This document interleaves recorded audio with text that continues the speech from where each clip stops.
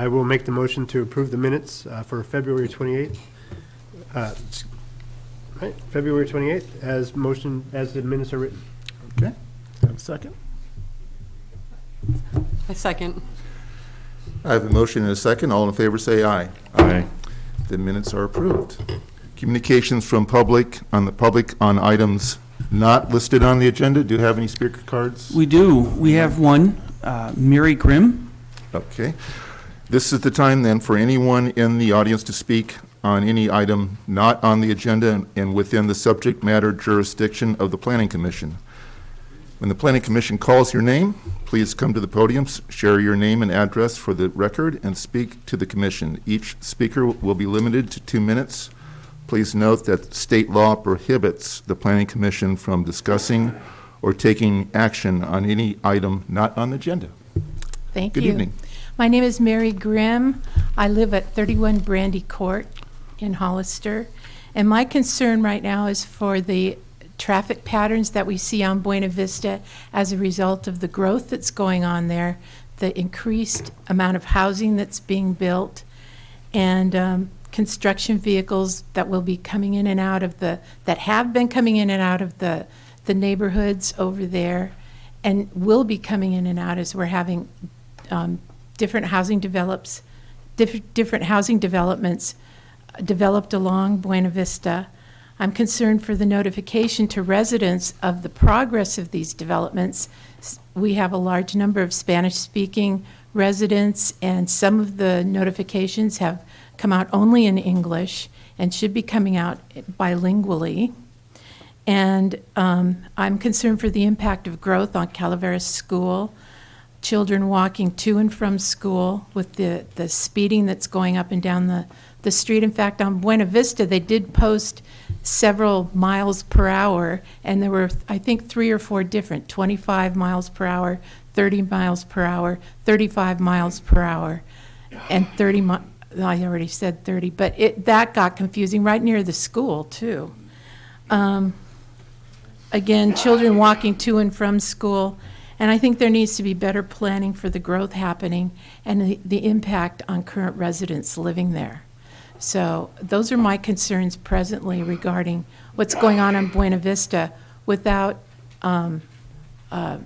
knowing what's going to happen in the future there. So please take my concerns into consideration. I appreciate the opportunity. Thank you. You're very welcome. Thank you. Before we go into public hearings, I had a request to move an old business item up on the agenda, and that would be the selection of a planning commissioner members, 2 members, to the downtown sign ad hoc committee. Are there any objections to moving that up on the agenda?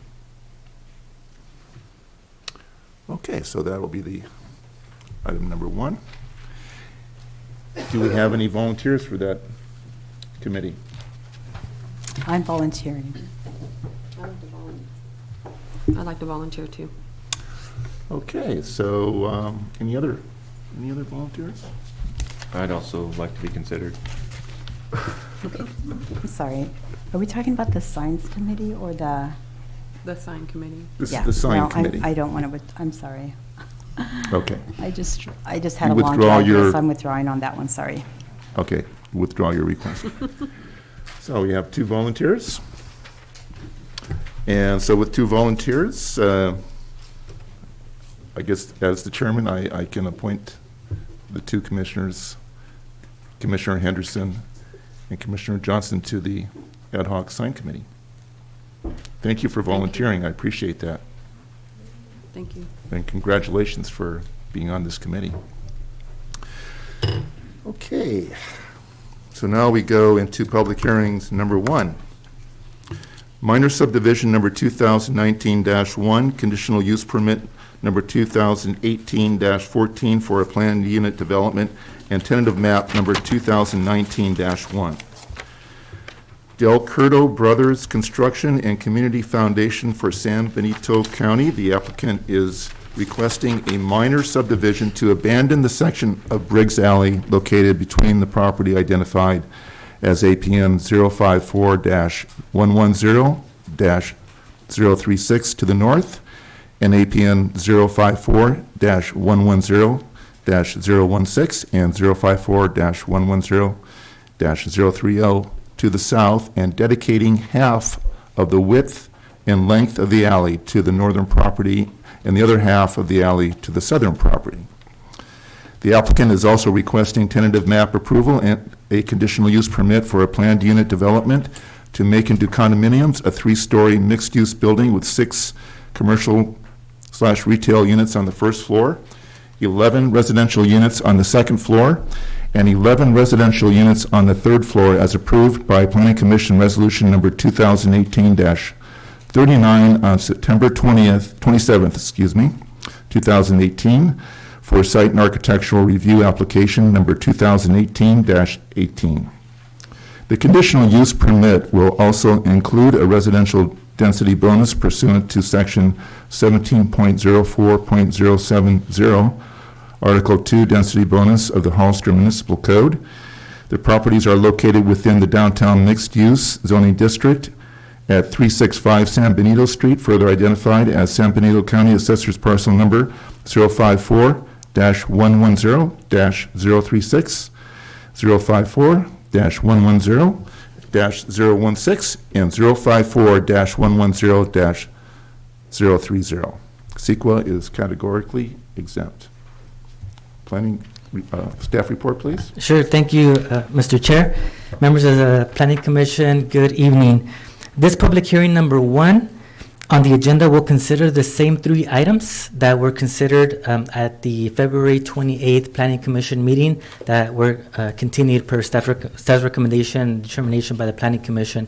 And so the items consist of, as you mentioned, Chair Huboi, minor subdivision 2019-1, conditional use permit 2018-14, and tentative map 2019-1. Essentially, minor subdivision 2019-1 is to vacate an area of Briggs Alley.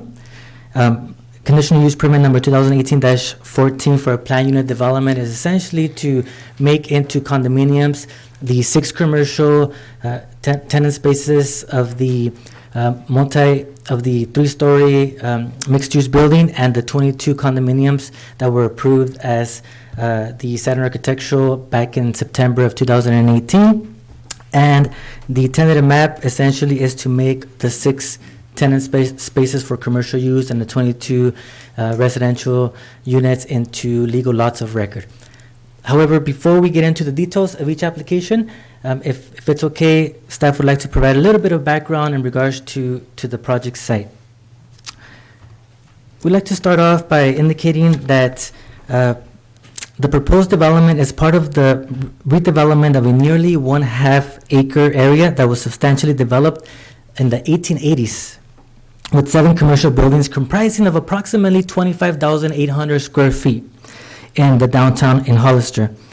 The majority of the former buildings were demolished, unfortunately, within 2 months of the October 17, 1989 Loma Prieta earthquake due to the catastrophic damage to the unreinforced masonry structures of the building. The Loma Prieta earthquake and subsequent fires in 1989 destroyed several businesses and buildings downtown. And after the earthquake, the city of Hollister, looking at how devastating the earthquake was for the downtown area, seeing how some of the buildings were destroyed by the earthquake and by subsequent fires, decided to prepare a plan and strategy to guide the revitalization of the downtown. And so in 1991, the city of Hollister adopted the downtown strategy and plan, and the former Hollister Redevelopment Agency purchased the 400-block vacant lots and acquired and demolished the remaining mini mall and bar restaurant as part of that 1991 downtown strategy plan to assemble the properties and redevelop the site with a catalyst commercial project.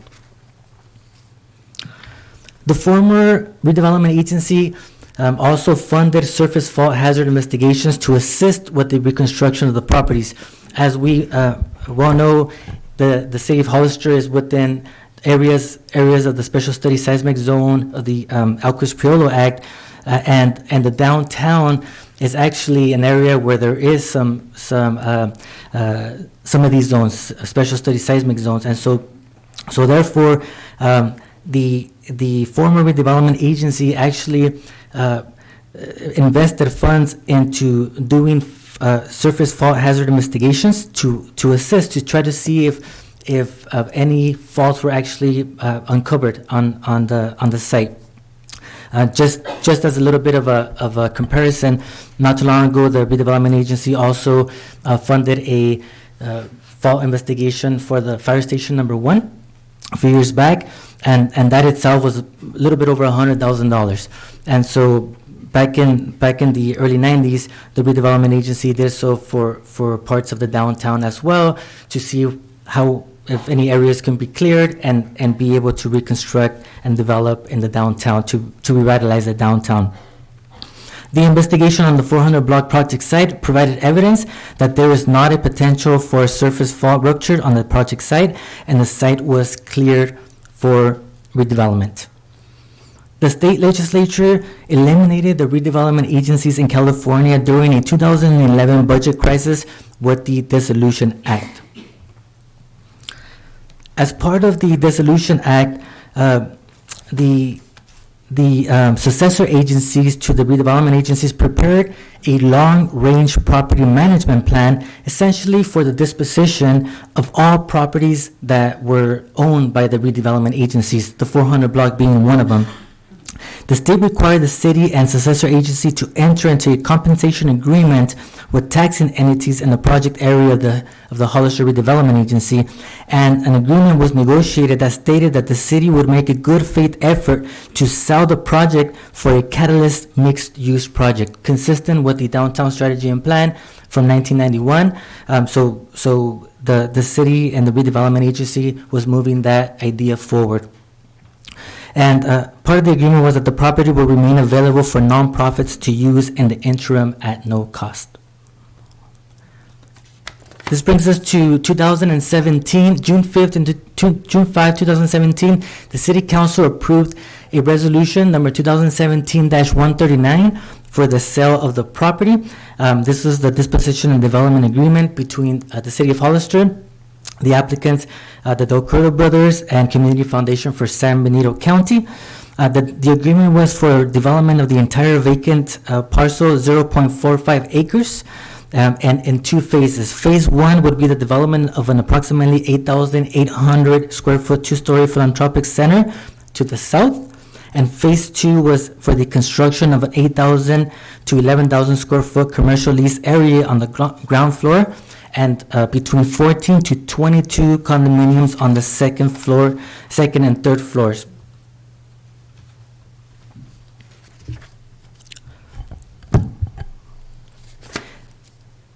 Before going into minor subdivision 2019-1, lastly, in September of 2018, the City of Hollister staff brought before you site and architecture to approve a 2-story philanthropic building for the Community Foundation for San Benito County, and a 3-story mixed-use building for the Del Curto Brothers construction, in which 6 of the tenant spaces on the ground floor were for commercial use.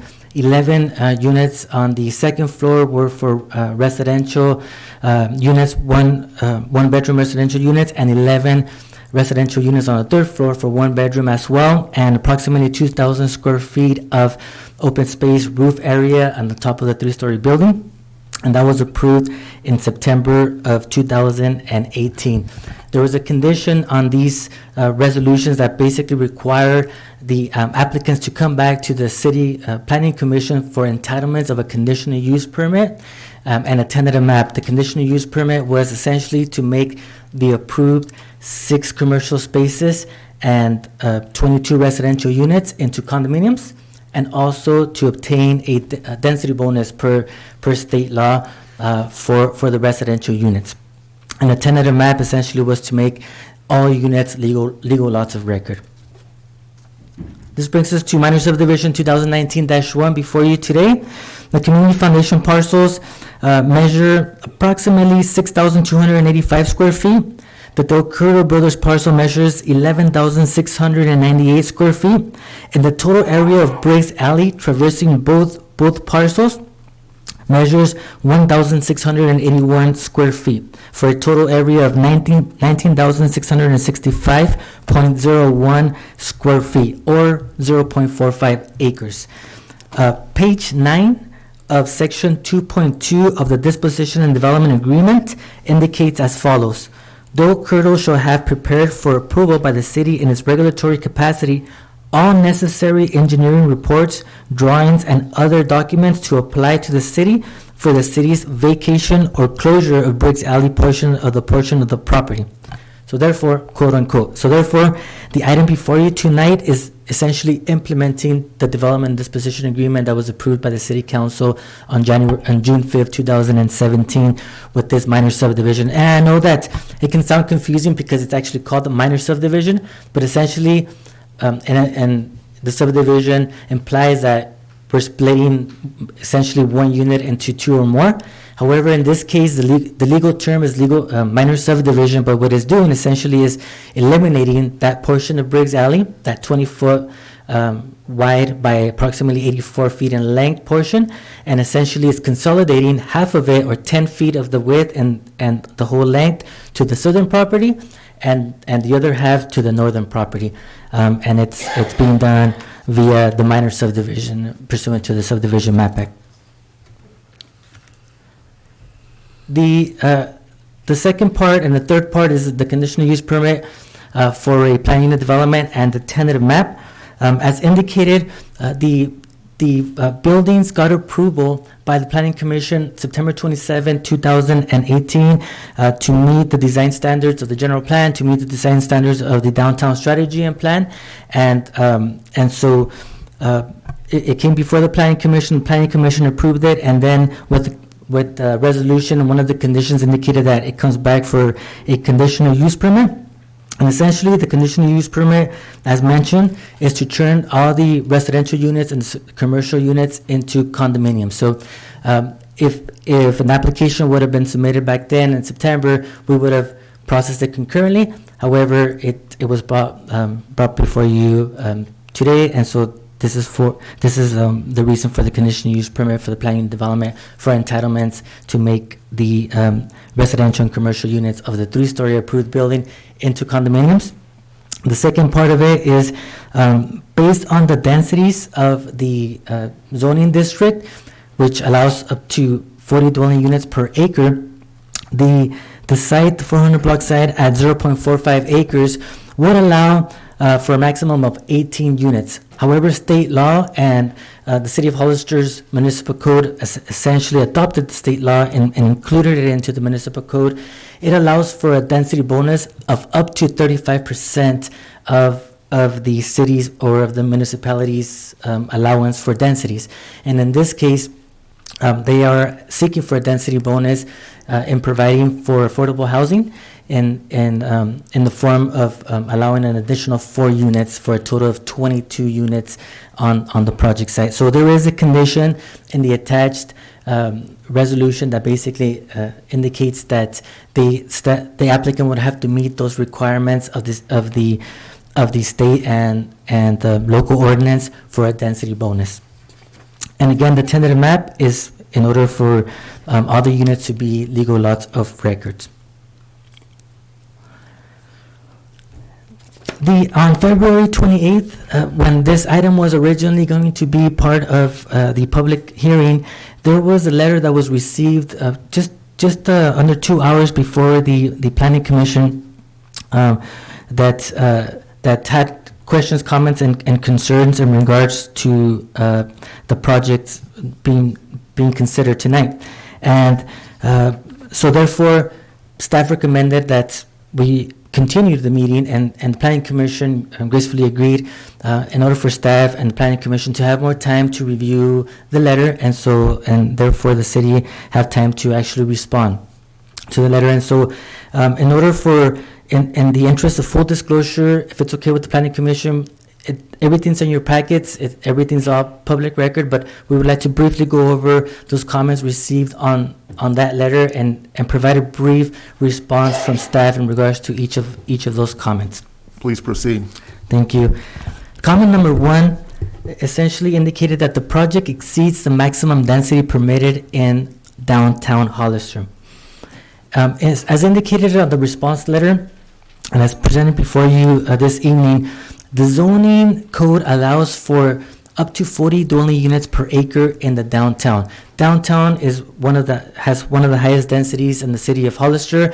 That was actually chosen by the city council when it adopted the general plan. The general plan actually calls for up to 45 dwelling units per acre in the downtown commercial mixed-use area of the city. And the reason for that is because there's more commercial establishments in the downtown, and having a higher density presence in the downtown would be able to complement these commercial uses, offices in the downtown. And so as you can see, the general plan allows for up to 45 dwelling units per acre. The zoning should have actually indicated 45 dwelling units per acre in order to implement the general plan. At this point, it did not. That was an oversight. At the next planning commission meeting of April 25th, the city staff's actually bringing a zoning amendment correction to bring this zoning into consistency. But for purposes of this project, because the zoning says 40, we are actually calculating it at 40 dwelling units per acre. And staff finds it to be consistent due to the fact that 40 dwelling units per acre at 0.45 acre of a site brings us to 18 dwelling units, plus the density bonus would allow for the total of 22 dwelling units per acre, or per the site, I'm sorry.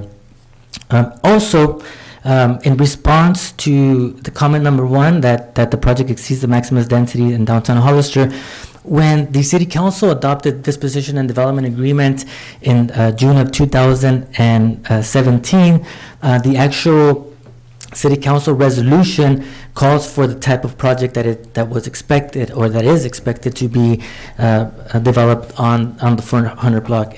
And on the resolution, it indicates, and I quote, "The City Council has reviewed the proposal and has determined that the Del Curto Brothers proposal, in partnership with the Community Foundation for San Benito County, of constructing a mixed-use development with 14 to 22 residences on the upper floors of the northern parcel and approximately 8,800 square foot philanthropic center, will provide needed housing, conference and meeting facilities for the community and nonprofits and additional retail space with modern facilities, and will add and wage earnings by future employees and foot traffic downtown."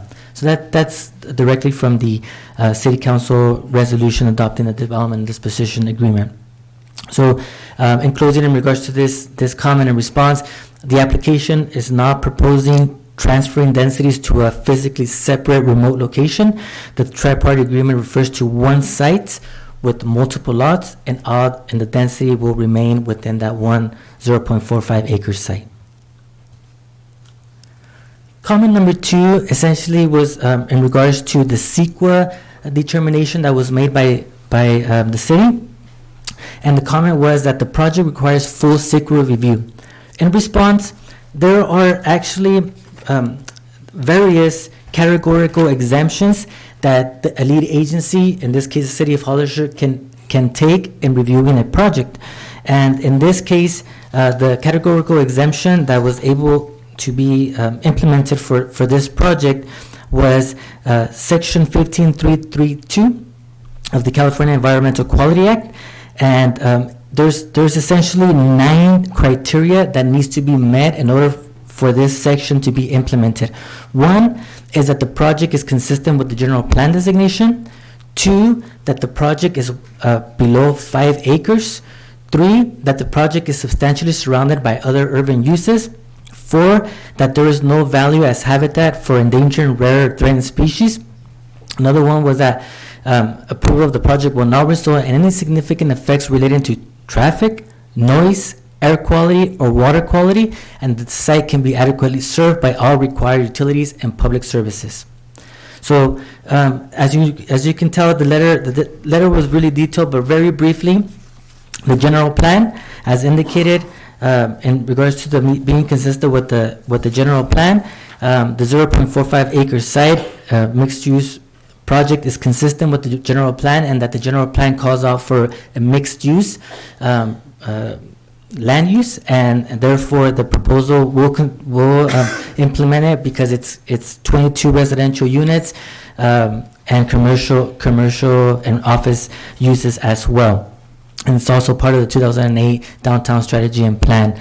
And so the project also implements long-term plans for a catalyst project in the redevelopment plan of the former City of Hollister Redevelopment Agency. In regards to it being 5 acres or less, as you can see, the project is 0.45 acres.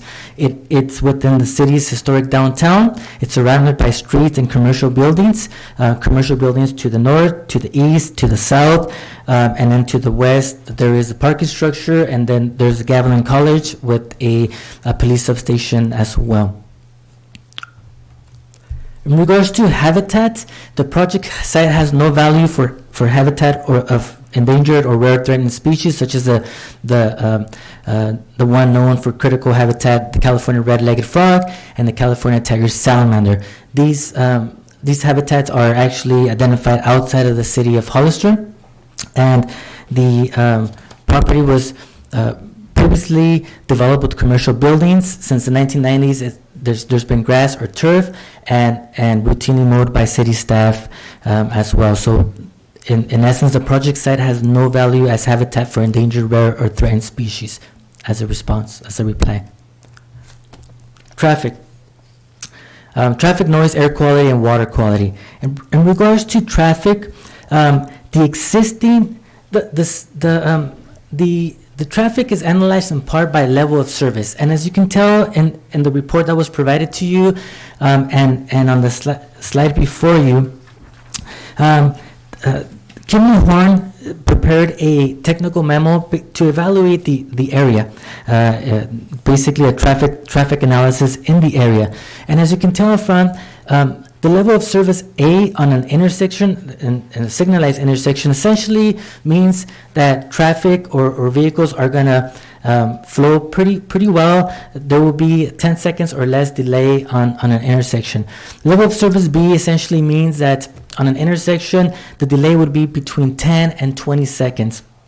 Level of service C would mean that the delay is between 20 and 35 seconds, and subsequently to level of service F, which basically means gridlock conditions. Existing right now during peak hours on San Benito and 4th Street, during peak hours, which are considered to be between 7 a.m. and 9 a.m. in the morning, and also between 4 p.m. and 6 p.m. in the evenings, existing conditions are at a level of service D, and that's during peak hours, 35 to 55 seconds. The study that was implemented indicates that at existing conditions with the project, there would be less than a 5-second delay on the peak hours for the AM and the PM. AM would be at 3.5 second possible delay, and the PM would be at a 2-second delay.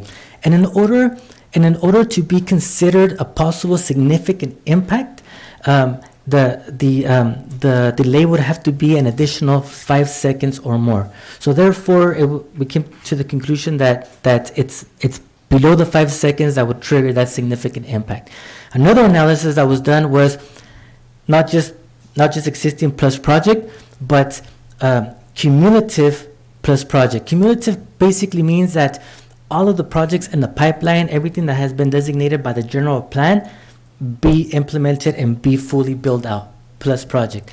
At that point, with everything being built out, the site, the intersection would actually be at a level of service that's E in the AM and F at the PM. But due to this project, again, there would not be an over a 5-second delay on cumulative impacts as well. In AM, it would be at 3.4 seconds, and in the PM, it would be at 3.2 seconds. And so therefore, the existing plus project level of service at existing plus and cumulative plus would be less than the 5-second delay that would trigger that significant impact.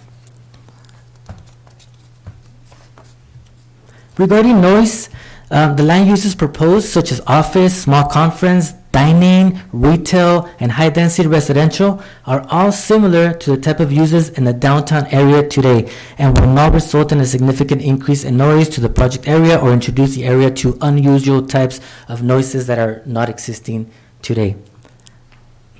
Air quality. The Association of Monterey Bay Area Governments Sustainable Community Strategy Plan recommends mixed-use developments in towns as a land use type to help reduce greenhouse gas emissions due to the density and proximity to services. So the logic behind this is that if there's residential uses in the downtown area at a higher density, then there will be hopefully less vehicle uses for the residents that live in the downtown, as in this case, to go to any type of government offices which are located within a block away, restaurant uses which are located in the proximity, and so therefore regarding air quality, it is actually encouraged to have a higher density in urban settings. Water quality. The project is located over a mile away from San Benito River and from the Santa Ana Creek. However, the Regional Water Quality Control Board of the State of California still requires that for any project that stormwater management requirements are met, and in this case there has been conditions in the resolutions approved back in September, and here as well, that basically requires that all storm water is maintained on site as if it were to be a project where as it is now, but as if it was no project on the site. So therefore, no effect on existing drainage patterns, streams, or rivers is anticipated, and all of that is reported to the state. Public services, there's existing water, sewer, utility, and drainage services contiguous to the project site on San Benito Street, Briggs Alley, and 4th Street. It's all there contiguous to the project site, and they all have the capacity to serve the project. Another comment was comment 2B from the letter indicates that the project in conjunction with the Planned Community Foundation building would develop the only significant open space in Hollister downtown's commercial district. And there was additional comments to that as well. And in response, there is actually 2 existing plazas in downtown Hollister, one being in front of the courthouse and the other one being in front of the Vets Hall. And there's actually private property that remains vacant. One is at the corner of 4th and Monterey Street. Another vacant property is on the corner of 3rd and Monterey Street. Another vacant property is in the corner of 7th and San Benito Streets, amongst others. And to include with that, to add to that, the city of Hollister is currently going through the process of reviewing and actually it's under public review right now, the environmental document for an update to the Parks Master Plan. And one of the biggest changes that's going to happen, or that's anticipated to happen with the Parks Master Plan, is that right now there is a requirement for 4 acres of park per every 1,000 persons in the city of Hollister. And one of the big changes that is being anticipated is a potential change to 5 acres of park space per every 1,000 persons. So the city of Hollister is looking at an overall look at future open space in the city of Hollister. Comment number 3 indicates that the project should not proceed without paying its full share of development impact fees. And in response, the City Council approved the waiver of development impact fees for the commercial areas of the 400 block per Section 3.3 of the Tri-Party Development and Disposition Agreement for the sale of the 400 block on June 5th, 2017. The prayer to challenge the waiver has passed. And essentially what it indicates is that development and disposition agreement indicates that the foundation and the Docurdo shall have impact fee credits from the city for up to 22,000 square feet of commercial building area due to the former commercial uses located on the property to apply to Phase 1 improvements and the retail component of Phase 2.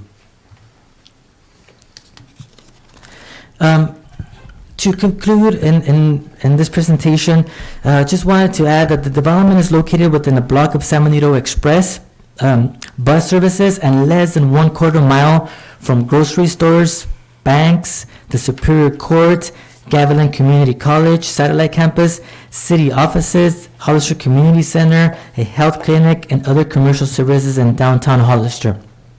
More than 50% of the development will consist of housing, and the vertical mixed-use development type is consistent with the Association of Monterey Bay Area Government Sustainable Community Strategy Implementation Toolkit for infill housing types with potential to reduce vehicle miles traveled.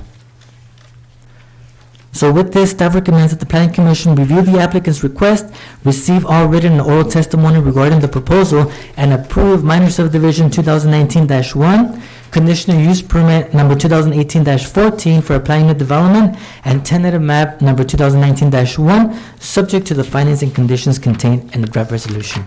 Thank you for your time. Are there any questions for staff? You're welcome, Abraham. Thank you. I do have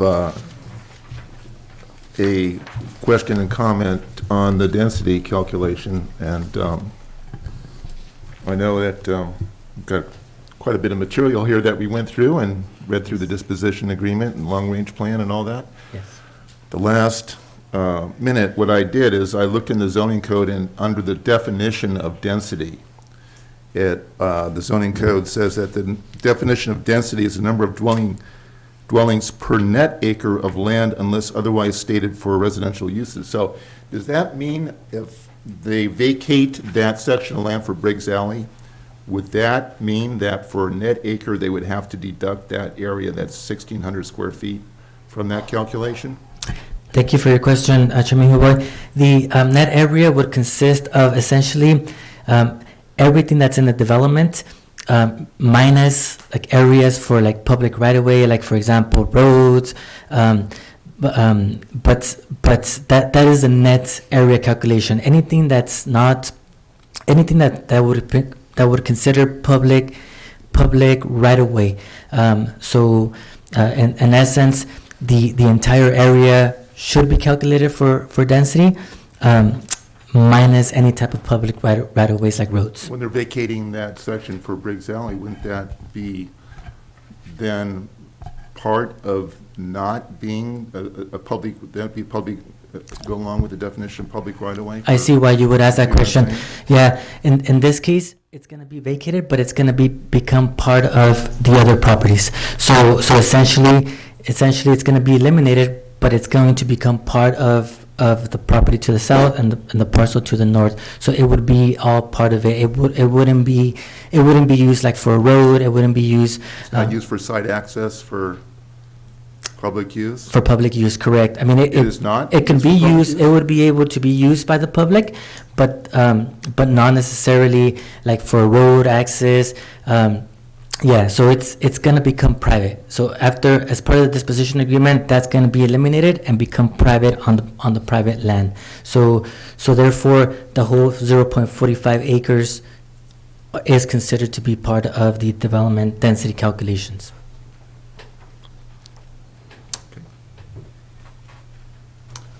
Roxanne? Okay, so I want to continue this discussion around the density because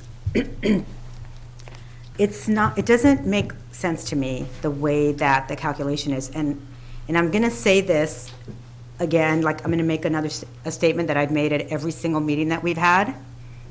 And I think you know what I'm going to talk about. I haven't received the training that I would like to receive. So I'm just going with what makes sense to me and the way that I'm reading the material that has been given to me.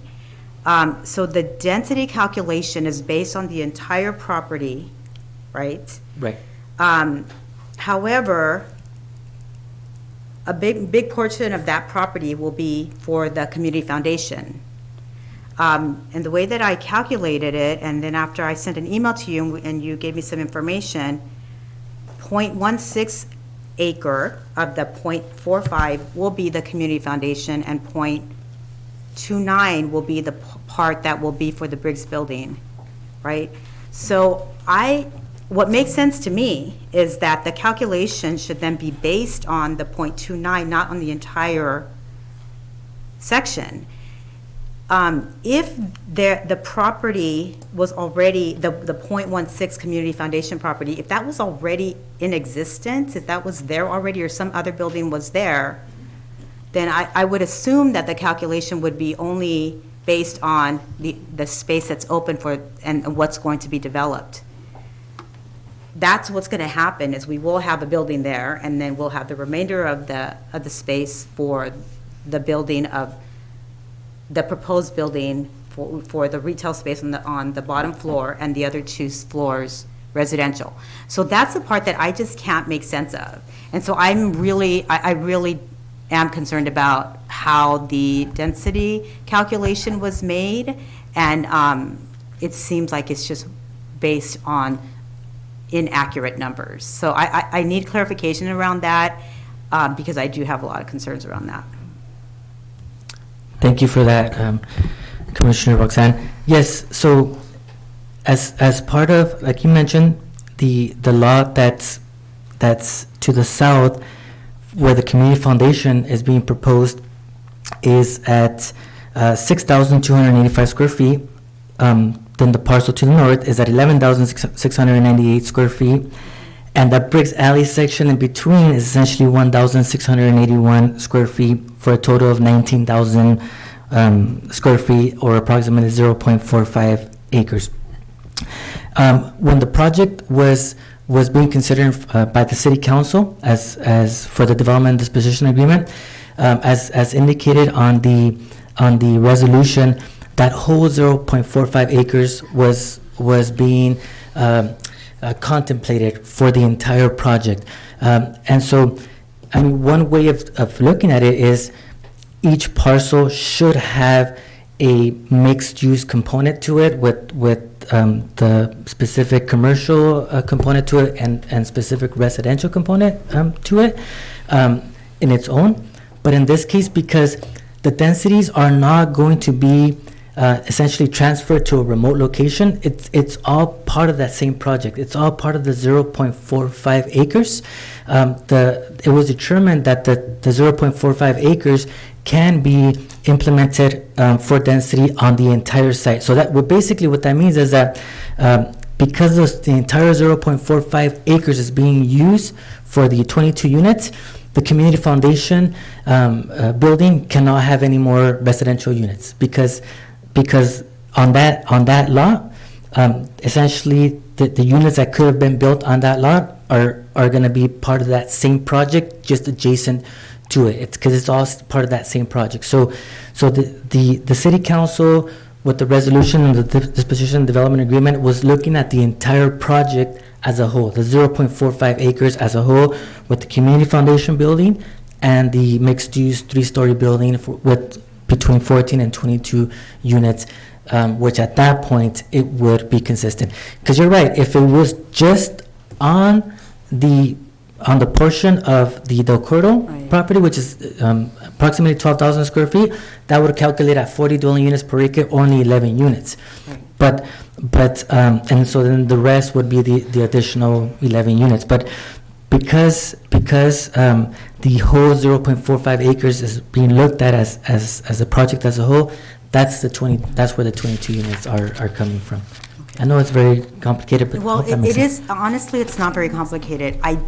It just doesn't make sense. I'm just saying that for the record. And again, I'm just going to say that if that building was in existence right now, and it will be in existence, right, when it's built, then all you have is the rest of that lot, which is 0.9 of an acre. It's not 0.45, and we're basing the calculation on point. So I'm just saying that, when you're just trying to make some sense of this, it just doesn't make sense to me that we would use that. So I still raise that as a concern, that I just think that the basis for the calculation is wrong. I think some of the confusion is the order of the approvals here on this particular project, because normally what we've seen in the past, it's a little planning 101, the best I can, is that I would like some planning 101 training at some point. is that an applicant will come in with a large section of land that he wants to subdivide. So normally what we proceed with initially is to approve a subdivision, tentative map, then we go into the use, and then site and architectural review normally comes at the last. In this case, it's been a different order of procedures. That's I mean, correct. Conceivably, you could build one building on that site and have it all mixed use and residential units on top, you know, meet the 22 units of the density bonus, but you're not going to, you can't have the section that they're vacating for Briggs Alley. That wouldn't work. So this is a little bit more unique as compared to your typical subdivision project. And I think that's kind of creating some confusion in this regard. Am I correct? You're correct, Chairperson Huboy, and you're right. The city of Hollister has recently, in recent past and in the past, has approved projects just how you mentioned.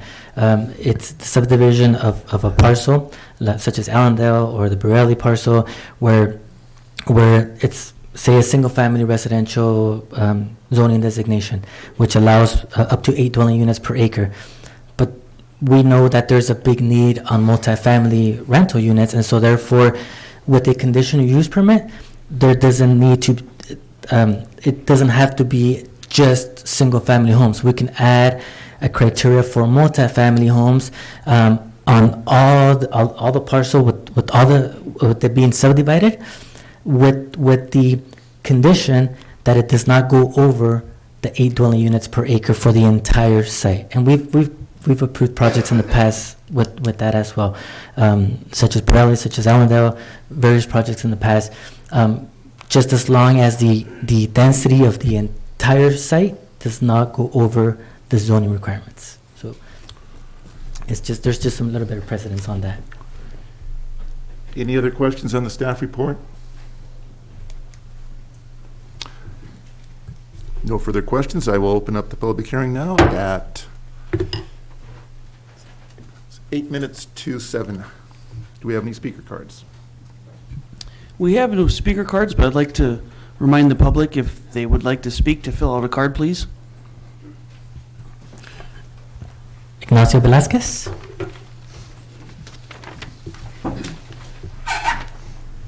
Hello, Ignacio Velasquez, resident Hollister, Mr. Chair and Commissioners, thank you. You know, we're talking about the heart of our community, and what we're doing here is playing a shell game to build condos and an office building. It's what we're doing. It's a shell game. The residents of this community are fed up of this game being played, finding a way to make it work. Let's find the loophole. Now the newest game is, hey, let's just call it one parcel, but we'll have it parcel 1, parcel 2. We'll have a different owner over here, different owner over there. We'll claim it's one parcel. When we need to claim it's one parcel, when we build, we'll separate our deals up. We'll cash out. We're all good. That's what this is. When do we stop playing these games? That's why the community is so frustrated right now. It's game after game after game. Let this one go. We'll fix it later. Let that one go. We'll fix it later. This is a disaster. Parking, traffic, on and on and on. And what we're doing now is saying, well, you know what? Let's just give them a little more land down the alley. They need the land. Let's just call it one parcel so we can get 22 units in here. By the way, the affordable units aren't going to meet the requirements because they're not the same as the other units. You can't just say, we're going to give you some studios for the affordable, everything else will be 1 or 2 bedroom. It doesn't work that way. The affordables have to match the other units. And again, here we go again. How do we find a loophole? We got a problem? Find the loophole. Public's not going to say anything. We won't change our minds anyways. How much more do we need to do this? Let's step back, listen to the public, and for once, let's do it right. Let's get input from the public. They should have been allowed to vote on this, and if they had, you would have found out the great majority of people would have told you, no, we don't want this. We want the plaza that was about to be approved in April of 2014. It says in the report. The city wants to use this as a public plaza for the best use for the community. That's what it said, until it disappeared and the best use became condos. Please stop this. We can't just keep making things okay for a few friends. It's got to end. Thank you very much. Thank you, Ignacio. Any other speakers? Anyone in the general public care to address the commission on this item? This is a time for the public, if they would like to speak, to please, fill out a card. Hey, good evening. I'm Gary Byrne. I'm the President and CEO of the Community Foundation. It's great to see you all here. I wasn't going to speak, but when our mayor came up and spoke and said about games, I really don't know what he's talking about. Sorry, resident, Mr. Velasquez, my apologies. There's no games here. There's been a lot of accusations and other stuff going on that major developments are behind this. You've got a community foundation with a local donor who wants to build a philanthropic centre to benefit the whole community. 10,000 square foot, we're going to house 8 to 12 nonprofits and have a conference space. We've got 2 local builders who were born and raised here who have done nothing but phenomenal job in their building. The city of Hollister came to the Community Foundation and to the Curtis Brothers and asked us, because they knew that we were looking to build a philanthropic centre. We looked at many empty spaces.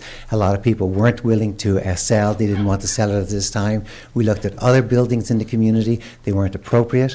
And the city of Hollister told us, we have to sell this land on the 400 block. Would you be interested? Would you be willing to put in an application? They said the application was going to go out to 40 or 50 builders, so anybody was open. So we said, it'd be perfect. We went to our donor and he said, yes, that would be a great spot. We don't need this whole big spot. We couldn't afford to put a philanthropic centre with 30,000 square foot. So it was ideal. It was downtown. There's a $5 million parking garage that we said parking is there for people. Fabulous. We, the Community Foundation, want to stay downtown because we want to develop downtown. Our building is downtown. We're in our 4th office at the moment. Every single office has been downtown. We have been offered space outside the city limits in the county to build this philanthropic centre, and our board of directors has made a decision. We want to support and enliven and vibrate the downtown by bringing people to downtown. There is a philanthropic centre in Aptos, which we have modelled this after. They've had it opened for the last few years, totally very like ours, and their traffic, about 7,000 to 8,000 people come visit their philanthropic centre every single year and use it for meetings. Those are people who eat downtown, who go shopping downtown, who walk downtown. You park your car once in the parking lot. There's lots of space. There's absolutely lots of space. So I think it's very disingenuous for any citizen or anyone else to say there's games or somebody's pockets being filled. No developer has given the Community Foundation a penny. We have not done one bit of fundraising for this. This has come out of the generosity of one donor. And we're hoping that this generosity will encourage other donors. We need a new library and a resource centre in the community. The Philanthropic Centre is going to be an absolute beacon, and it's going to say, this is our community. This is something good on a vacant space that there were many, many businesses, and many of you were there when those businesses were there. We would love to have those businesses come back. And the city calls for a project that is going to say, this city is alive and vibrant. Other developers come downtown, build houses where people can park their car and shop and eat downtown afterwards. That's what this is about. It's not about condos. We've heard online that these condos are going to be $750,000 for rich people. That's not the case at all. You're talking about 22 small condos, start-up condos for people, young couples, we hope, who can afford for the first time. This will be their first entry into a house, and then they'll move out into a single dwelling outside the city. So that's what I'd say. I would also say to the commissioners, we came before you last year. You asked some of the same questions. I know you're some new people. We went through the whole density issue as well. And we were asked as the Curtis Brothers and the Community Foundation to purchase it together. We were asked to purchase it as one lot. That's where the half acre came from. That's why the 22 condos are on that. That's what we were told at the beginning by the city. And then we were told after we entered into the agreement and after we finished this hurdle there, then we do the lot line adjustment. And the Briggs Alley is not vacated. Half of it goes to the Community Foundation side, half of it goes to Del Curtis. So it's all part of the lot. It's not like it's a public right-of-way. And we hope that in that area, there's going to be a gathering space, a courtyard, and that's going to be a gathering space for the community. I know it's not as big as the whole open area it is now, but we hope it'll be a sign of redevelopment for our community. There are many other vacant spots, like we heard already, that need to be redeveloped. We asked those owners, would you be interested? We're not interested in building at the moment. We make more money by renting them out in the 4th of July rally for 3 or 4 days than we do at any other time. So I would seriously ask you to consider the proposal tonight. Make a decision, one way or the other. If you make a decision positively like the last time, we go forward. If you don't, then we go back to City Council. Thank you for your time. Are there any questions from any of you for me? I know last time you asked me some questions. Dave?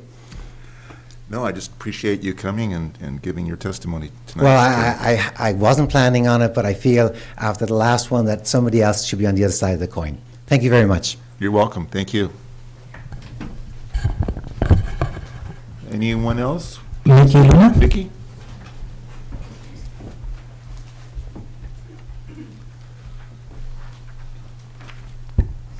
Good evening, Mr. Chairman and members of the Planning Commission. I'm Mickey Solorio Luna. I am the immediate past council member and vice mayor of this city of Hollister, but also I'm a retired 30-year member, employee of this city that I really and truly love. As Abraham was reading the report, it brings back memories because I sat there and I voted for this project. I voted to move it forward because I don't think many of you will remember in 1989, it's going to be 30 years in October, that block actually came down. It was only Adela Gonzalez and I inside of City Hall at 504 that we saw all the buildings and everything else come down. It was a real shame.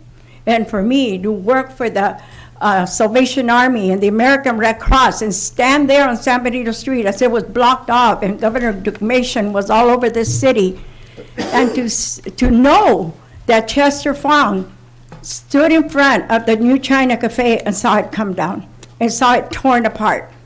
And he said, I'm leaving, I'm going back to San Francisco. But you know what? It was then Congressman Leon Panetta that held every meeting in this city hall, and I was responsible to open this door to every federal agency that came here to speak to help the city of Hollister. And what did everybody say? We will rebuild. These are businesses downtown, and if you talk about affordable housing, you know what? It may be a 1-bedroom, 2-bedroom, but it's affordable. I now belong to a focus group in this city that is focused on affordable housing. And let me tell you, I'm going to keep an eye out for that. It's important that we move forward. 30 years is a long time, a very long time. If you want to pick and choose on different questions that haven't been answered, they will be answered. They will be answered because you know what? The city does have the answers.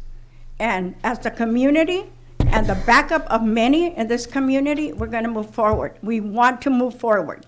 So just as a comment from me personally, I'm not here to represent anybody, but I'm just here to remind you that you know what, it took us a lot of research, a lot of work to move every agenda item regarding the 400 block. And we supported it. The majority of the council supported it, and we continue to stand behind it. Thank you. Thank you, Mickey. Carly Jo Brigantino. Thank you. Yeah. Hello, and thank you for taking the time to listen. Born and raised here, third generation, and I just kind of wanted to hit some hot topics of what I look forward to in our downtown. I don't know if you go out to, Los Gatos, which is, yes, larger on the outside, but deep down in the inside, their downtown is very vivacious and popular, and everyone from around town comes out to support the local businesses. So I look forward to that because I work downtown. I walk to the local restaurants and go get lunch, talk to the owners, hear more about, and all of them, they're struggling. They don't have people that are local right there that's willing to walk downtown, get lunch, get dinner, breakfast. I mean, the coffee shops, I'm starting to see them pop up, and these young kids are coming out and they're studying there, they're doing their homework, they're going to meetings. My number one focus is to take my clients out to, if it's coffee, to lunch, and to support our local businesses. And so that's what I look forward to, and that's why my biggest support on this development is to support our local downtown businesses, because I see them go out of business left and right. I mean, Fisher's is up for sale already. So we're seeing these businesses and these struggling owners have to give up their dream just because people who push back and don't want to see our downtown survive and thrive. Farmers market, I think this was probably the saddest year I saw for the farmers market. No one's coming down to our downtown. So you have, like they've mentioned, first-time home buyers. If they're able to go in here, purchase their first house, live here, they're going to shop locally. And I bet that those farmers markets are going to come back to how they used to be or how they should be. One big point, what I was thinking on as far as Ignacio was mentioning with large developers. Yes, these large developers, KB, Anderson, Hovnanian, all these, yes, they're here to push out numbers and make money. But you can't compare a local small developer to that, because they're not looking just to push numbers. They're looking to make this town better. And they take the time, the effort, and put all their energy into what's going to benefit this town. And like you mentioned, no one is here donating land, their own money, but they want to fight against it. So there's no comparison between the two of a large developer or if it's a local developer. And I am in favor of this, and I know it will bring a lot of benefit to our main street. And I think that everyone else would agree to that. And I mean, there's already people calling that want to have their businesses on the main strip. So there's already interest there, and there's a lot of support from a lot of local residents. So yeah, if the public wants to come, then they should, and become knowledgeable instead of hearing a one-sided person who is against it and just has lies about it. So, thank you. Thank you.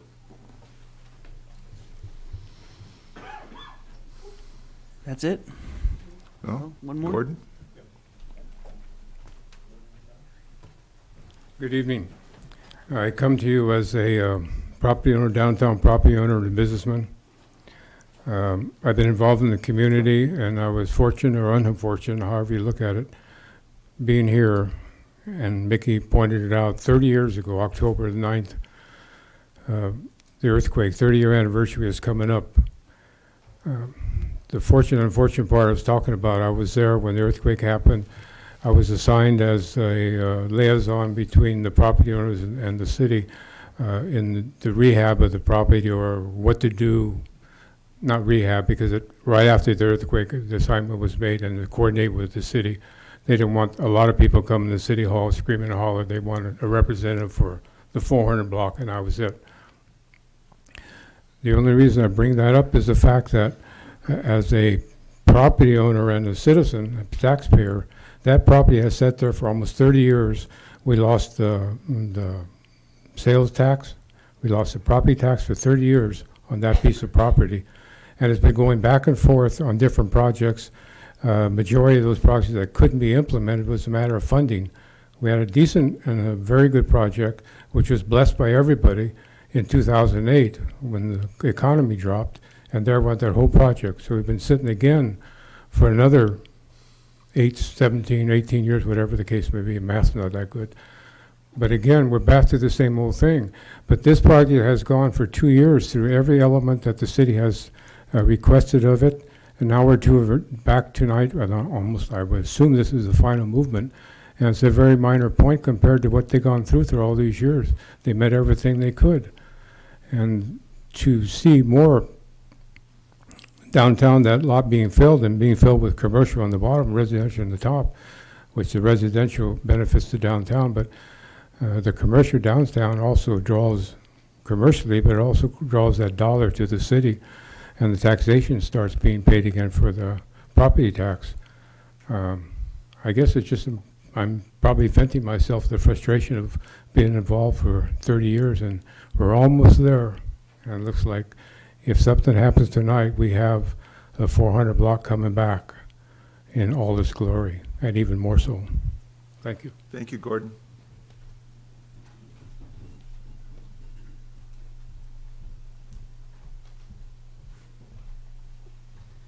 Hi, I'm Mary Paxton, and I'm the program manager with the City of Hollister Successor Agency. I'm in charge of winding down what was our redevelopment agency. So I'd just like to explain, I think Abraham explained it, but I just like to explain again that one of the jobs that I'm charged with is disposing the properties that were owned by the redevelopment agency. And he mentioned that there's a long-range property management plan. It was approved first by our successor agency, which is like our city council. And then it went to an oversight board. It's a local board of taxing entities that had that received property taxes from the area of what was our redevelopment agency. And on that board, we have a representative from the Board of Supervisors, a representative from the City Council, a citizen at large, the superintendent of Gavilan Community College, a representative from the County Office of Education, and a representative of an employee of the former redevelopment agency. They also had to approve the plan. After that was approved, we sent it to the Department of Finance. They have ultimate authority to approve, and there's no chance for appeal after them. You can ask to meet and confer, but they have the final decision. So we are charged with disposing the property. When we prepared the plan, there was two categories. You could say how you would dispose of the property. One was governmental use. An example of how we did that, Fire Station 1 was transferred for governmental use. Also, there were some sections of land that are on the driveway to the Briggs Building parking structure. Those were transferred for governmental use. There was no proposal in the long-range plan to transfer the 400 block for a governmental use, such as a plaza. It was proposed for, as Abraham explained, for a catalyst project. We proposed to retain the to have a time window so we wouldn't do a fire sale with the property. This is a special place for this community. And the Department of Finance required that we enter into an agreement with all the taxing agencies that had tax authority in the area. So we have a compensation agreement that was approved by Hazel Hawkins Hospital District, San Benito County Board of Supervisors, Hollister Elementary School District, San Benito High School District, Gavilan College, Junior College District, I don't remember the exact name, and the San Benito County Water Conservation and Flood Control District. All those taxing entities approved a compensation agreement. That agreement says that the successor agency will make a good faith effort to dispose of the property for a catalyst project in a timely manner, and then as soon as that, but in the interim, the property could be used the way the city council had approved for a resolution, that it would be open to nonprofits at no cost, but as an interim use. So I just wanted to clarify for the record that it's my job to implement the Dissolution Act that eliminated redevelopment agencies, and part of that, winding down, is the sale of the 400 block as is presented to you tonight. Mary, I have a question on that. Is this long-range plan that was executed and approved, does that mean there that the only way that the transfer of the property from the successor agency to the city of Hollister has to be this catalyst project? It's that if they was proposing, some developer was proposing something else, what would happen? Would that just be Well, we- caught into a quagmire for We a issued long time, or? we issued a request for proposal to sell the property based on with an appraised value, and we issued the request for proposal. We had some parameters in that, and we said it needed to be for a mixed use or a commercial development. They had to use the entire property. That was part of the request for proposal. They also had to have Briggs Alley would be abandoned, and they would have to include that as part of their proposal. There could have been a proposal where they would have gone vertically over the alley, but they had to keep clearance so it could be maintained because there's utilities in there. So if a developer was to propose, let's say, the plaza, like some open space plaza concept, how would that affect the transfer of the property? Well, it wouldn't, because it wouldn't be consistent with our compensation agreement or the So they would not be long-range able to be plan. transferred then? No, that wasn't what was proposed and accepted by the Successor Agency Oversight Board or Department of Finance. Okay, thank you. I'm sorry, Mr. Chair. That was highly inappropriate and very misleading. Can I take the podium? Yes.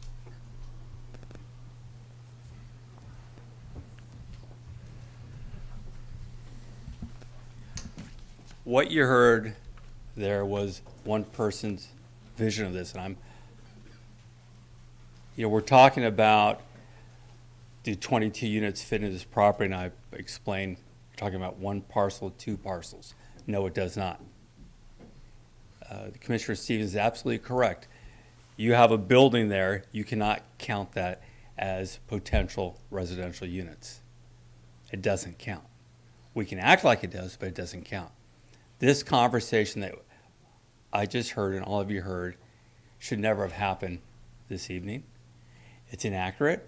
And if you go back and look at the records, the reality is the city of Hollister was going to purchase that property, which it has a right to do as a governmental agency for governmental use as a public plaza. Completely legal, and is exactly what was going to happen. So we're going to tell stories. Let's make sure it's factual. That could have happened had it continued. Unfortunately, the night this was going to happen, it was pulled from the city's agenda. So let's be clear about this. The city absolutely had the right to buy the property, as they were going to do, to create a public plaza, because that is what they were hearing from the community. That is what was wanted. How it became something different, I don't know. We heard now that somebody approached the community foundation and said, come buy this. It's the first time I'm hearing about it. So maybe that should be a conversation. Maybe this should be a public conversation, and it's why it's so important to get the public involved and give their input. Allow the public to vote on this, and this matter would be settled. What we're having here is this information going back and forth about a dream of what it's going to do for downtown. Well, I'll tell you, as a business owner in downtown, this project will be the end of downtown. And they see, this is exactly right. Okay, And I'm going to explain it again. This is why it's so important to understand the dynamics of what happens. When you have parking issues happening here, you're going to have other issues happening where business owners are going to start being shut out, and you're going to see more and more businesses closing. And it could be funny for a few people that want to build condos there, an office building, but the reality is the reality. This is why you should follow through with the studies. Don't exempt them. Do the studies. Find out the truth. When we do it right, we will find out the truth, and we will understand what the public really wants. When we keep skipping over things to just please one side, you're going to end up with failure. And that's the problem. We don't want to keep making mistakes, and I just ask, again, the previous conversation was highly inappropriate and very misleading. I just wanted to clear that for the record. Can I just do one clarification? Okay. Thank you. Sorry, Barry. The last thing we need here is a personality contest, and that's not what it's about. But I do want to clarify something that was said that needs to be A request for proposal went out, and my understanding is the City of Hollister sent it out to over 40 developers. Okay, we went to the City of Hollister and we asked about the property. We asked if we could subdivide the property because we did not need nearly half an acre.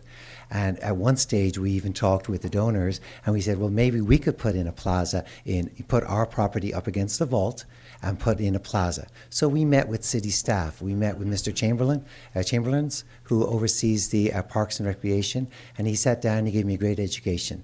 And he said, Gary, he said, that is one of the most dangerous intersections in our city. He says, if you put anything in there, it has to be flat, okay? It will attract the homeless and what have you. And the community foundation, you will be responsibility for maintaining it and everything like that. So we said instantly we couldn't do that. It was then that the Del Curto brothers, we heard, was putting in a proposal also. And we went and sat down with the Del Curto brothers and we saw their proposal. And we instantly backed away and we said, listen, your proposal is much better than ours. You're going to bring vitality, you're going to bring life, you're going to bring commercial, brand new commercial businesses with restaurants and what have you downtown. And then they said, well, could we do both? And we said, well, sure we could, but you'd have to give up some of your commercial. And they said, well, the city is demanding that the property is sold as one unit, not to be subdivided. We asked for it to be subdivided, that we would take everything to the left of Briggs Alley, that would be ours, and that they would get, and they said, no, you have to put the proposal in together. This is a combined effort. This is all or nothing. And that's why we're here. And someone mentioned developer. Yeah, sure, the Del Curto brothers can be called developer, but what they're doing in our community is wonderful development. Our citizen, Vasquez, said that it's going to kill the downtown. The downtown parking lot has 148 spots. It is not used. We hope it is used. We hope it is overflowing. I hope there's a backup on Main Street with people looking for parking spots, going and eating in our restaurants and having a good time. That is what I hope, that we will have a downtown that is absolutely vibrant, and it will invite other developers. And you've seen the pictures. You're talking about a classy development on both buildings. It will demand other developers, when other buildings go down, that other buildings will be beautiful for our downtown. That's what's called for.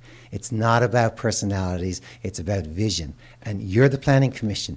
You're having vision for your children and grandchildren. Will that be an empty spot? If this project dies, I guarantee you, nothing will be built there for 30 more years, just like the last 30 years. And the City of Hollister won't, and they can't. They have to sell it, like Mary said. But again, thank you. Thank you. I'd just like to clarify, because there was a staff report from the successor agency that mentioned a plaza. And I'd like to explain what went on before it. It was pulled and what happened afterwards. In 2014, the long-range property management plan was approved by the Department of Finance.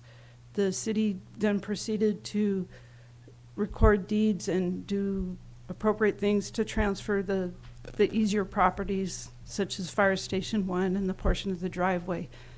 We went to the city council when we in the long-range plan, we proposed an 18-month window to be able to purchase the property so that we could control what happened. The Department of Finance said we needed the compensation agreement, so we got that. But we went to the city council and said that we wanted to use money from the sale of property that is now Walgreens to acquire the property. And they said yes. Then we thought, well, what if we amended our plan and had it as a plaza in the interim, and then when we wanted to, we could develop it like our plan is. And then because this is in the middle, this was back in 2014, the city was in financial straits. This wasn't an easy thing to do, to use that money to purchase the property. So we thought that could be an interim use until we had that catalyst project. That's reflected in the staff report. It's from April of 2014. It's in your record there. We pulled the item from the agenda because instead we were able to negotiate a compensation agreement with the taxing entities and what the compensation agreement was essentially saying, because the dissolution was all about the money. And it was all about getting money to the taxing entities so the state could finance schools. And we negotiated an agreement where we would transfer the property to the city, but we would pay the taxing entities nothing. And they all agreed to that while we held it for redevelopment. So there was a report that went to the city council successor agency. The report was, it was asked that it not be considered. Nobody on the council said, bring this back. When is it coming back? We just proceeded on with the idea that it would be a mixed-use development or commercial. So I just wanted to make that clear because there's some confusion. It seems like it's been a little bit misleading to see that there was a vision for a plaza where it wasn't a request from the city council. It was just considered to be perhaps an interim solution, but it was never formally contemplated by the city council or successor agency. Is there any questions? Any questions for Mary? Thank you, Mary.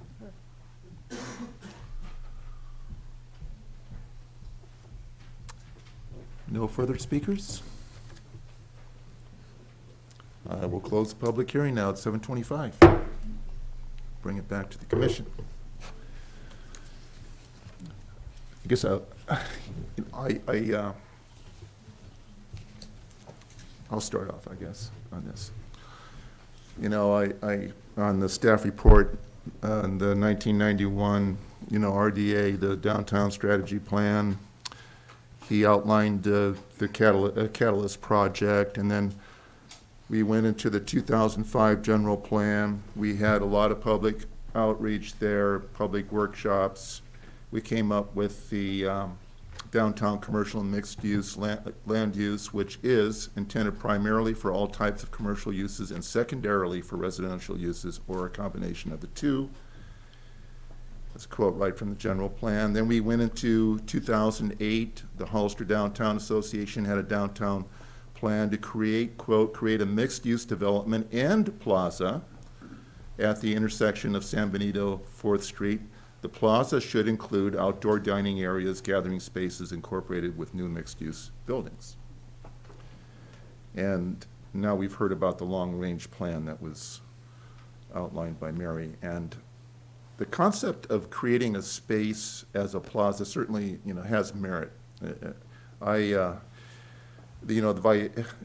adds to the vitality of the urban setting as it provides an opportunity for the community to get together and celebrate art, entertainment, cultural activity. And I commend Ignacio and his grassroots effort to create an open space plaza, and it helped generate excitement and passion from many citizens. That certainly breaks through the stereotype of apathy that's generally associated with a bedroom community. And hopefully public interest will continue with good public participation when we go through the general plan update. But there has been also, and I witnessed it in my planning experience here in the city, is that there has been considerable community outreach as how to revitalize the downtown area and bring in more foot traffic into the downtown to help sustain existing businesses. And that brings about the residential component. Although later we realize that to convert the older vacant commercial buildings into residential components become building code compliant, it's arguably more feasible to build a new building to achieve that purpose. So we have these two concepts, the plaza and the mixed-use application. The plaza is conceptual, it's intriguing, but the mixed-use application that we have here tonight has gone through a design development. It's gone past the conceptual design. It's gone through design development. It's within the process for approval. It is also worth mentioning that the compensation agreement, although you have a signed compensation agreement from June 2014 that guides the transfer of the property from the successor agency to the city for future redevelopment. It stipulates that the city can use the space open to the public until the disposition development agreement can be negotiated as a keystone commercial or mixed-use development. So, going back to some of the points of contention, I confess that I was a little bit kind of confused about the Briggs Alley because it said vacate. So I thought, well, you know, that's should be taken out of the equation as a net acre, but I think I'm going to go along with staff on that. The site and architectural application, we had one applicant, it was Del Curto Brothers. The project that was described in the disposition agreement was 400 block to 0.45 acres as a quote-unquote project. In terms of the environmental issues, as long as this complies with the municipal code, and I think that it is also in compliance with those 9 points. We do have other open spaces and parks within the vicinity that you can walk to. In terms of the traffic, I know in my travels, you know, recently I went to Spain, I went to San Sebastian, all the parking there is underground. All the plazas are constantly with activity. If you go to your parking, where you park your car, it's like about 5-10 minute walk at least. So there, within that 5-10 minute walk, you're going to want to go to a small grocery store or maybe have a cup of coffee somewhere. And I think that it's worth a try. It's worth a try to go ahead and see if we can get a residential component, build a new building, and it has some gathering activity there, as Gary mentioned. So, I mean, I appreciate all the attention and conversation that we've had with these two different concepts. But looking at it, with trying to be fair-minded, I'm in support of going ahead and moving forward with this. That's all I have to say. Anyone else? So I'm just gonna, I know this is a really difficult project. It's a really difficult and it's a conflictual item on our agenda. I have heard from the people that have come to me and spoken to me about this project. I've heard more people talk about keeping it open, keeping some sort of an open space rather than just fully develop it. However, I do think that there is a lot of opportunity for economic growth and for bringing more foot traffic to the downtown when you develop the retail space. I'm in full support of the Community Foundation. I think that there's a lot of opportunity for cultural events, for community convenings, all sorts of other opportunities to bring not only, important experiences to the community through the foundation, but also foot traffic that can help with the economic and revitalization of the downtown. My concern and what I've heard from the community that have come to me, that I've talked to, that have either written to me or spoken to, or I've seen comments online, is about the condominiums and the concerns around that.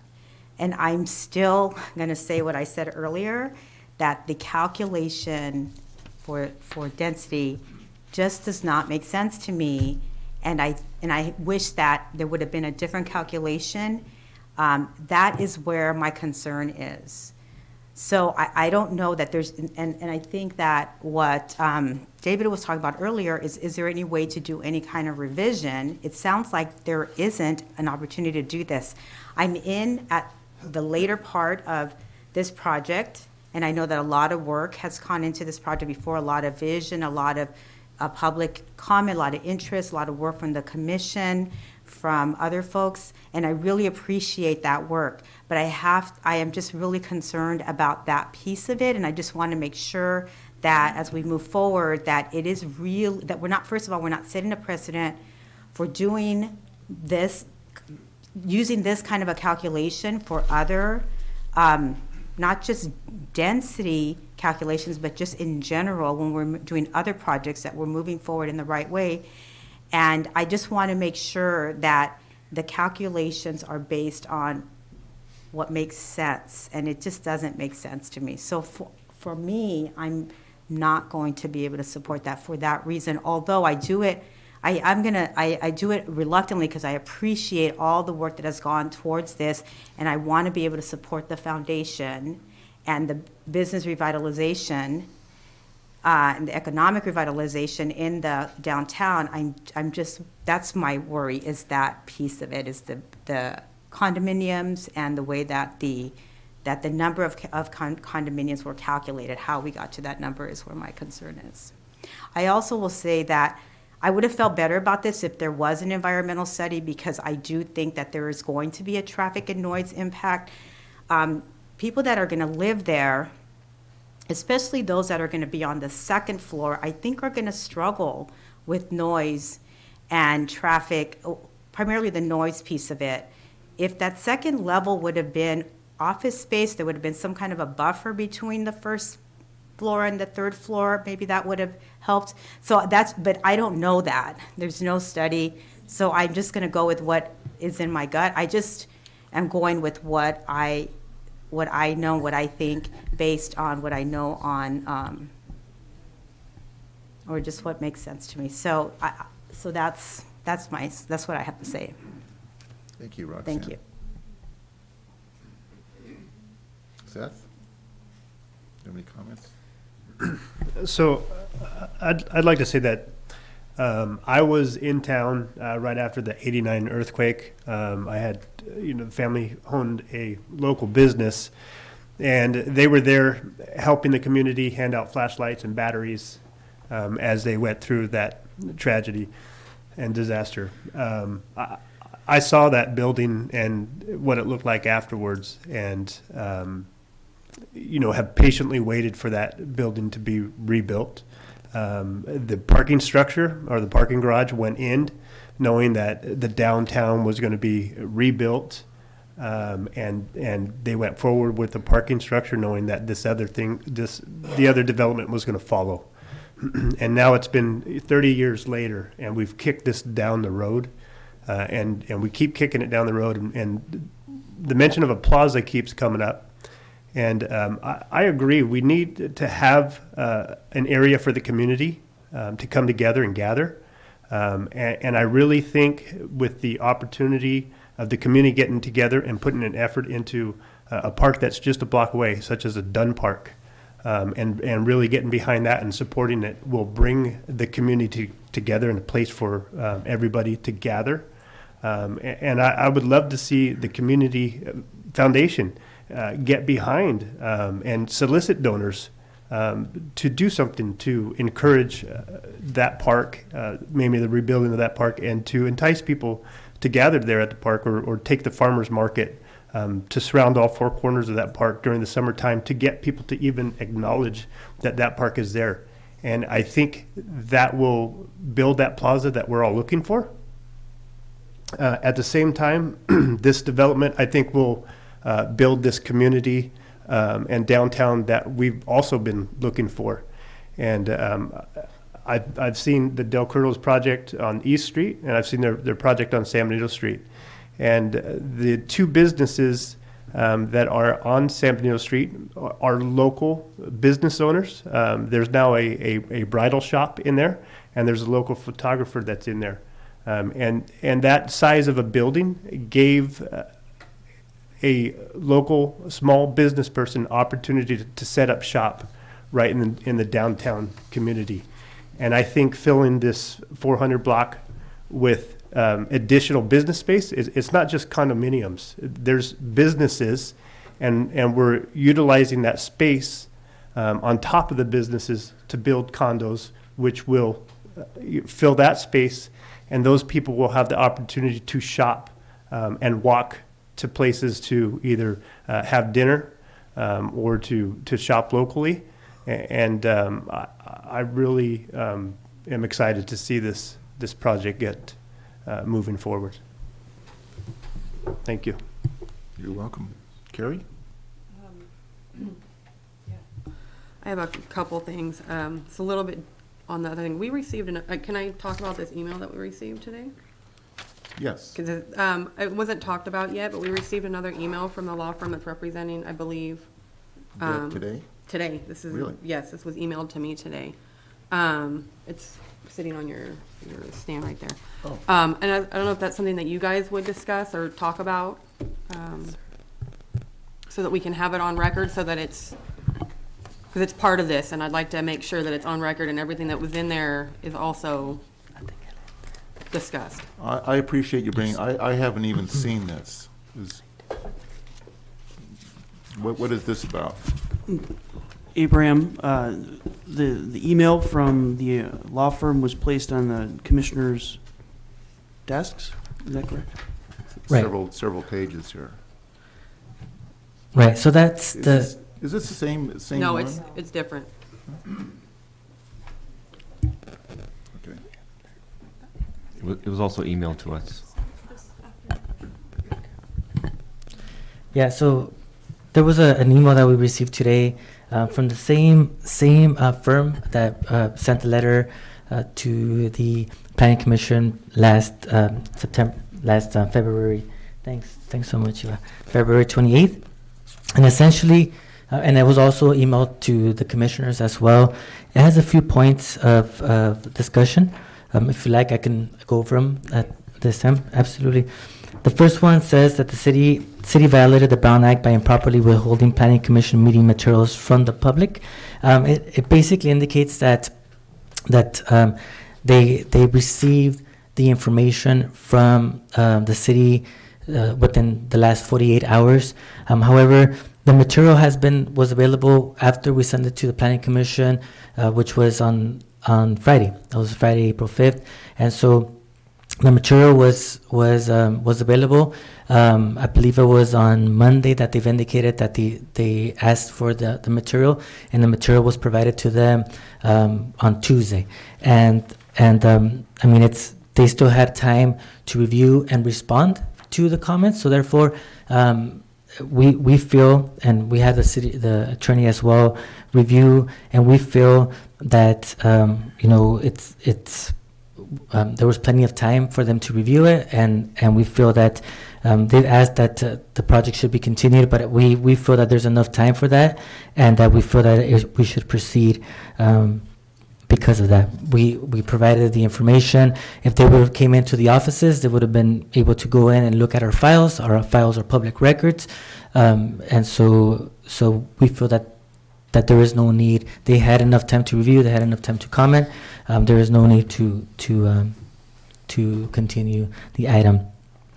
The other one, the second point talked about, and some of the other points talked about the same kind of points that were provided on this letter on the 28th. Second point says the project violates the maximum residential density for the project site, and we've discussed that quite a bit today, and it's on your records. Our response is on the staff report, and our response is on the letter as well. So the thing about the density bonus, that's a reiteration of the first one, is that it? What they were talking about here? Well, the next point is the density bonus. I was getting to that. The project does not qualify for a density bonus. So our response that the city of Hollister does provide the density bonus per state law. Basically, the city of Hollister adopted the state law for density bonus, and it indicates in our city of Hollister zoning code that a project is able to receive a density bonus. Really straightforward information is that if the project consists of 5 units or more, and they provide a certain amount of units for very low income housing, or housing that's considered special needs, such as senior housing for age restricted, housing for people that with ADA, farm worker housing, all of that is considered special needs housing. So whether it's special needs housing or affordable housing, the property owner can obtain a density bonus. And so all we're doing is applying the city's code, which is essentially the state's code, and there is a condition on the resolution that basically says that they would have to abide by that requirement. And C, this project requires full CEQA review. We went over it in detail, each of those nine categories. The city should comply with the state law requirements for street vacation. In regards to the street vacation on the minor subdivision, they've indicated that it doesn't meet, they implied that it doesn't meet the Streets and Highway Code. However, the Subdivision Map Act provides for an alternative process that allows for the street vacation than that of the Street and Highway Code.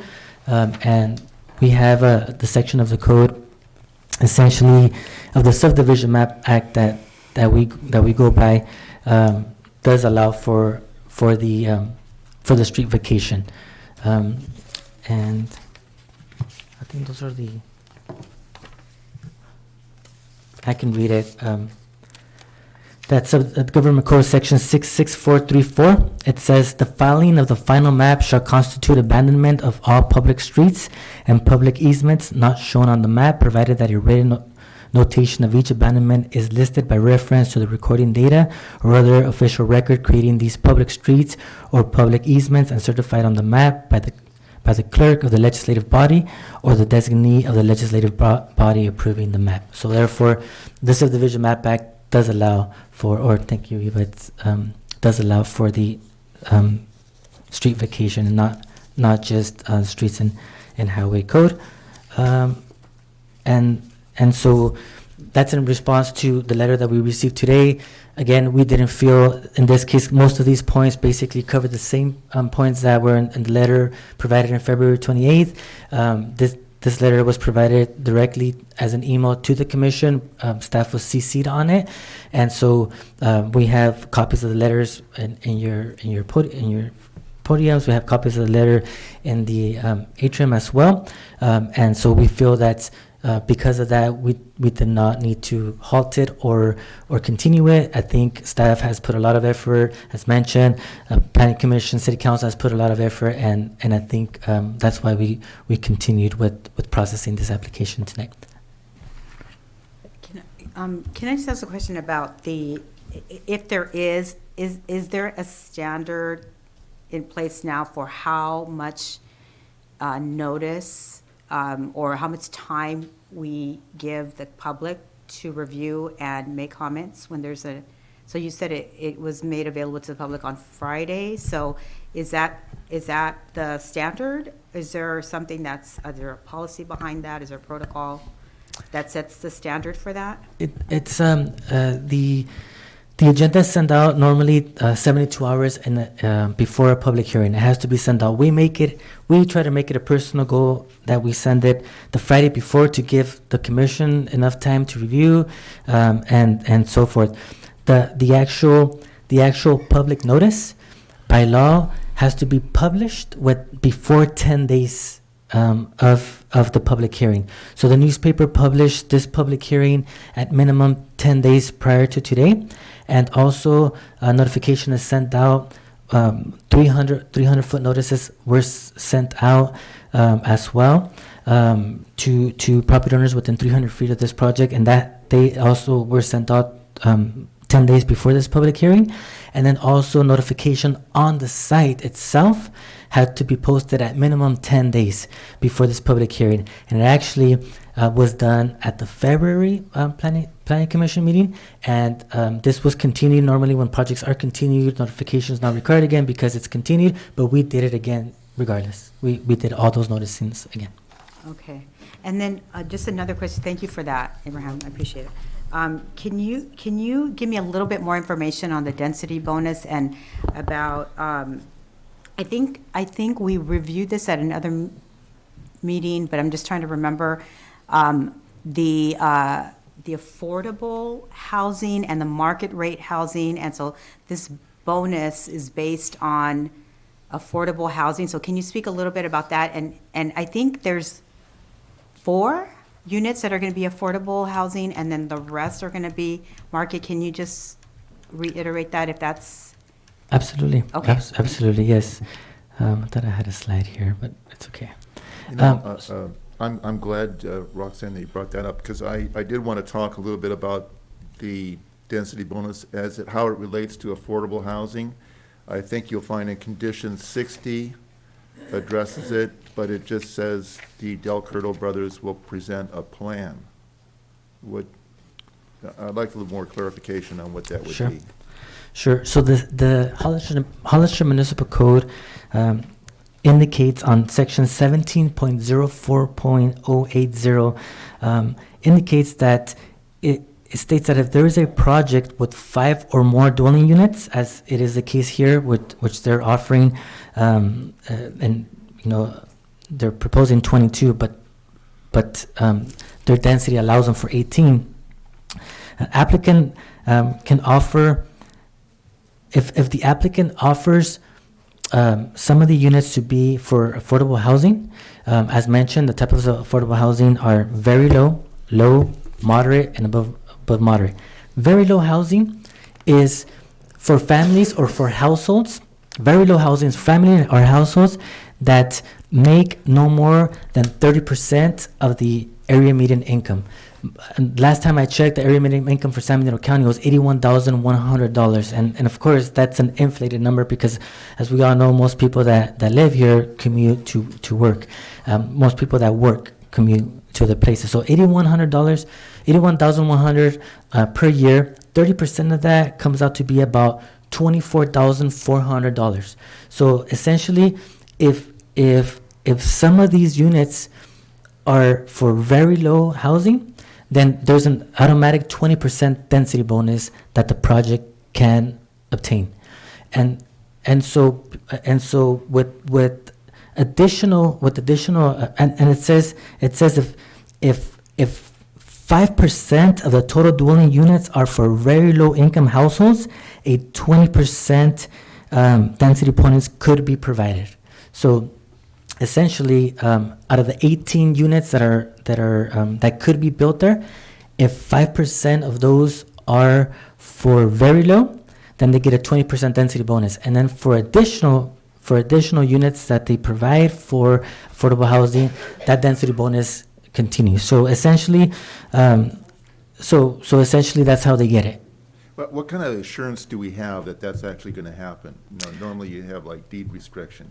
Right. There's a condition of approval. I don't see anything in there that mentioned that. There's a condition of approval in the resolution that requires that when they're ready to do their final map, they're going to come in and meet with our housing program manager to make sure that the types of housing that they're provided meet the requirement of the law. And so the final subdivision that would come before the city council cannot be approved until that is in place. And we'll make all the requirement restrictions to make sure that those number of units are going to be affordable, and that's part of the conditions of approval. Okay, thank you.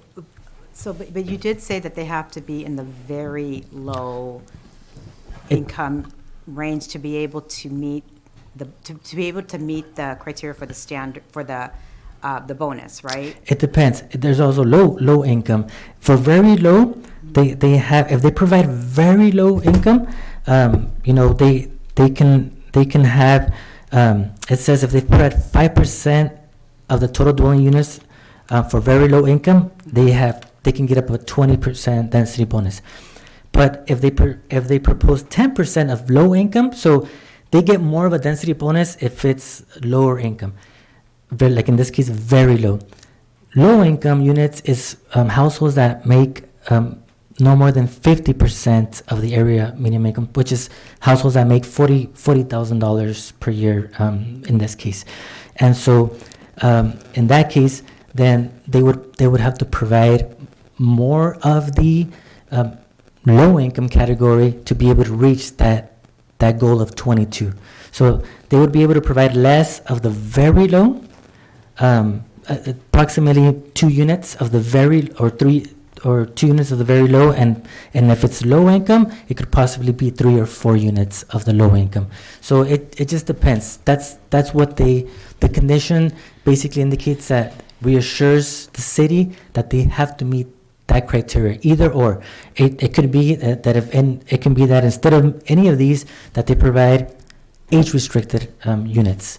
That's also part of the Hollister Municipal Code, or units that are just for households considered to be American with Disability Act, or farm worker housing. As long as they meet that criteria, we can work with them and be able to implement those restrictions.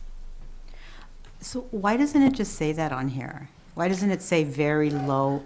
Because it already indicates that there's 4. Right. So if they don't have those, then if it's low rather than very low, then there's only going to be 2. But it clearly says here 4, but it doesn't say very low. It just says affordable housing. Why doesn't it make that really clear in this? Because and the only sure. reason I say that, because again, you're really concerned about the density calculation to begin with. Then we're adding 4 rather than 2, which would bring the density lower, right? If we only added 2 rather than the 4.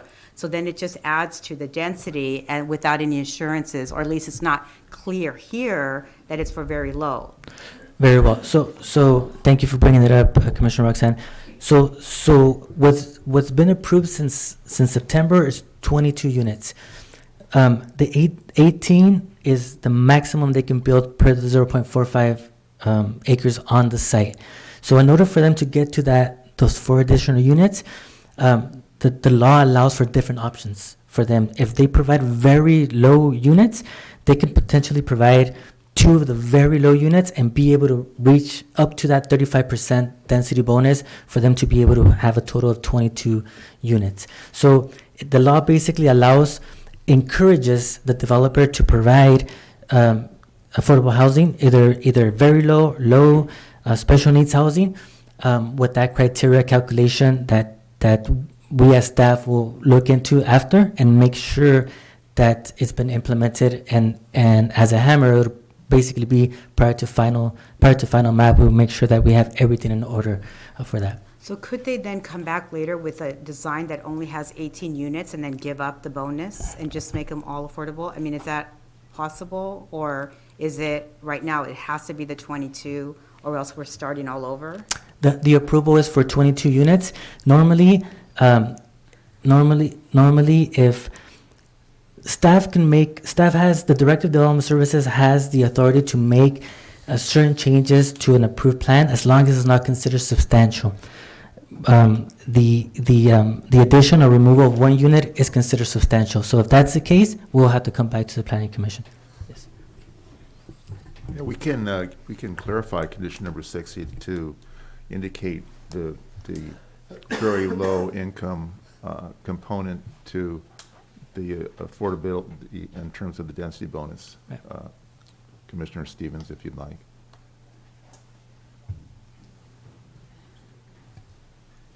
I mean, it's kind of, for me, it's kind of a moot point because I really am concerned about just the density in general, but I do think that just as a practice, we should be more specific and more clear on, what we're asking for developers, because I think later it just adds to confusion, and then we go back and are challenging developers because we weren't clear in the very beginning, or the public is questioning us why we're doing one thing and maybe later changing. It's just some wiggle room. So I just think that we should always just try to be as clear and specific as possible so that we don't have those confusions later.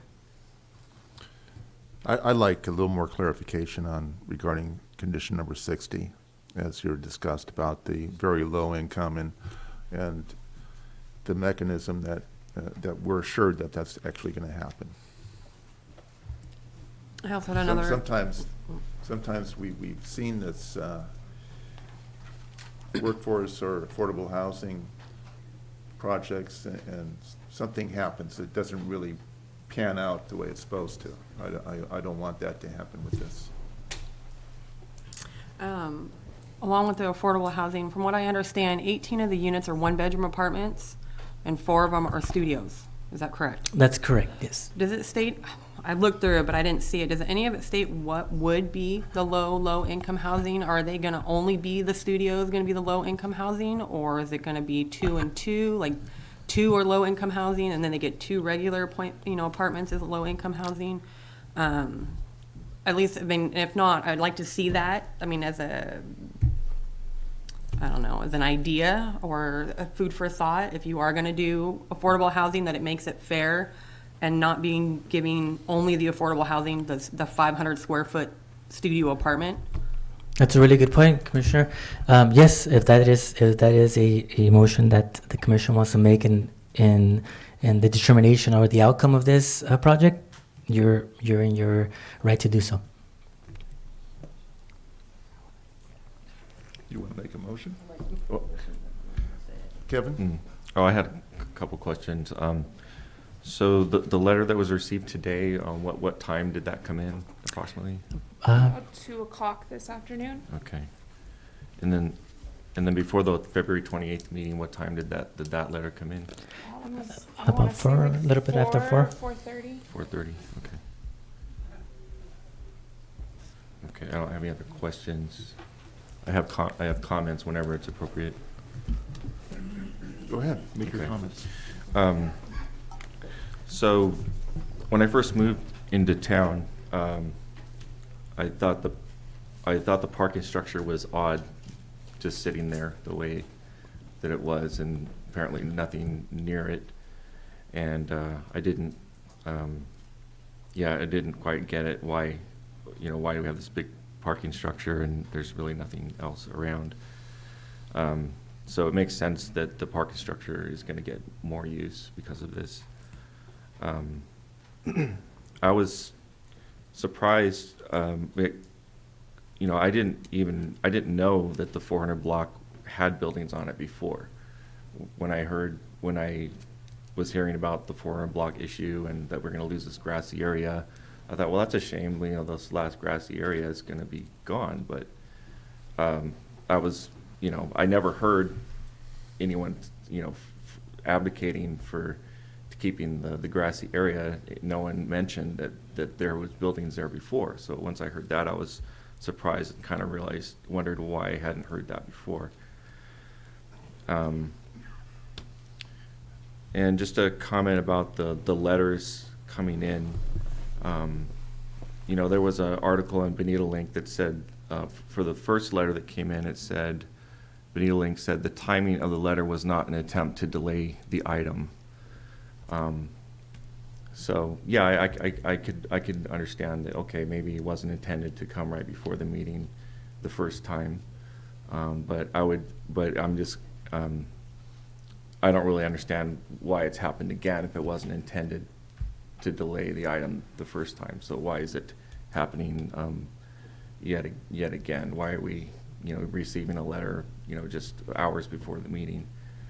I think it's kind of ironic that the letter is complaining about maybe only getting 48 hours notice, but yet we're given just hours to consider something. So I just wanted to make those comments. Thank you, Kevin. Commissioner Johnson, you wanted to make a motion. Well, Commissioner Huboy, if I may just ask a question. Yes. The applicant is here, and I'm just wondering if they're willing to maybe clarify on the one-bedroom condos and the studio, that if their intentions were to leave one of those for affordable or two of, or what the ratio was, and to see if they maybe have anything to speak in regards to that, if that's okay. That's a good point. Yes, I'd like to reopen the public hearing and hear from the applicant regarding the affordability and what units they're planning for the very low income.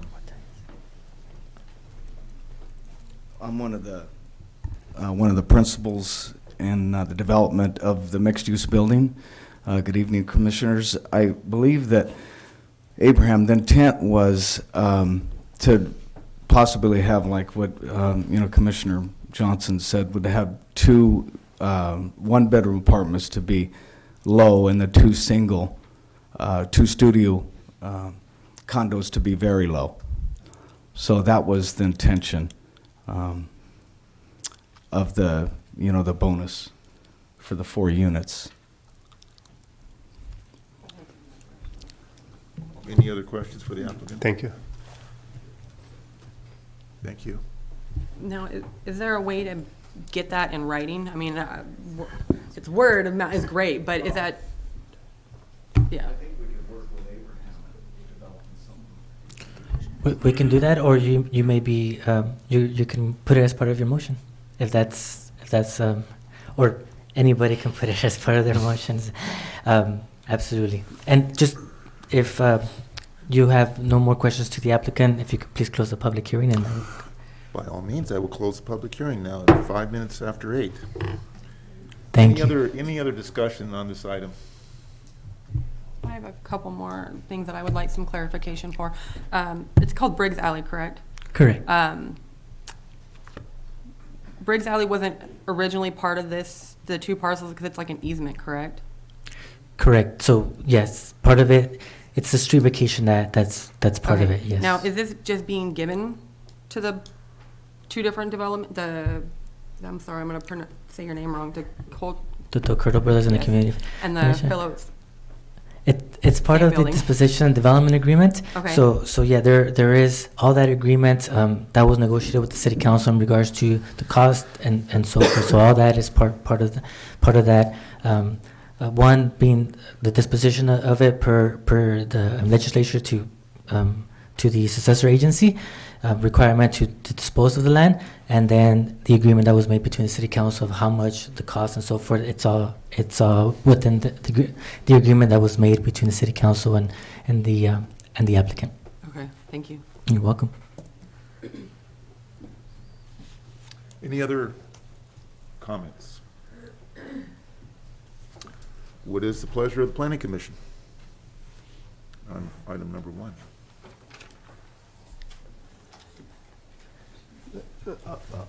So if you will allow me, Commissioner's Chair, I'll By all make the means. motion, and then Commissioner Johnson, if you want to make an amendment to how I understood the affordable housing is, I'll make a motion to approve the minor subdivision 2019-1, conditional use permit 2018-14, for plan unit development and tentative map 2019-1, subject to the findings and conditions contained in the draft resolution, as well as the condition of the one-bedroom apartment as affordable and a one studio as an I believe of the two single bedrooms and 2 studios, as I recall. Okay, thank you. 2 as in very low and 2 as low. 2 as low income and 2 as very low income, one being a one-bedroom and one being a studio. Is that how you? Can I say it? Discussion on that motion? I'd like you said, it's 2 and 2, right? It's supposed to be 2 low, 2 low? 2 very low, one bedroom, 1 studio, and 2 low, one bedroom and 1 studio. Okay. Correct? Was that the motion? Correct. The only thing though is that We could clarify that. I believe it was 2 one-bedroom for low, 2 studio for very low. That's, So it's not yeah. 1 and 1, yeah. So, 2 for low and 2 for very low. okay, so Studios. correction to the amendment, or correction to the motion. It's 2 one-bedroom as low and 2 studios as very low. very low, that's correct. And before we get a second motion or more discussion, if I may, Mr. Chair, there's actually 3 different resolutions. One is for the minor subdivision, one is for the conditional use permit for the planning and development, and one is for the tentative map. So if we may, your motion was good, but if we could just focus it just on the minor subdivision, and then we'll have to make a second one for the conditional use permit for planning and development, and then a third one for the tentative map. You want to So- revise your motion then, just to include the minor subdivision? Okay, so we'll make a revision to the motion in which it is I make the motion to the minor subdivision 2019 for the conditional use permit 2018-14. Abraham? Correct. Okay. Or- With the, You're You doing the want motion right conditional now. use and or just? Just the minor subdivision Okay. on this one. So minor subdivision, 2019-. 2019-1, and this needs to include the condition for the affordable housing Would in that be for the conditional use permit? That would be for the Okay. conditional use permit one. Yes. Yes. my So- motion it's then in the- is just for the minor subdivision 2019-1. And that's resolution number 2019-9. Thank you. I have a motion. I'm sorry, Commissioner Munzer, just to clarify, your motion was to approve that matter, is that correct? That is correct. I have a motion. Do I have a second on minor subdivision number 2019-1? Second. I have a motion and a second. All in favor, say aye. Aye. Opposed? Aye, or opposed. So we have 4 aye and 1 opposed. Thank you. The second one is for conditional use permit 2018-14 for a plan unit development. Yes. Do you want to go ahead and? I'll make a got the motion ball for rolling the there. conditional use permit 2018-14 Correct. for the plan unit development, and with the condition that 2 of the 1-bedroom is for Low? affordable, Mm-hmm. and 2 of the studio is for Very low. very low. Do we have discussion? Do we have discussion in between? Yes, further discussion on that? I would wait for a second for Yes, a if we could discussion. please have a We have second discussion first. on the motion. So we do that now or after the Yes, second? proceed. Okay, so it's more like a question. Does that, because we, I'm sorry, I'm so sorry, Commissioner Stevens. Okay. Commissioner Stevens, if we could have a second, and then the discussion would follow. Oh, The okay. second, if there's a second. Thank you. Thank you. Have a motion? My Do I have a apologies. second on that? I'll second. Further discussion? okay, so my question is going back to the calculation. So if not all 4, we've clarified now that not all 4 of them will be very low income, right? Only 2 will, and the other 2 will be low income or affordable or some other, right? So doesn't that change then the calculation or not? The calculation, it's still, whether it be, the calculation basically says if 10% of the units are going to be low, which 10% of 18 is 1.8. So in this case, it's in this case, if they're going to be 2 of them are going to be low, Right. then you get an automatic 20% density bonus.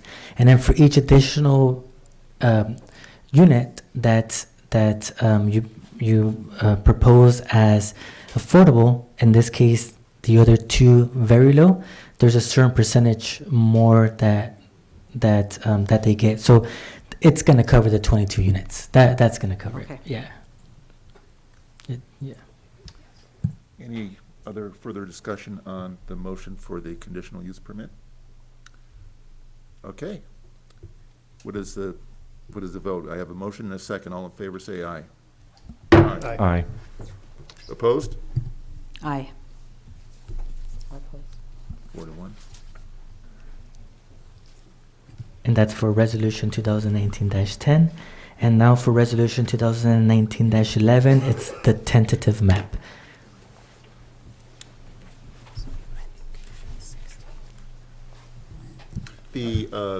What's remaining here is a third motion for the plan unit development and tentative map. That's what's remaining here? The plan unit development was approved with the conditional use permit. Now it's the remaining is tentative okay, map the tentative 2019-1. map, okay.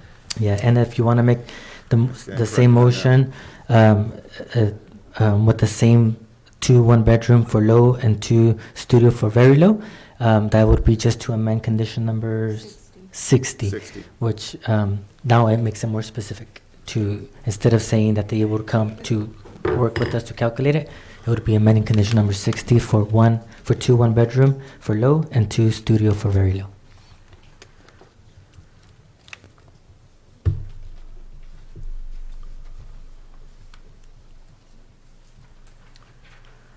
Okay, I'll make the motion to approve the tentative map 2019-1 with the subject and findings and the conditions contained in the draft resolutions with the amendment to condition number 60, which will include 2 one-bedroom as affordable and 2 studios as very affordable. I have a motion on the floor. Do I have a second? As low. So the 2 one-bedrooms for low and the 2 studios for very low. Thank you. We'll get this right. Very Do I have a good. second on that motion? Second. I have a motion and a second. All in favor, say aye. Sorry, Mr. Chairman, if we could see if there's any discussion on that issue and Oh. then call for the vote. Thank you. Any further discussion on the motion for the tentative map number 2019-1? Let's take the vote now. I have a motion and a second. All in favor, say aye. Aye. The tentative map number 2019-1 has been approved. I'm sorry, Mr. Chairman. I keep interrupting and I apologize. I was unclear on if there were any no votes on that motion. There's 1 no vote. So the motion's adopted 4-1. Thank you. Thank you for that. And that concludes item number 1, and I'd like to propose like a 5-minute recess. Thank you, Commissioner. Chair. Do we have a second on that? Second that.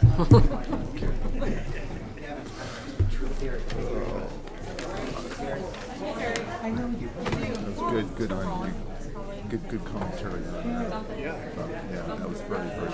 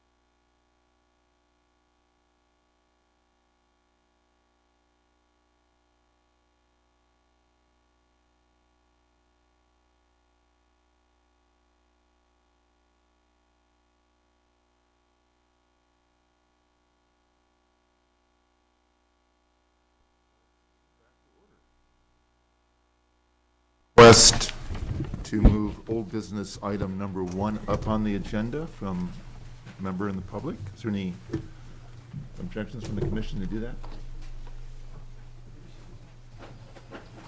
And I think I have a speaker card on that item.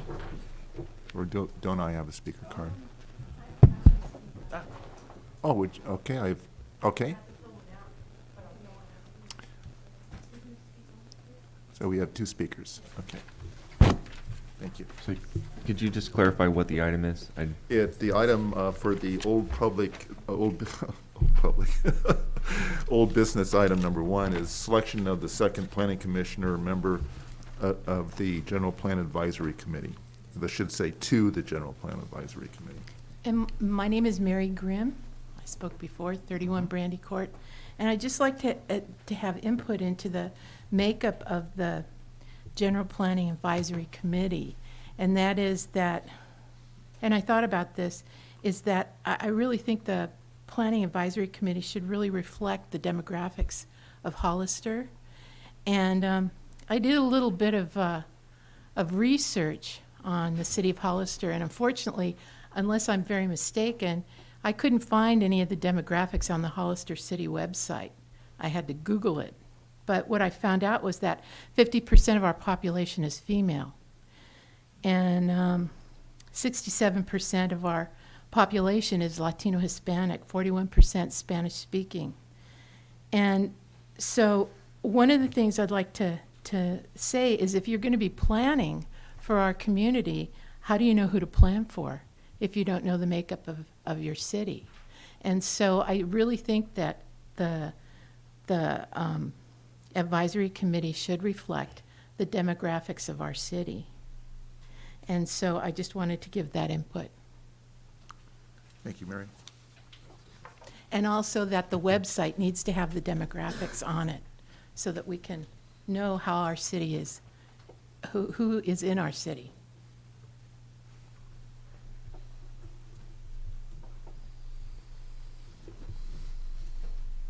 Good evening. Thank you, Mr. Chairperson, and all the other commissioners for moving this item up. My name is Carla Torres de Luna. I'm a resident here of Hollister, and I also would like to speak on who you appoint for this commission for the general plan, because as Miss Mary just spoke about, the demographics here in town that have changed, and that when you are making decisions, that you are all aware of who your constituents are, and that it's not just a select few or, you know, the developers, but that we take everyone into account. And then specifically, looking at those that are bilingual, Spanish speaking, because as was just stated, there's 41% that are Spanish speaking.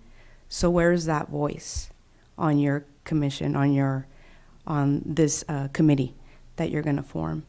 And also the fact that my understanding is that the members that are on that committee are primarily male. And so where is the representation of the women? So we need more diversity, and we need more representation of everyone that lives here. Thank you. Thank you, Carla. So that brings us to, actually, is that public hearing? Was that, I need to close the public hearing on that. Any Close other the public comments? hearing. Any other comments? Any other members in the audience want to address the commission on old business item number 1? I will close the public hearing now, 8:32. So, you know, I wanted to do this fairly. I'm not sure if, as a chairman, I'm the person that appoints this member from our commission.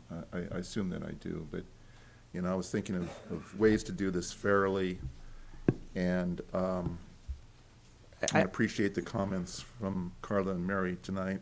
I'm one on the commission, I've been ratified quite some time ago. I may recommend, and I could be wrong, that maybe the plan commission could discuss the second, or the member. Is that what you're thinking, Abraham? Yeah, so for this item, the commission can essentially nominate, and then whoever gets nominated can accept, and there can be discussions. It's The up to commission, anyone from the commission can Right. nominate. And I would like to say, I really appreciate you coming, both of you, to speak. The one thing I would like to just remind everyone is that the general plan is actually dictated by the people that come to the meetings. The comments that you have, the public comments that come to our general plan meetings really kind of dictate how the general plan is actually crafted. And so the committee, the advisory committee, they're going to be at every meeting, and it's a long journey, down 2 years, to go to every public meeting. But everyone's voice in this community will be heard. As long as you come to a meeting, if you can't come to a meeting, that you contact the General Plan Committee, the GPAC, with any comments you might have. And so it is an extremely open time for anyone to come and comment. It's really kind of the community's opportunity to craft a guidebook, and that's kind of what the general plan is it's a guidebook as to how the community is going to grow and what we're going to look like. So I just wanted to let you know that the GPAC is they're part of the committee, but really it's the voice of the people that come to these meetings, that have these discussions, that kind of tell us what to do. So, Mr. Swanson, if you don't mind, can you just go over what makes up the committee? Because we're just a percentage of that committee that the commissioners represent. sure. And I could be wrong, Abraham, but we have 2 council members. We have one member of the public. Correct. And 2 Two members of the planning commission. That's correct. So we do have it's a member at large, 2 council members, and the council members discuss who should be on the committee. And the planning commission, we'd like to have that same conversation at your level as well, as to who really wants to be part of the process, because it is a committed, important 2 seats. And so whoever wants to be on the committee really needs to kind of dedicate the time for that 2-year process, 18 months. So.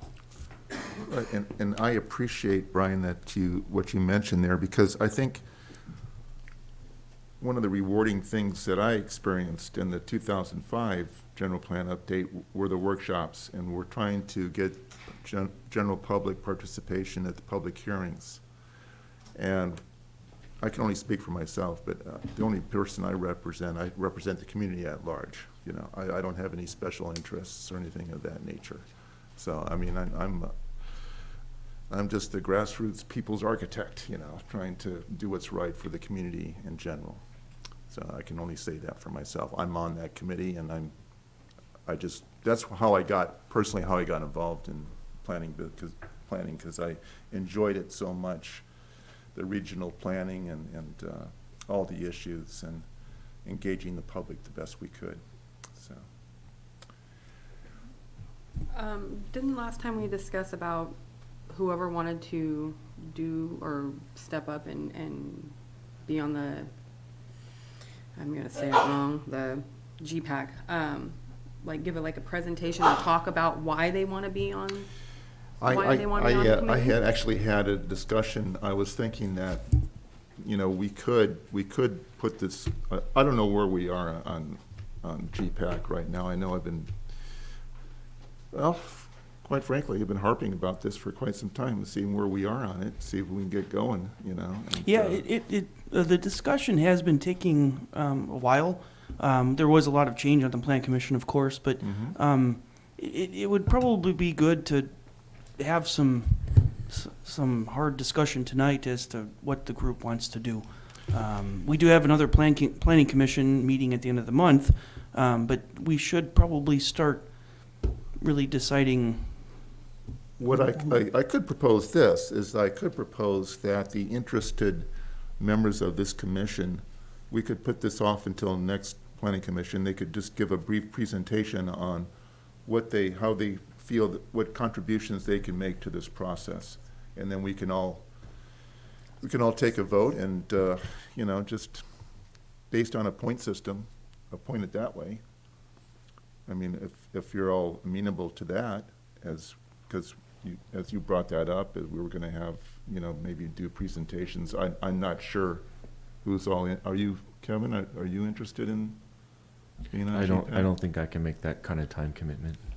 I will say this, from my experience, it is a tremendous time commitment. There's a lot of material and a lot of time that is involved, invested into that. And that's right, and that's one thing that we just need to have. The two people need to be at every meeting. And their workshops, their charrettes, and so it is a big commitment to make this successful. Public's participation, if they come to a meeting, we as staff in the city need to be there for them, and we need to be in full force. So, what are your viewpoints on doing a presentation? Well, the last time we talked about this, we did say that we would do a presentation. So I'm good with doing a presentation. I'm okay, and I'm ready to do one tonight, or I'm okay with doing one in 2 weeks when we meet again. So it's fine with me either way, but I'm ready to do one tonight because we did say at the last meeting that those that are interested should be prepared to talk about why they're interested and what we could bring to the table. And so either way is fine with me. I'm prepared to do it now, or I'm okay with doing it at the next meeting. Seth? I'm okay with that if we present something tonight or at the next meeting. If there's some that need to prepare or if everybody's ready that's interested, that they want to move forward with it. We could go ahead and do that tonight. We just have to lay out the ground rules and how we're gonna rate the presentations. Any Can I make suggestions a on comment? that? Can I actually make a comment? Go ahead. I think I would like to wait until next meeting in 2 weeks. We're already 2.5 hours and we still have. We're not in any hurry to No. fill this position. Yeah, right? and we're not it's not like it needs to be done now. And I feel like we've already got a lot more that we still need to go through, and this presentation could take 10 minutes, but it Yes. could take 30 minutes, 40 minutes. And it's not we're not having to get it done right this second, and I feel that in everyone's time frame, just 2 weeks. 2 weeks from tonight. Okay. If I may, I do think, though, we should keep that commitment to the next Plan Commission meeting. The decision should be made. The reason I say that is that there's some outstanding issues. We have the proposed growth management ordinance and the general plan update. And so this is an important aspect to kind of get the wheels going on that. Yeah. And I can't tell you how much I appreciate hearing that. Yeah. Well, and it would also give time to get ground rules down that Right. so that they would know I think we need the to think ground about some rules. ground rules, and then what I suggest is the staff will. I know Seth. In fact, I was about ready to nominate Seth on seniority, and I know he'd do a good job. I'm sure you would, Roxanne. I'm just starting to get to know you. I know you're interested in filling that position. Who else would be interested in that? So it'd just be between Seth and Roxanne. But then the comments were made about doing a presentation, and I do recall that we did have a discussion on that previously. So what I suggest is that staff will do an email and lay out what the ground rules will be. Length of the presentation and how it's going to be rated. Staff what do you recommend in terms of next steps of? Yeah, if that's the desire of the commission to wait until the next planning commission meeting, I think we can do that. Or if you like, right now you can say, try to come back with something approximately 2 minutes, and just the question should Just be a 2 minute. why do you think you would benefit from being part of the general plan advisory committee? What can the community? What do you want to seek out of being a part of the general plan advisory committee, and just focus it on that, or if you feel that it should be a little longer, it's totally up to you. I think you can discuss that amongst yourselves, but something in those as a personal opinion, something in those in that realm, and then you all somebody can make that motion, and somebody else can second it, Normally that's the way it's been done. Somebody motions and then somebody else seconds.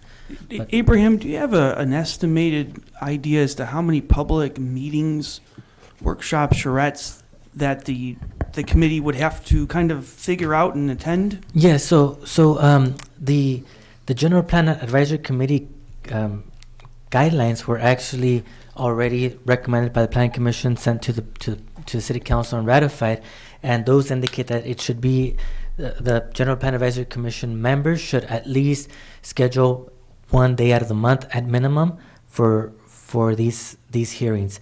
The date has not been chosen yet. I think that would be left up to the GPAC for the GPAC to indicate, what would be the best day out of the month, and then from there have at least that one meeting per month, and then if additional meetings are required, then And there may be additional workshops and right.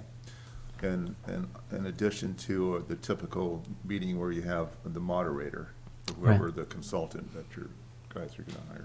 And I imagine that there's going to be like plenty of reading, and there's going to be some other stuff. So I think that it's probably going to be more of a time commitment than going to a meeting a month.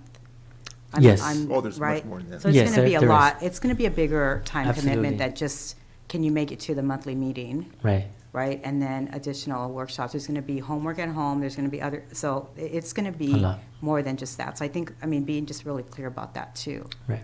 So we have to be Right. ready to commit to that. Question? It's a major commitment.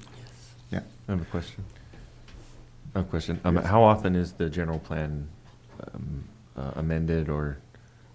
Isn't it once, like 7 to 10 years?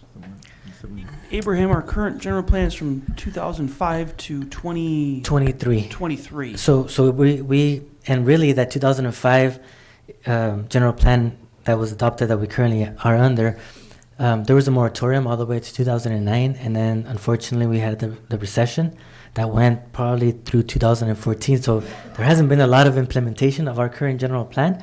But everything, the ideas, everything that was gathered for that general plan was done, since 2002. It kind of started all the way to 2005. So I think it's good, even though we haven't gone to 2023 yet, it's good to start it now, get everything ready. Hopefully, it's county, I think, took about 6 years. There's other communities that take longer. Our goal is to cover everything, and it's pretty aggressive, but we're kind of hoping 2 years. But if it takes a little longer than that, then it's all for the goals of how we want to see the vision of this community. So we want to make sure that we have a good consultant on board. We're going to have a professional consultant. We're going to be sending out a request pretty soon to get those proposals in and see who would be the best match for the environmental impact report that's going to be included as part of the general plan update. And so it's every so often. I think the previous one from 2005, it was in 1995, so that was about a 10-year process. It just depends. So it's a general vision from approximately 15-20 years. Different elements are covered, one of them being land use. Where do we want to see the city grow? What type of densities do we want to grow? Where do we want to see commercial? Where do we want to see mixed use? Where do we want to see industrial? All the different aspects of land use, housing, circulation, all these different aspects of the city. So yeah, it's going to be really, really detailed. And then after that, we will implement the zoning to basically reflect the general plan. General plan is just general, with a lot of hard work and a lot of good input, but the zoning is what basically provides all the details of the general plan. So just a little bit of background on that. Yeah. Just want to conclude by saying it's a lot of fun. Yeah. It's good. That's why we want to be on it. Yeah. Oh, can we move on then? Yes. Yeah, let's move on then. Let's get on with this. Let's see, where are we here? Item number 2. Oh, sorry.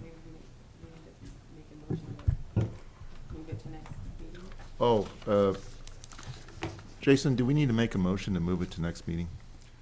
I'd ask that you do, please. Oh, okay. Okay, I'll entertain a motion to move the the selection of the General Plan Steering Committee position from the City Planning Commission to the next Planning Commission. Do you have a motion for that? I'll make the motion to move this to the next meeting. Very well. To April 25th? Second?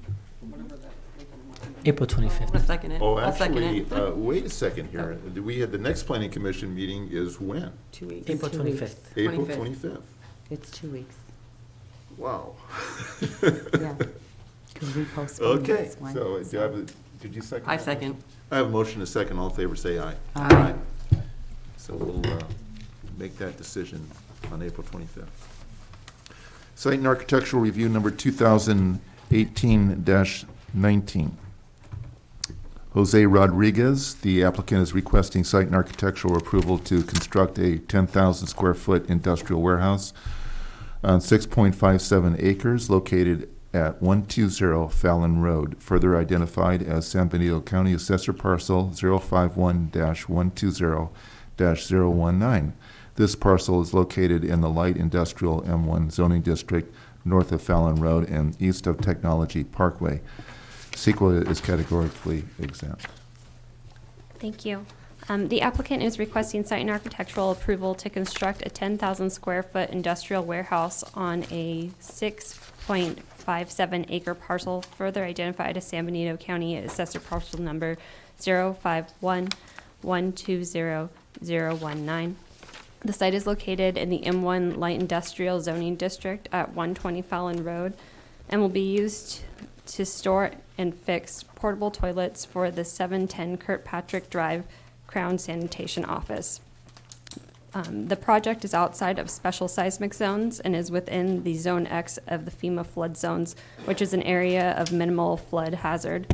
The property is within the Hollister Municipal Airport Land Use Compatibility Plan safety zones for 3 and 6 and is exempt from CEQA. As previously mentioned, the parcel itself to the north is the Hollister Business Park, which is zoned industrial. To the east are non-conforming residences and a vacant industrial lot. To the south is zoned industrial for businesses, and to the west is also an industrial vacant lot.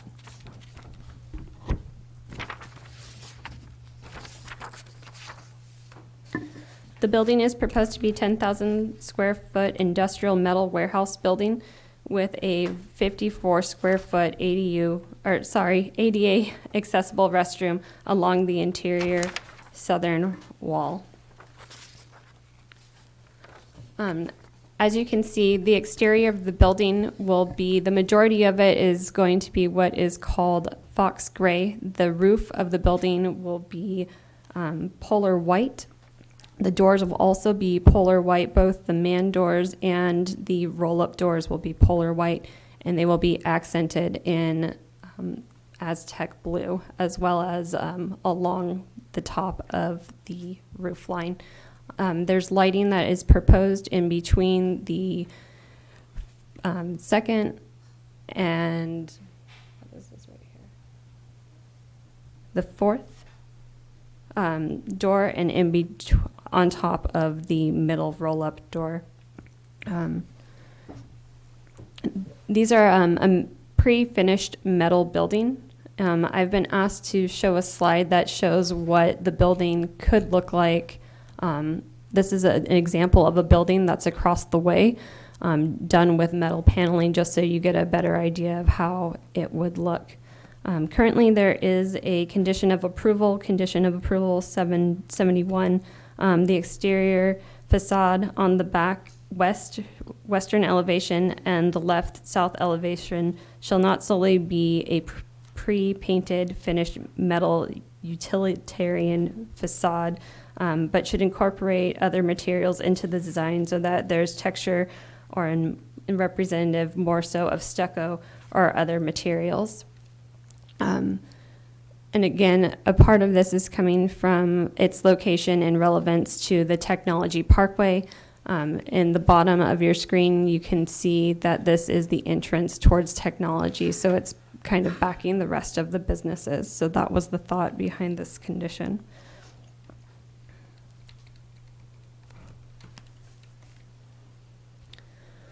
The perimeter of the parcel is proposed to be landscaped with various trees and shrubs to screen the materials and vehicles and other equipment that's being stored on the premises, and after the construction of the warehouse is being completed, it will be in place. The applicant meets the parking standards. They'll be providing 10 vehicle spaces. As you can see where the dark gray building slab is, to the side of that, that's where 10 parcels are being proposed. Currently, they're being proposed on base rock. There's also a ADA compliant parking space that will be on asphalt. Per condition 72, prior to the issuance of a building permit, the applicant shall be required to submit a parking plan that complies with the City of Hollister's parking standard requirements 17.18.110 design and development standards for off-street parking to be reviewed by the Planning Division and Engineering Division for approval. This includes paving on-site parking spaces and providing a striping plan to the Engineering Department for further review and approval. Lastly, the industrial building is proposed to be fully sprinkled and shall have a fire alarm system installed. The entrance of the property will have a 20-foot wide fire apparatus gate with a Knox box attached to the exterior. A 20-foot wide all-weather asphalt road is proposed to start from the driveway entrance at Fallon to the northern corner on the right side of the building. At the end of the driveway in front of the building, there's a proposed 96-degree paved turnaround. Per condition of approval 74, prior to the issuance of a building permit, the applicant shall provide the Development Services Department with a letter of building compliance from the San Benito County Environmental Health Department. If the Environmental Health Department determines that any such existing septic tank is located near the garage of the single-family unit and it is not compatible with the new paved road, the septic system will be properly abandoned by the applicant and the property shall connect to the City of Hollister's sanitary sewer systems. With that, it's staff's recommendation that the Planning Commission review the applicant's request, receive all oral and written testimony regarding the proposal, and consider approving site and architectural number 2018-19 subject to the findings and conditions in the draft resolution. Are there any questions for staff? And also the applicant and his representatives are available to answer any questions. Any questions on the staff report? Not at this time. No questions. Okay. Question? Roxanne? Okay. All right, so without any further questions, I will open up the public hearing now at 5 minutes to 9. Do we have speaker cards on this item? We do. Rich Marcus.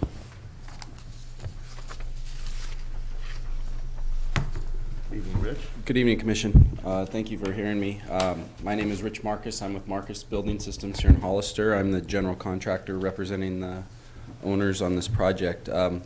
We'd like the Commission to consider special condition item 71, the condition that was mentioned in the presentation that states that the building would like, or that they would like to have the building with some textured style, stucco style panel.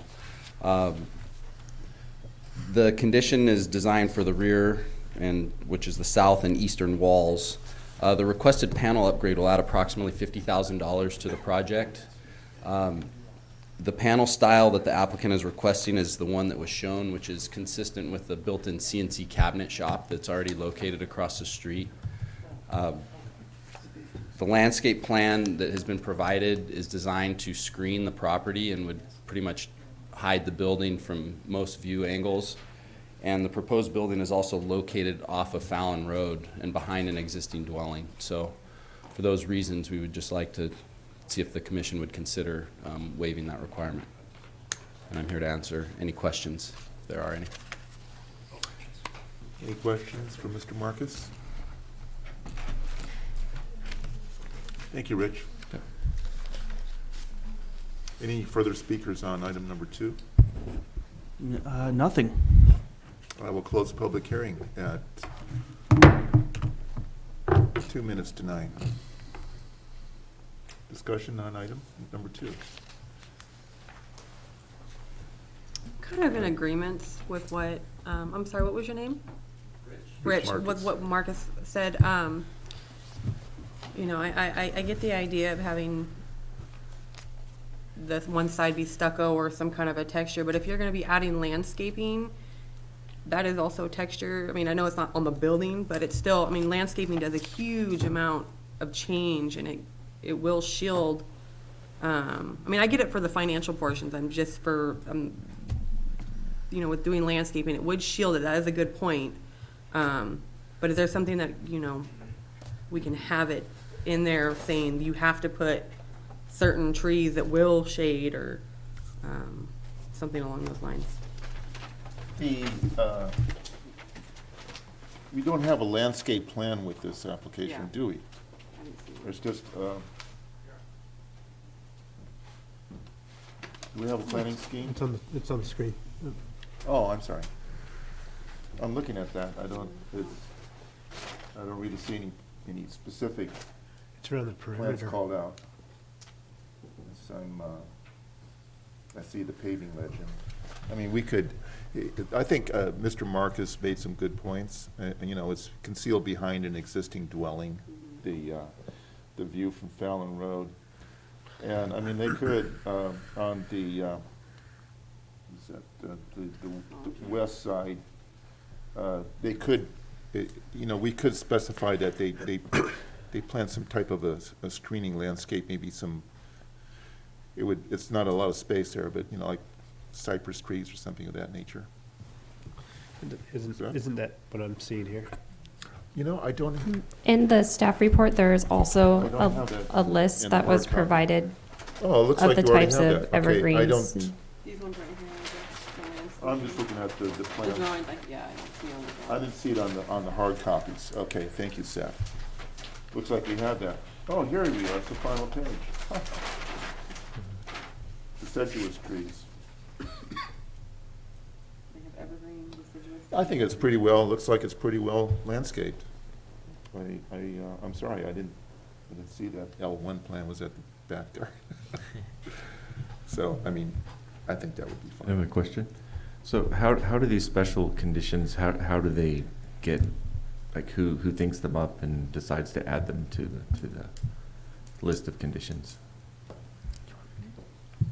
So in our industrial design guidelines, as part of our municipal code, it talks about how buildings with a utilitarian design shall be not allowed, and so it describes screening with landscape or things that are visible to the street. And I think actually, Amber, if you have the code section. Just really quickly to quote it, it's 1710-040, section C1. It says, new construction shall include windows, articulated entries, trellises, or other features where building walls are visible from streets. Unpainted galvanized metal surfaces shall not be used as a primary surface for the structure when it's visible from the street.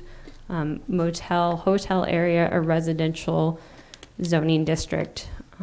Industrial facilities with a utilitarian design shall be screened with landscaping. A lot of that utilitarian design you'll find in the industrial sections of town. There's a, metal buildings are pretty ubiquitous out there.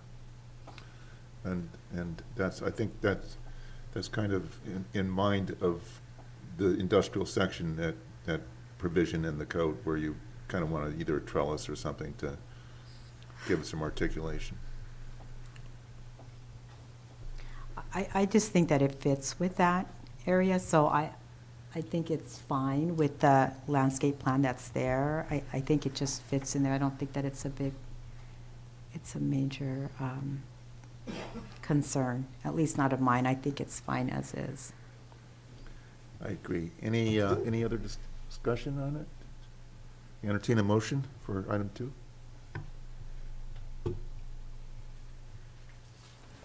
Okay, I'll make the motion if you just help me word it properly.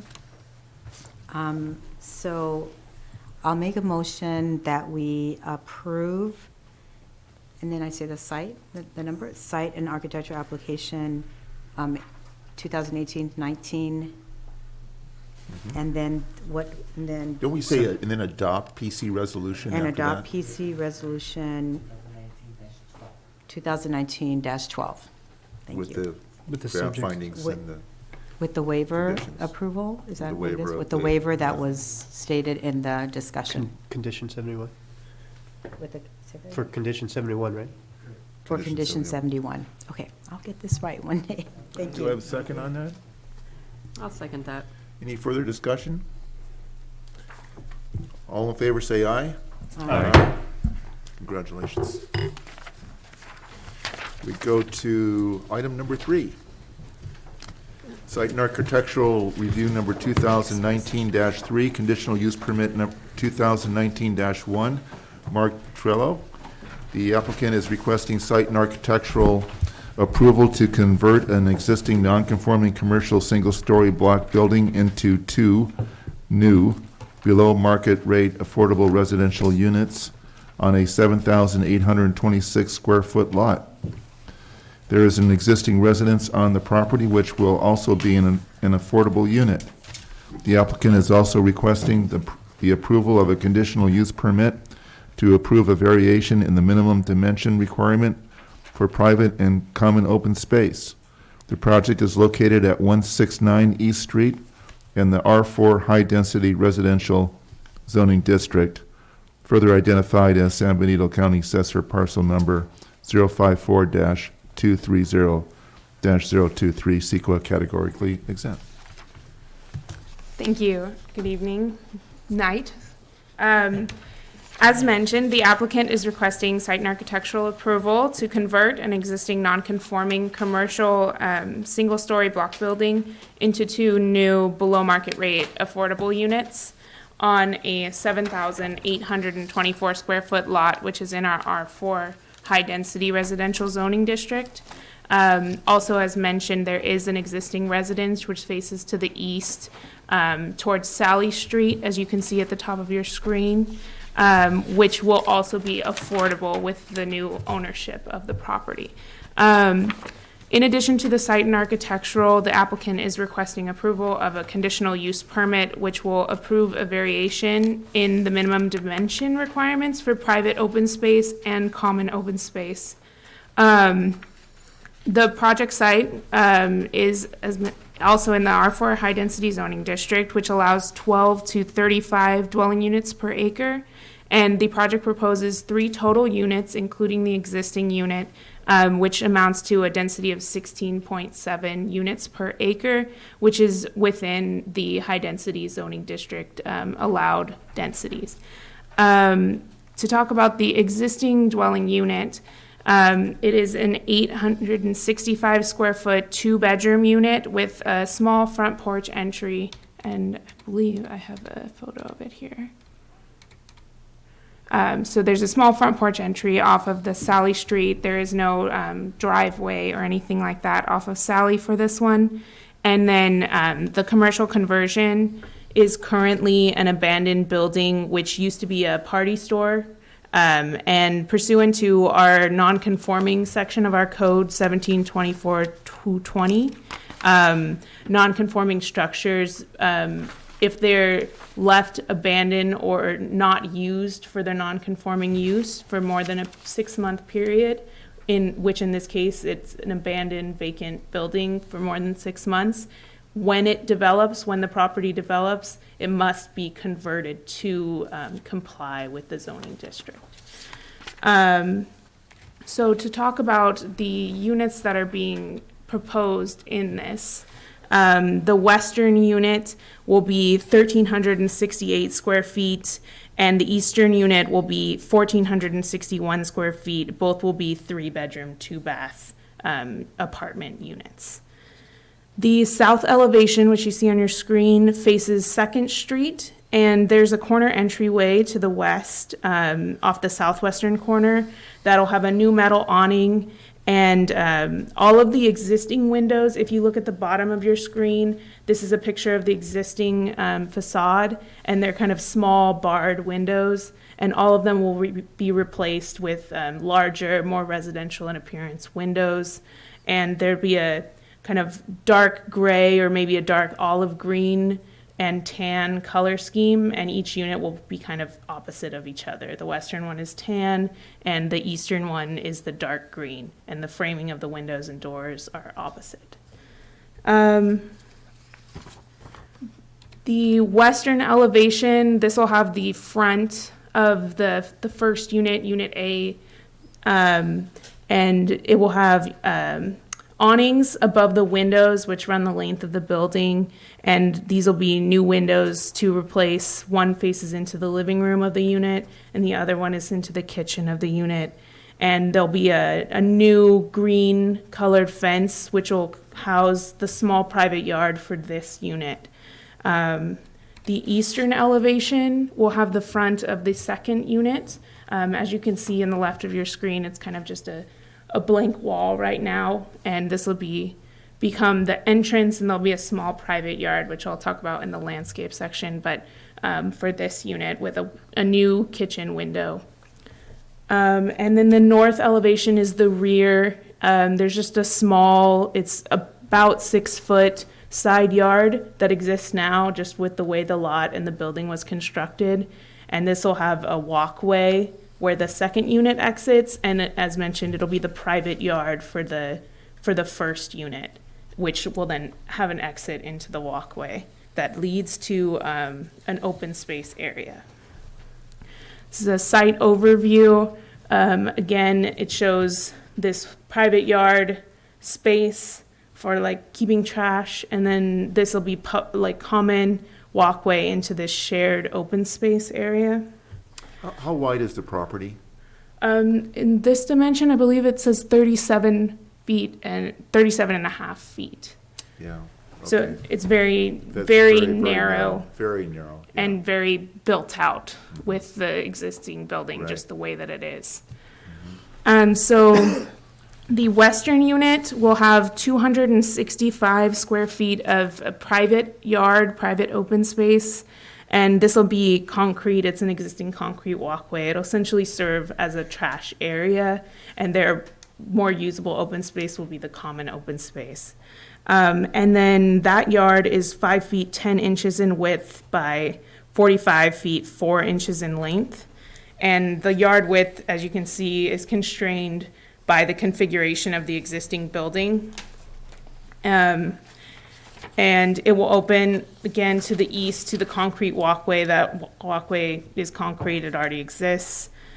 And then the eastern unit will have a 140 square foot fenced private yard area here, again for keeping trash. And this will be kind of their entrance, which opens into a shared open common space. The common open space is 823 square feet. And as you can see here, there's a fake turf field area with the kind of paved concrete walkway around it and some landscaping.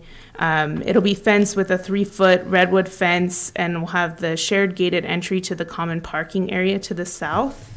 They have some trees and planters along that fence line to kind of shield it, and the fake turf field acts as an amenity, which is one of our multifamily requirements. So it does meet the space requirements. So for a conditional use permit, the reason that the applicant's requesting this is that the minimum requirement of private open space is 100 square feet per unit, which is met. There's 140 and 285. And then the existing private yard on the existing unit will be 348. But the dimension requirement per our municipal code is 10 feet minimum.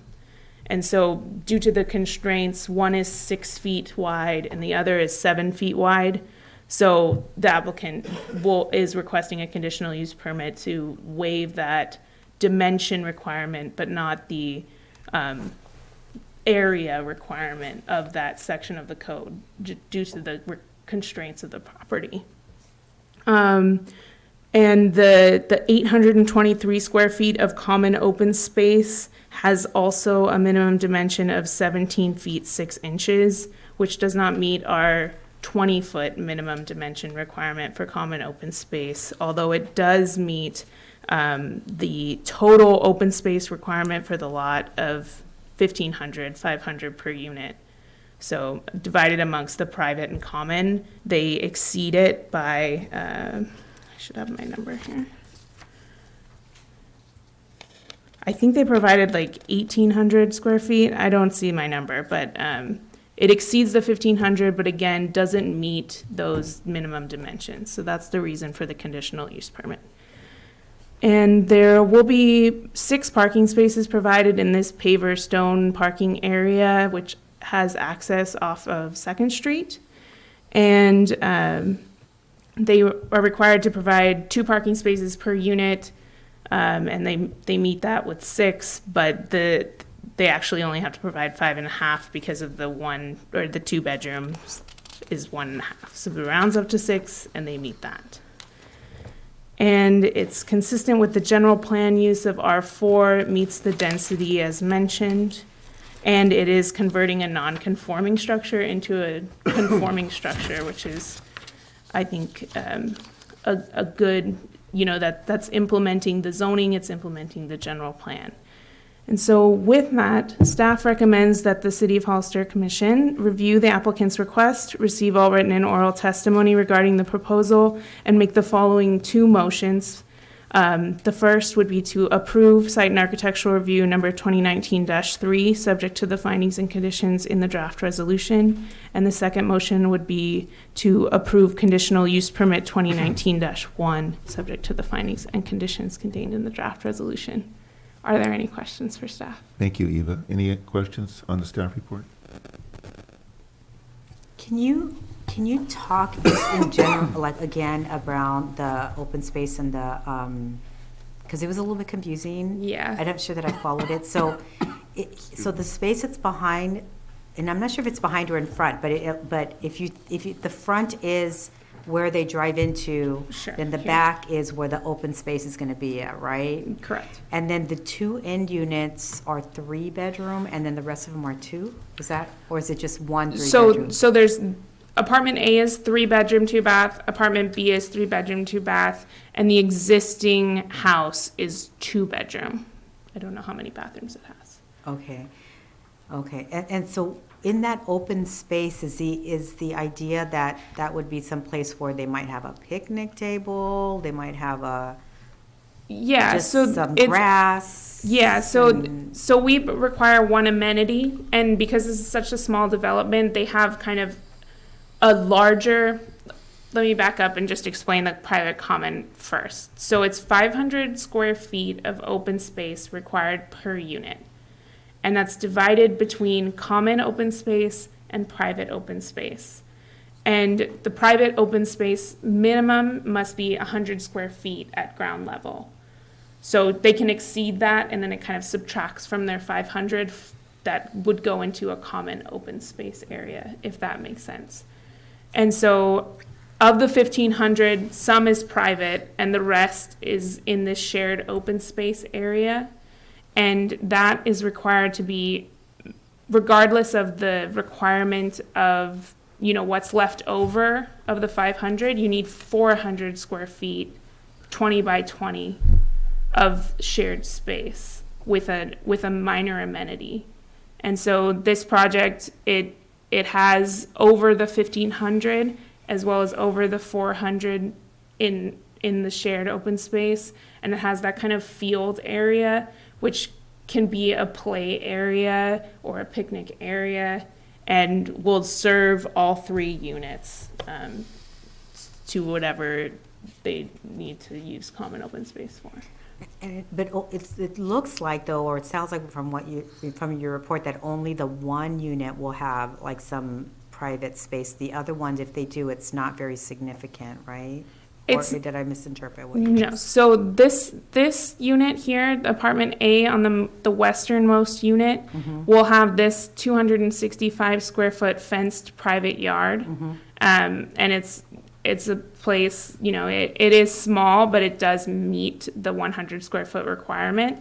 And it's a place where, they can store their trash or kind of put whatever they need to in their private yard.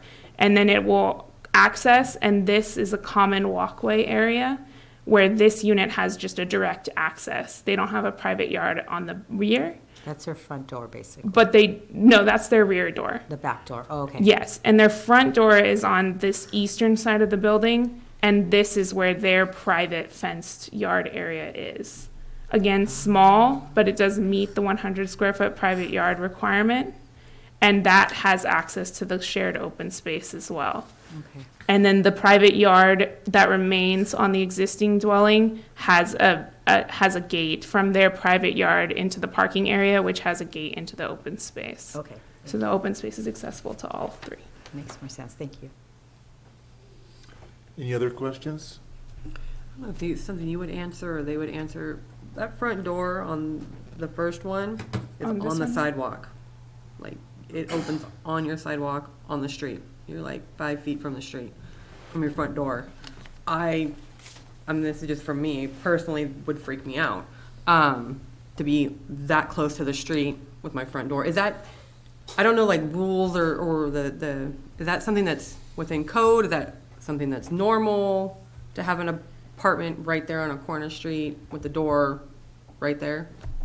Yeah, so this building was a commercial building that was permitted to be built, and I don't know exactly when it was built, but it was permitted to be built out to the lot line. And then they are permitted to convert existing structures into apartments or into residential units that meet the zoning. So if this was a new building, it would be required to meet front and side yard setbacks. But this existing building was built and conformed to the code of its time and the commercial requirements of its time. And so they can have the building or have the apartments in the existing building as it is configured, if that makes sense. So it's just so I'm clear, they can't do Yeah. that now for like a new building. That's not something that they can do now. Yes, it would have to, because it's R4, it's high density residential, and it has its own setbacks and requirements for something new.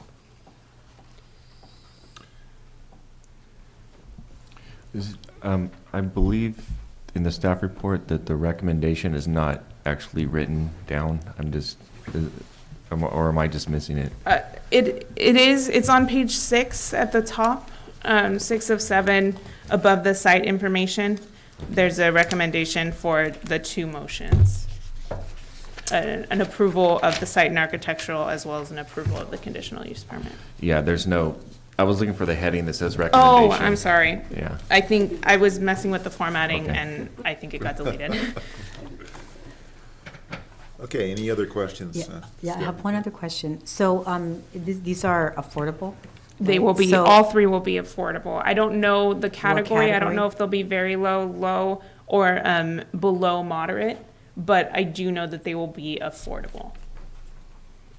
They'll fall into one of the categories. They won't be above moderate.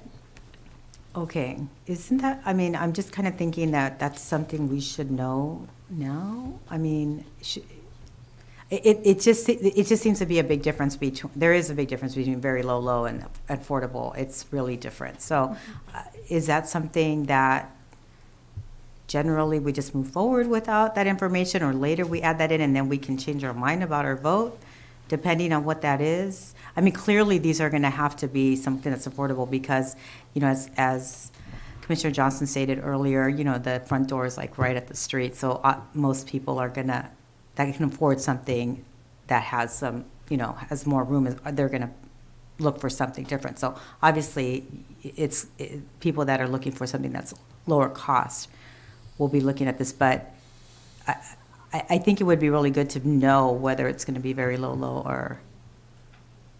or the other category. Maybe Abraham can speak Can you- more to precedence. Yeah, absolutely. So yeah, we the applicant is here and could address it as well.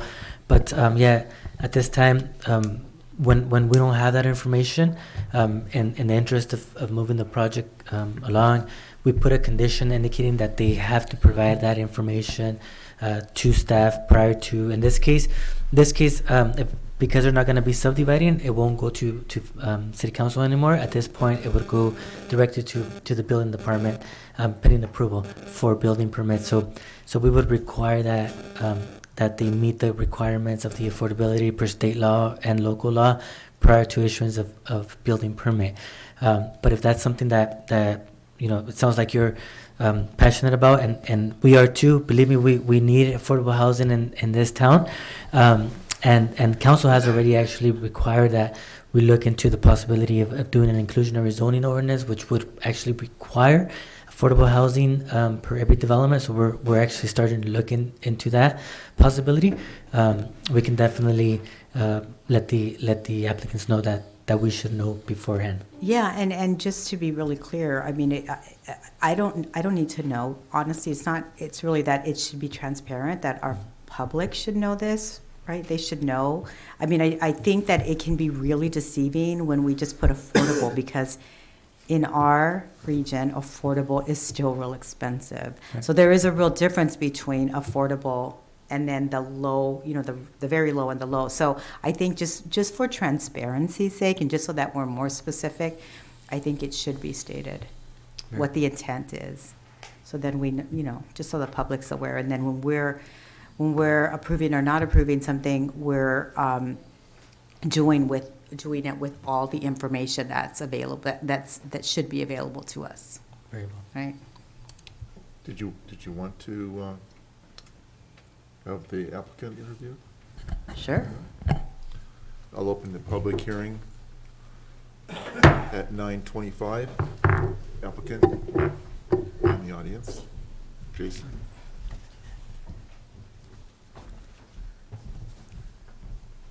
Jason Guerra. My name is Jason Guerra. I live in Hollister, and I'm not sure if I'm actually listed as the applicant. I'm not the owner. The owner is currently out of town. This was supposed to be in the previous meeting, and it got moved or canceled, so he wasn't able to be here. But I think the intent is for it to be moderate, but below market rate. And he's volunteering to do that, to take on this project and convert what was built as a tortilla factory, I think in the 40s, with block wall, and it's a tough building, a tough project, but and I think he could tear the whole thing down and maybe add one more unit, but he's volunteered to make these below market rate, and I think probably moderate, all three of them. And can you remind us what moderate is? What's the income for moderate? Any other questions for Jason Guerra? Thank you, Jason. Okay, thank you. Yes, thanks. So for very low, it's 30% of the average median income, which is probably at around 24,000 per family. Low is 50% of the average median income. Average median income being at 81,100, so that's about 40,000. Moderate and above moderate are the next ones. Moderate, it's at 80% of the average median income. So that we're starting to get to more of like the $60,000-$70,000 dollar range. And above moderate is 120% of the area median income. Above moderate is really just market rate at that point. So yeah, I was sharing with Eva right now, just to be clear. The site here per the densities wouldn't require a density bonus, so these could be at market rate, but this just wants to clarify that's what they're offering in regards to the possibility. But city needs both. Nonetheless, there's a big need for both. Sure. Yeah. But as we consider some of the waivers that they're requesting, I think that's important information to know. Absolutely. I agree. Thank you, Roxanne. Any other questions? Okay, did I close the public hearing? I was just going to ask, could I get a close? Thank you. Thank you. I'll close the public hearing. 927. You know, I just think that this type of a project where you have a really, you know, some constraints, that's the site is so narrow. I mean, it's subject to findings for on the dimensions for the public, for the private yard space and common yard space, and you look at it with I think it's really a really good improvement from what's there now. Yeah, it's a great adaptive reuse Yeah, I think very of a creative, building. a very creative solution there. I think it's a well-done project, really. I mean, we need the affordable housing, that's for sure, or workforce housing, and on a site like that, it certainly is, I think, deserves flexibility and those yard space requirements, dimensions. That's my thoughts. Anyone else? What's the pleasure of the commission? We're looking at a site and architectural review. Do we need separate motions on that? 2 motions, please. Site and architectural review, and then the conditional use permit. I'll make the motion to approve the site and architectural review number 2019-3, subject to the findings and conditions contained in the draft resolution. And you want to adopt the PC resolution? 2019-13. Say the number again? 2019-13. And adopt the PC resolution 2019-13. Okay. Any second on that? I'll second it. Any further discussion on the motion? I just had a question. What is the second number that you're saying? Yeah. So there's a resolution number. So it's PC resolution 2019-13, and those just go consecutively. So the CUP, if there's a motion, will be 2019-14. And then the application number is a separate list that we keep, so every application that comes in is assigned a number. And so this is site and architectural 2019-3, a third site and architectural of 2019. Okay. I have a motion and a second. All in favor, say aye. Aye. Aye. The site and architectural 2019-3 has been approved. Now we're looking at conditional use permit number 2019-1. I'll make the motion to approve the condition use permit 2019-1, subject to the finding and conditions contained in the draft resolution. And the PC, PC adopt the PC 2019-14. resolution 2019-14. Do I have a second on that motion? I'll second. Further discussion? I have a motion and a second. All in favor, say aye. Aye. Conditional use permit number 2019. Good luck with the project, Jason. Congratulations. Good job, Jason.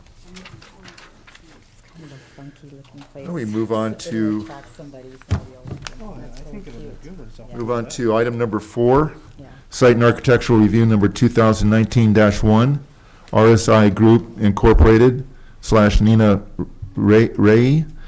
The applicant is requesting site and architectural approval for the construction of a 4,331 square foot Denny's restaurant on a 0.81 acre site.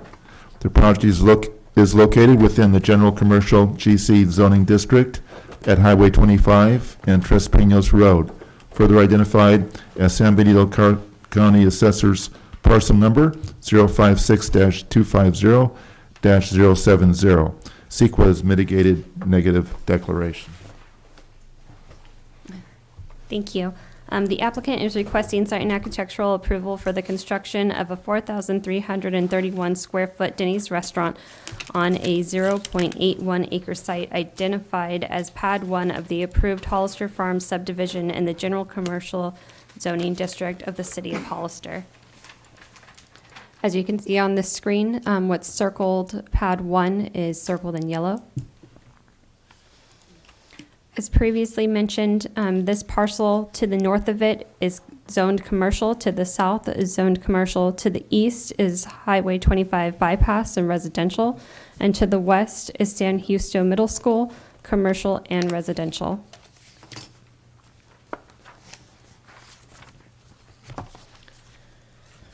The proposed 4,331 square foot building would be accommodating a 24-hour Denny's restaurant. The restaurant is proposed to seat approximately 141 guests. The front of house is proposed to have a guest waiting area, lobby, and an open floor plan with 3 dining areas. The main dining area will also include a dining counter, which includes traditional booth seating and table seating. The back of the house will include a storage area, office space, employee area, scullery, kitchen, cooler, refrigeration section, and as well as 2 ADA compliant restrooms. The building will be located along the Highway 25 bypass and north of the existing Les Schwab Tires building in the approved Hollister Farm subdivision currently under construction.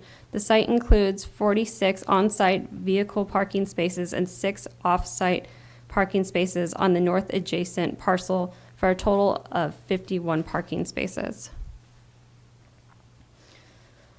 Among the 46 vehicle parking spaces that are proposed on site, there will be 3 clean air van pool / electric vehicle spaces, 2 electric vehicle charging capable spaces, and 3 ADA accessible spaces.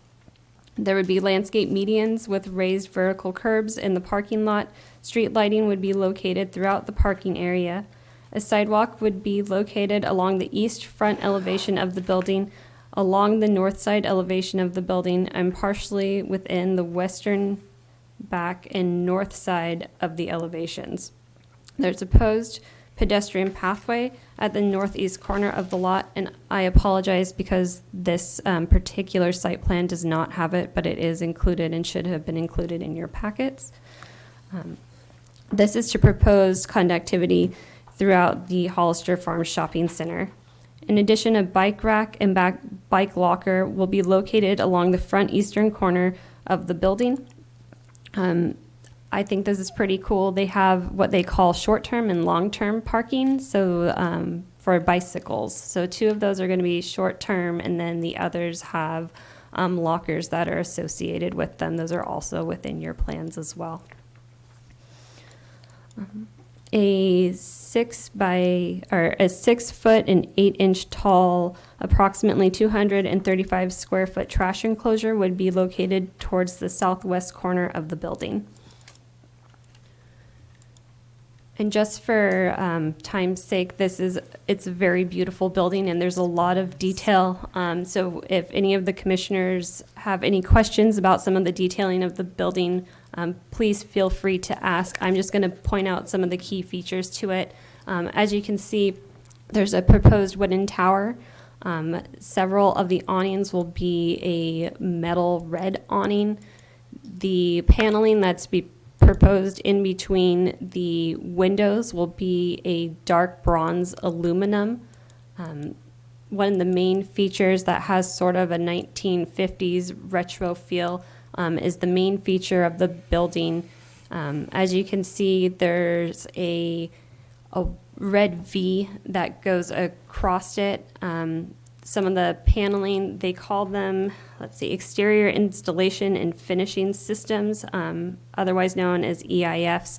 You can see all the detailing that will be going with these panels. These will be pearl white panels, and then behind it, those will be vertical square paneling in Tony taupe is what it's called.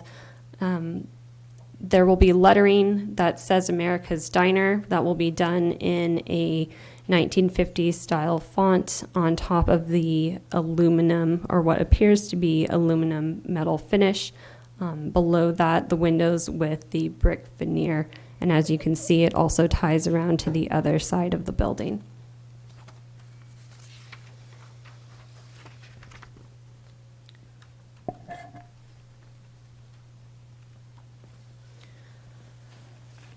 So one of the issues that we've had was figuring out some of the parking spaces. The applicant has been working with us to provide as many parking spaces as possible. Right now, what you're seeing is 51 parking spaces. They would need to provide 56. However, there is parking available throughout the rest of the shopping center.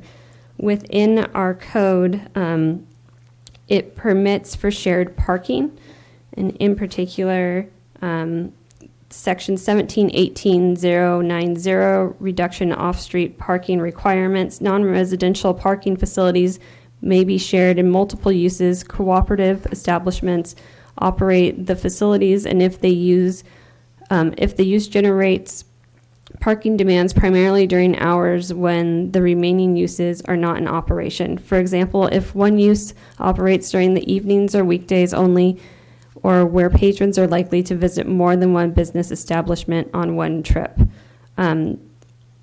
Basically, this is saying that if one area isn't using their parking at a certain time, you can kind of have this trade-off between the two. So with Denny's, we asked them, what is your peak hours of service? And what they told us was it's typically from 7 a.m. or from 5 a.m. to 7 a.m. I apologize. So this is when the majority of the shopping center will still be closed. So that is where the 6 other spaces are coming into play. Up here in this area, this will be a very large parking area. There we go, right there. Just so you kind of get an idea of how close all the rest of the parking will be.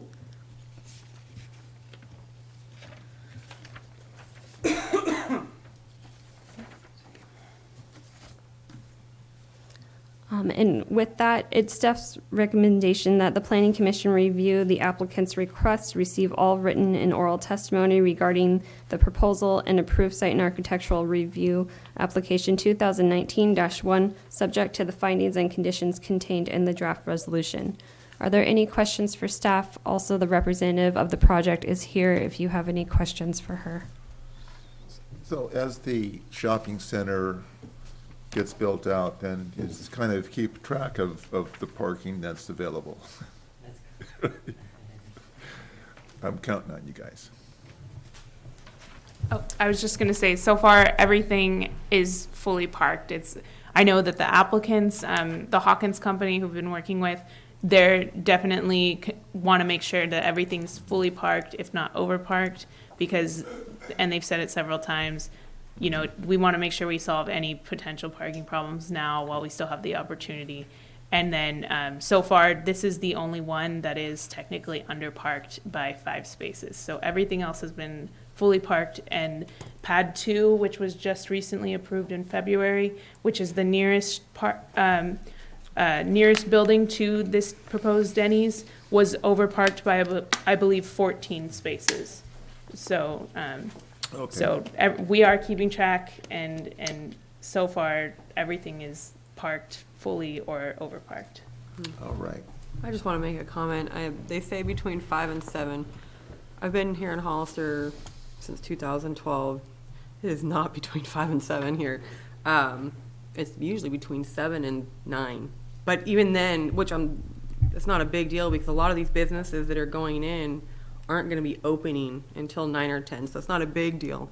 I just find it funny that here in Hollister, everybody's getting breakfast at 9. That's why I get breakfast at 7. So, because at 9 o'clock, there's lines everywhere. So, just a funny comment I wanted to share. So I have a couple of things.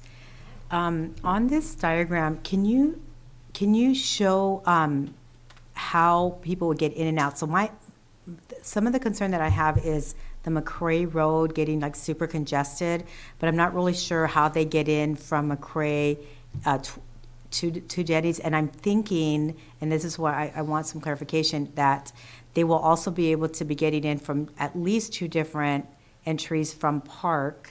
Is that right? And then they're going to be able to come all the way through, or is this just one? So anyway, can you just clarify how people driving into Denny's would get there from both McCrae and from Park? Okay, so there's several options. So off Highway 25 and Park, as you mentioned, there are 2 entrances which will just be fully accessible through the parking lot. Okay. So one here and one here. There's also an entrance off McCrae into the parking lot here, and they have a through entrance here as well as here. And then this goes through to La Schwab. And so there's the exit points. I believe one is here. I think right now there's one here. Abraham, do you know if that one is proposed to remain? So there may or may not be an exit here, but there's an exit here, there's an exit here, and there's also an exit here. And all of these are through. So through the Les Schwab and Walgreens aren't part of this particular subdivision, but they're all kind of collective. And so there's reciprocal parking agreements throughout this entire subdivision commercial project. And then the CFN is going to be like in front of it, so they'd have to kind of circle around? Is that, am I like looking at this right? The CFN, the gas, the filling station, it's in that vicinity somewhere, but I'm just trying to figure out exactly where it is. I think it's in front of it. Yeah, where the pointer is at, the petroleum it's in this area. So there's conditions when the subdivision was approved last June. There's conditions that there would be some type of barrier or fence that would block the subdivision from the petroleum. So yeah, the access would be through here, and then there was also talk of making sure that the petroleum still would be able to access to their site and be able to leave their site. That was part of the subdivision. So where is the front of the Denny's building on here then? So that beautiful facade, because I agree, it's really nice. I love it's really cool. Where is that? So it's going to be the eastern elevation, so what's facing the Highway 25 bypass.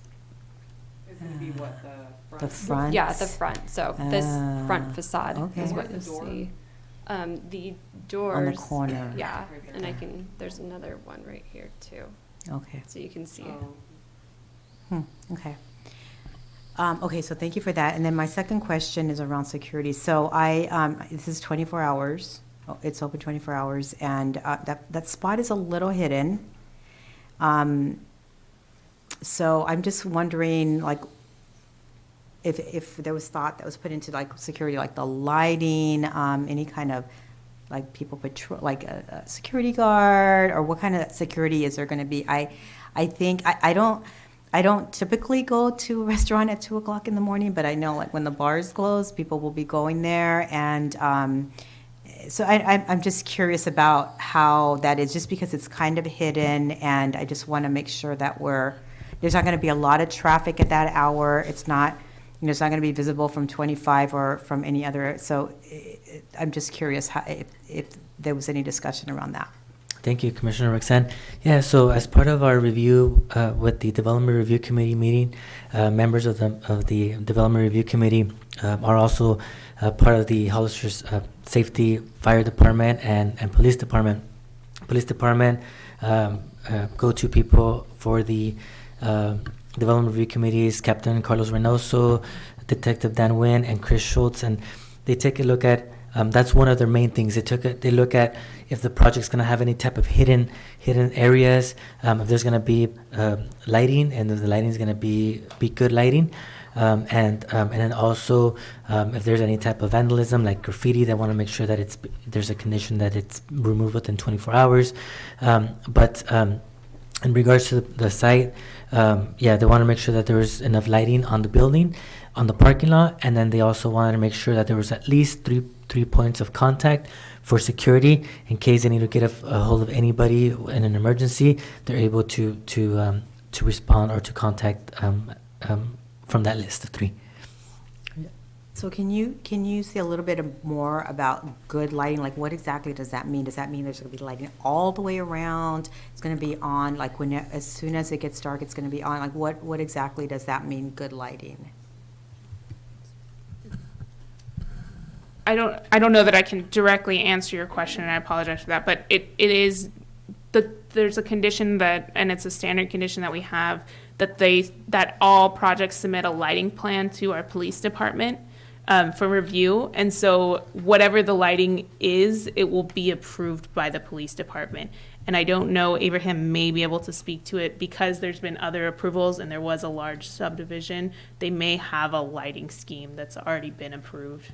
for the subdivision. We don't require a photometric plan, do we? I don't know the answer to that. Not specific. It has to be, the plan has to be submitted to the building department, and so the building department makes sure that it's placed appropriately. Some of the requirements that we do have is that they're fully shielded, that they don't escape light or to the atmosphere or intrusive to the neighboring parcels. Yeah, in our zoning code, there's requirements in regards to the types of lumens of signage, for example. But the building itself, yeah, we want to make sure that there's enough lighting, and we definitely make sure of that at building permit stage prior to issuance of building permit.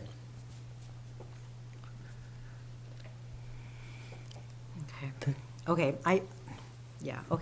I would have liked to have something that's a little bit more specific than that, but so then the building permit part of it, does that come to us so that we can have some input on that part of the plan? The site and architectural is what comes to you. The building permit plan goes directly to the building official, and the building official applies the California Building Code standards to make sure that they meet all of the codes, the ADA standards, all of that. They're a lot more detailed, and that's what goes to the building department. For us, it's site and architectural, but you're definitely right on your lighting questions. Definitely, the condition can indicate that the building has lighting that's, and I believe it's already a standard condition that's approved by the Hollister Police Department as well. But we can definitely make sure that normally, like in landscape, we provide all the details: what type of trees, what type of bushes, what type of ground cover. But we can start looking into having the applicants provide more of a detailed lighting plan as well. Sure. And I also would like to see a little bit more detail from the police, because in other reports that we've read, they've kind of make like general statements. Mm-hmm. There hasn't been anything real specific. So I would like to see a little bit more detail, and only because this particular building it's just so it's hidden and it's 24 hours. So as opposed to like something else, like some of the other buildings, it's not as much of a concern. There will be people that will be coming in. They might be a lot of drunk people at 2:00 in the morning, maybe. So I mean, I just think that with this kind of a restaurant that's 24 hours, I think it's really cool, and I like that there's something 24 hours. So I think that's all of that is great, and I just want to make sure that people feel safe when they're there, and also that we have some input in that before everything's finalized. I had another quick question. So on that, is there going to be a sound wall on 25 blocking Denny's from 25? Or are you going to be able to see all those buildings? Like, see how, like, on that road, is there going to be some kind of a sound wall? Like how, how the houses have a sound wall, like you can't see their house? Is there going to be something like that, or is it going to be open? The requirement for the sound wall is mainly for homes. For commercial, it would be open, similar to how it is right now with Walgreens and the Les Schwab's. The applicant, it was actually same developer, but now the developer is doing the rest of this site. But the only thing is that Caltrans does not allow for any type of access from. But it can be open. But it could be open as long as it's commercial. If it would be residential, then yeah, that's where the wall would have to be part of it. But yeah, not in commercial. Okay, so that kind of helped with the security thing too. I mean, it's still visible from 25. When you kept saying security, I'm like, is there going to be a sound wall? I'm like, I'm confused. Yeah, okay. It's good questions the commission's bringing up. Our DRC, to be honest with you, is very detailed, and it takes a lot of talk between the different divisions in the city. And the police department, they analyze every project that comes to them, and even people that aren't in the emergency services, we're always kind of talking about, hey, is it visible? Are people going to have access and not feel scared walking to their car in the middle of the night? So they're good points to bring up, but we do go into the details with each of these projects with the DRC. So just want. Thank you. Okay, we good? All right, so open up the public hearing now at 8 minutes to 10. Any speaker cards? We have one, Nina Ray. Mr. Chair, members of Planning Commission, members of staff, good evening, by the way. My name is Nina Ray, RSI Group, representing Denny's Restaurant. I know you guys have raised a lot of good points, and Denny's being 24 hours on all their locations, they do take into account of their customers and make sure that they feel secured coming to our business. So there will be parking lot lights. We have building lights, and as part of our electrical plans that go to the building division for review, we actually have a photometric plan that shows the foot candles of what the parking lot and the lighting around the building is. And right now, the way you're looking at the overall site plan, it feels like we are hidden, but we are visible from Highway 25. And we do not have any issues with any of the conditions that are outlined here. Police department does have conditions about lighting and shielding. We will provide them with 3 security contacts that will be available 24 hours in case police departments need to get hold of them. And we are very happy to be here in Hollister, and I can answer any questions you guys have. And I would like to thank the staff. They have done a great job on working with a lot of due diligence on this particular project with me. Any questions for Nina? Ray? Is this a franchisee? It is a franchisee. Okay. But he is located here in Northern California, from Hayward area, but owns a lot of franchises. One of the largest Jack in the Box franchises, that owns this one too. Mm-hmm. Well, I appreciate that, and when the photometric plan would show the range of the lighting and the extent of it in a graphic way. I know some other agencies, they require that at a planning stage. So we may want to consider that on some of these commercial developments. Thank you very much. Thank you. Anyone else in the audience care to speak on item number 4? With no further speakers, I will close public hearing now at 5 minutes to 10. Any discussion on this? I think it's, I think this development on McRae overall is I'm impressed with the buildings. I think it's could be something Hollister can be proud of. It's a landmark project. Yeah. Yeah. I think it's looking good out there. I'll just say that, I came from a big city, so moving to Hollister was kind of a culture shock.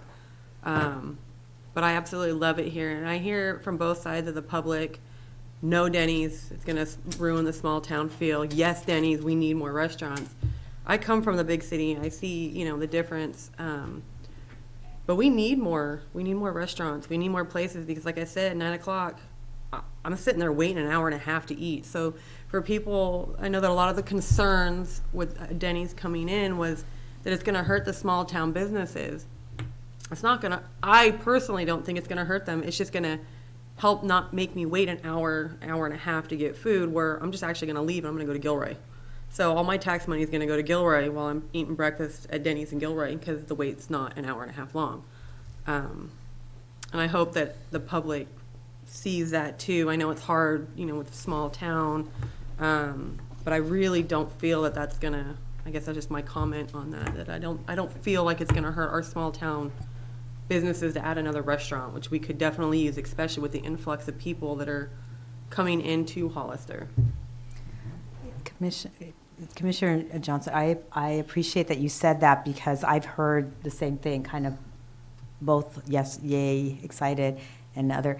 But my perspective on this is that we need both. Mm-hmm. We need the local, like more,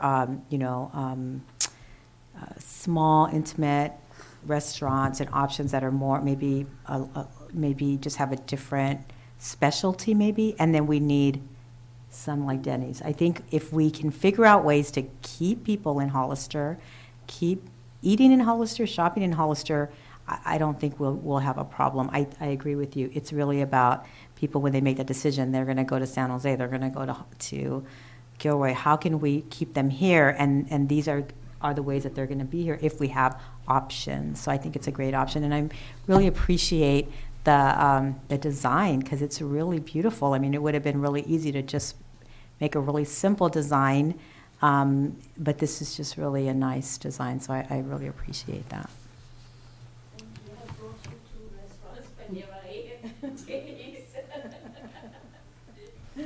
They also were the applicants of Panera Bread. I love that French onion soup. And this is a good sales tax generator for our city too, so we need that revenue. It'll be nice to have another 24-hour option. Jack in the Box just doesn't do it. Driving all the way out to Casa de Fruta just doesn't do it at 2 in the morning when you're wanting coffee and nothing else is open. So I'm kind of excited for it. So I am too. Okay, so I entertain a motion on this. Site and Architectural Review number 2019-1. Kevin? I would like to make a motion that we approve site and architectural review application number 2019-1, subject to the findings and conditions contained in the draft resolution. And adopt the PC resolution. And adopt PC resolution 2019-15. Motion second. I'll make a second. Further discussion? I have a motion and a second. All in favor say aye. Aye. Congratulations. You're welcome. Good luck with the project. Yes. Okay, moving right along here. Item number 5, Site and Architectural Review number 2018-14. Geary Coates / Coates Consulting. The applicant is requesting site and architectural approval to construct a 2,400 square foot commercial building located at 773 San Felipe Road, further identified as San Benito County Assessor's parcel number 051-100-310. This parcel is located in the North Gateway NG zoning district, east of San Felipe Road and south of McCloskey Road, CEQA categorically exempt. Thank you. As mentioned, the applicant is requesting approval of the site and architectural review for the construction of a new 2,400 square foot commercial cannabis dispensary building. The project is located on a 35,087 square foot site at 773 San Felipe Road, and it is in the North Gateway Commercial Zoning District.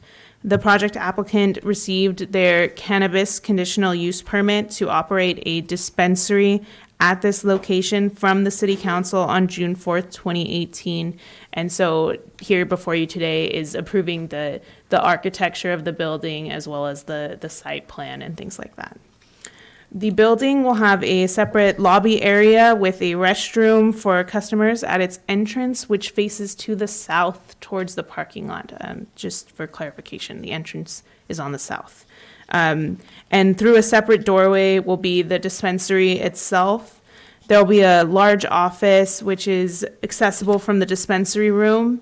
And in the back of the building, employees will have access to a break room, a vendor's office, which has a second exit out to the outside, and there'll be a vault as well as another office.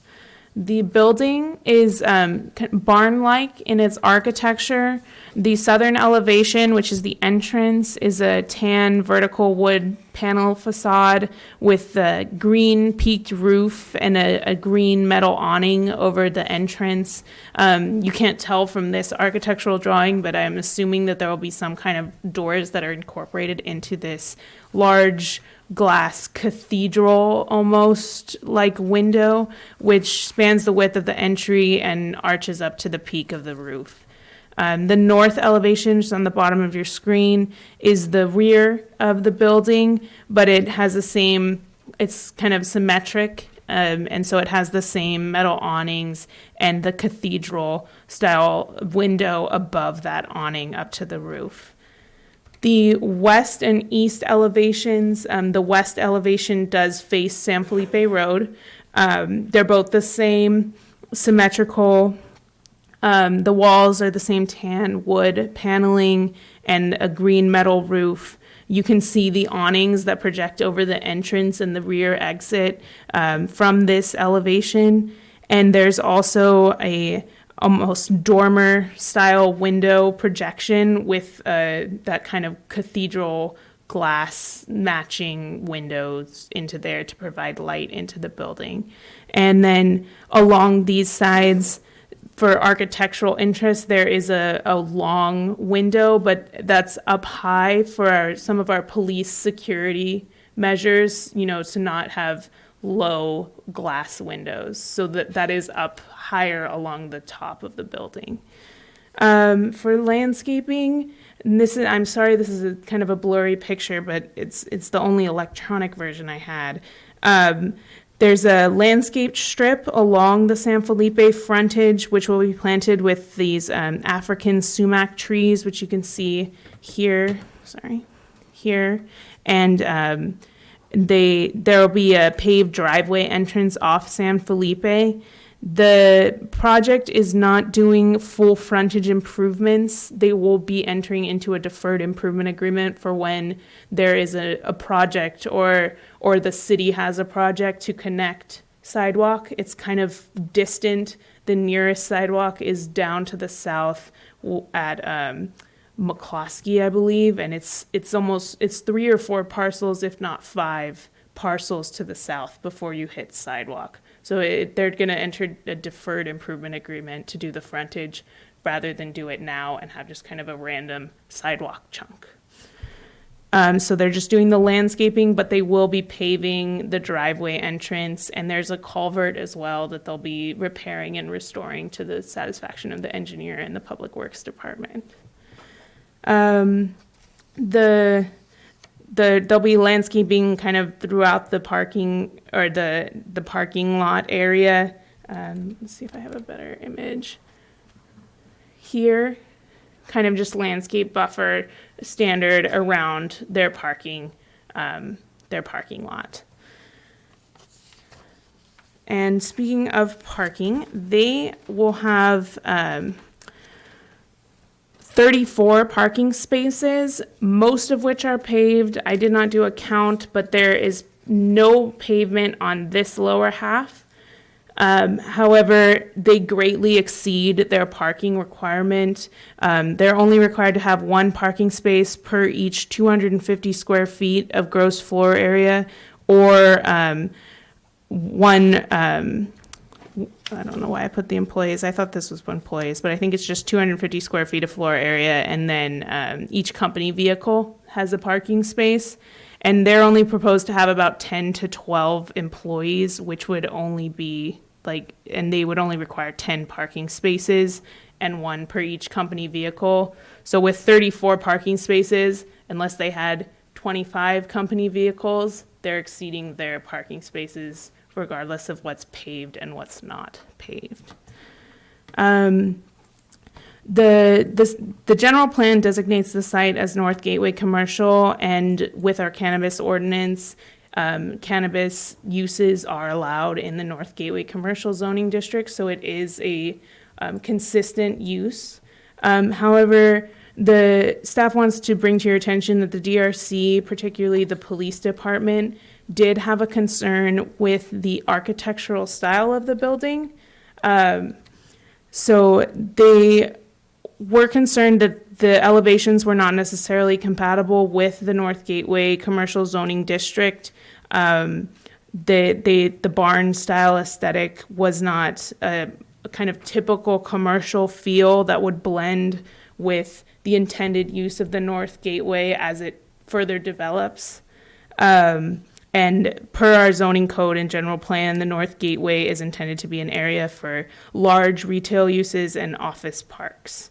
On top of that kind of more general concern, the police department felt that it would be very conspicuous, and with it being a cannabis dispensary, they would worry that it could become kind of a landmark or, kind of a colloquial place.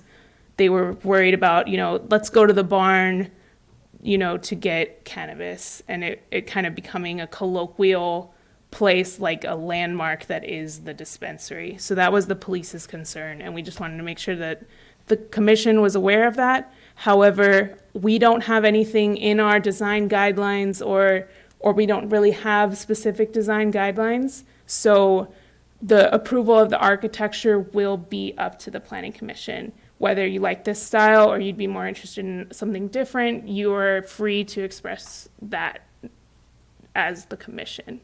As staff, it does meet the intent of the zoning code, the general plan, everything like that. So it is consistent, and that's why it's here before you today. Just to briefly discuss, there is also an existing residential structure on this lot that is non-conforming. It has a detached garage and a few other detached buildings.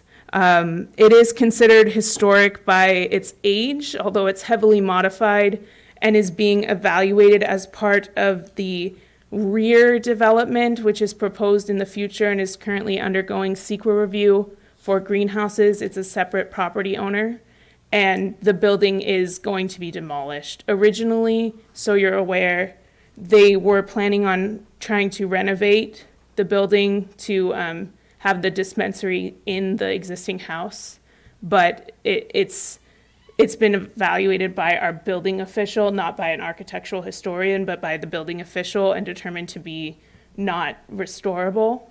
So that will be demolished. I don't know exactly what phase, but it's being evaluated under CEQA just as a separate project that's not being considered tonight.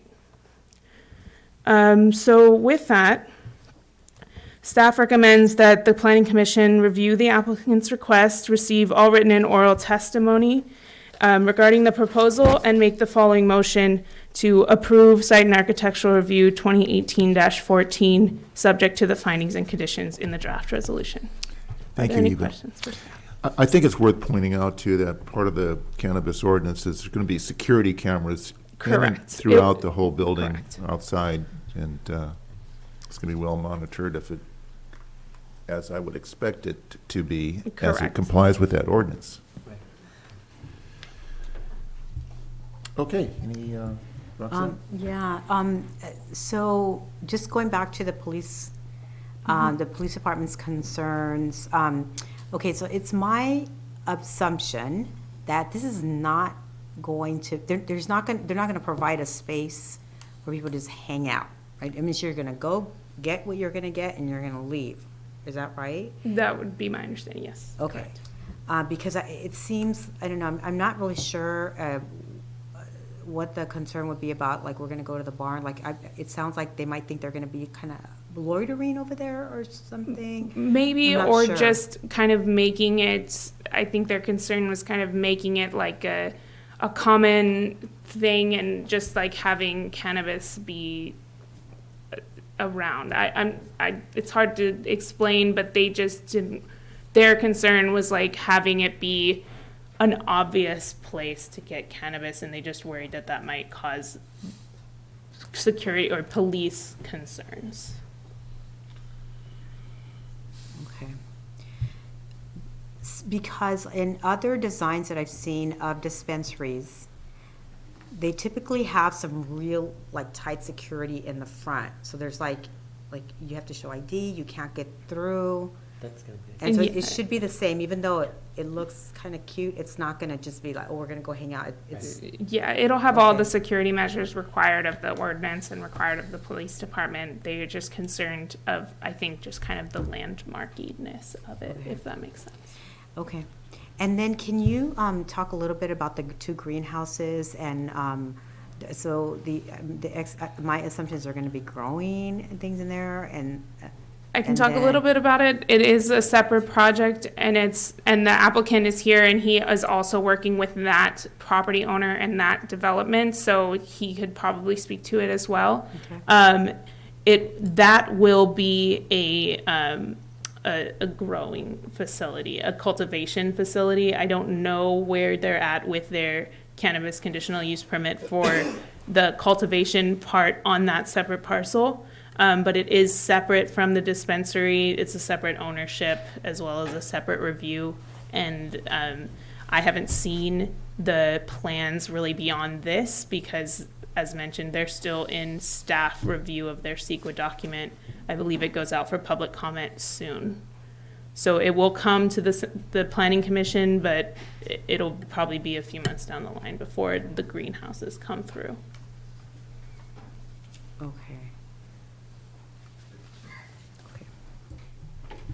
I guess my only comment would be on the side, the east and west elevations. I like how that the windows are higher, because as I said, security measures. You don't want someone throwing a rock in and we're going to steal whatever we can, right?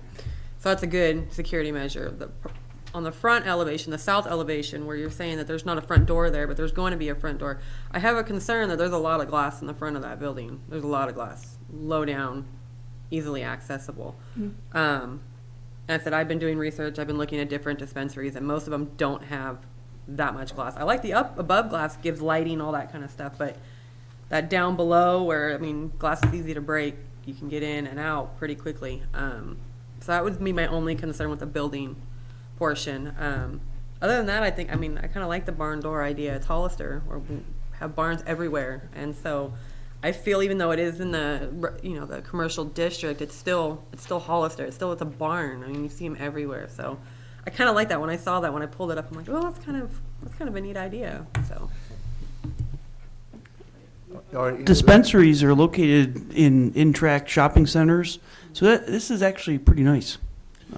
Standalone. Any other questions? No further questions. Open up the public hearing now at 10:14. Is the applicant? Yep, Gary Coates.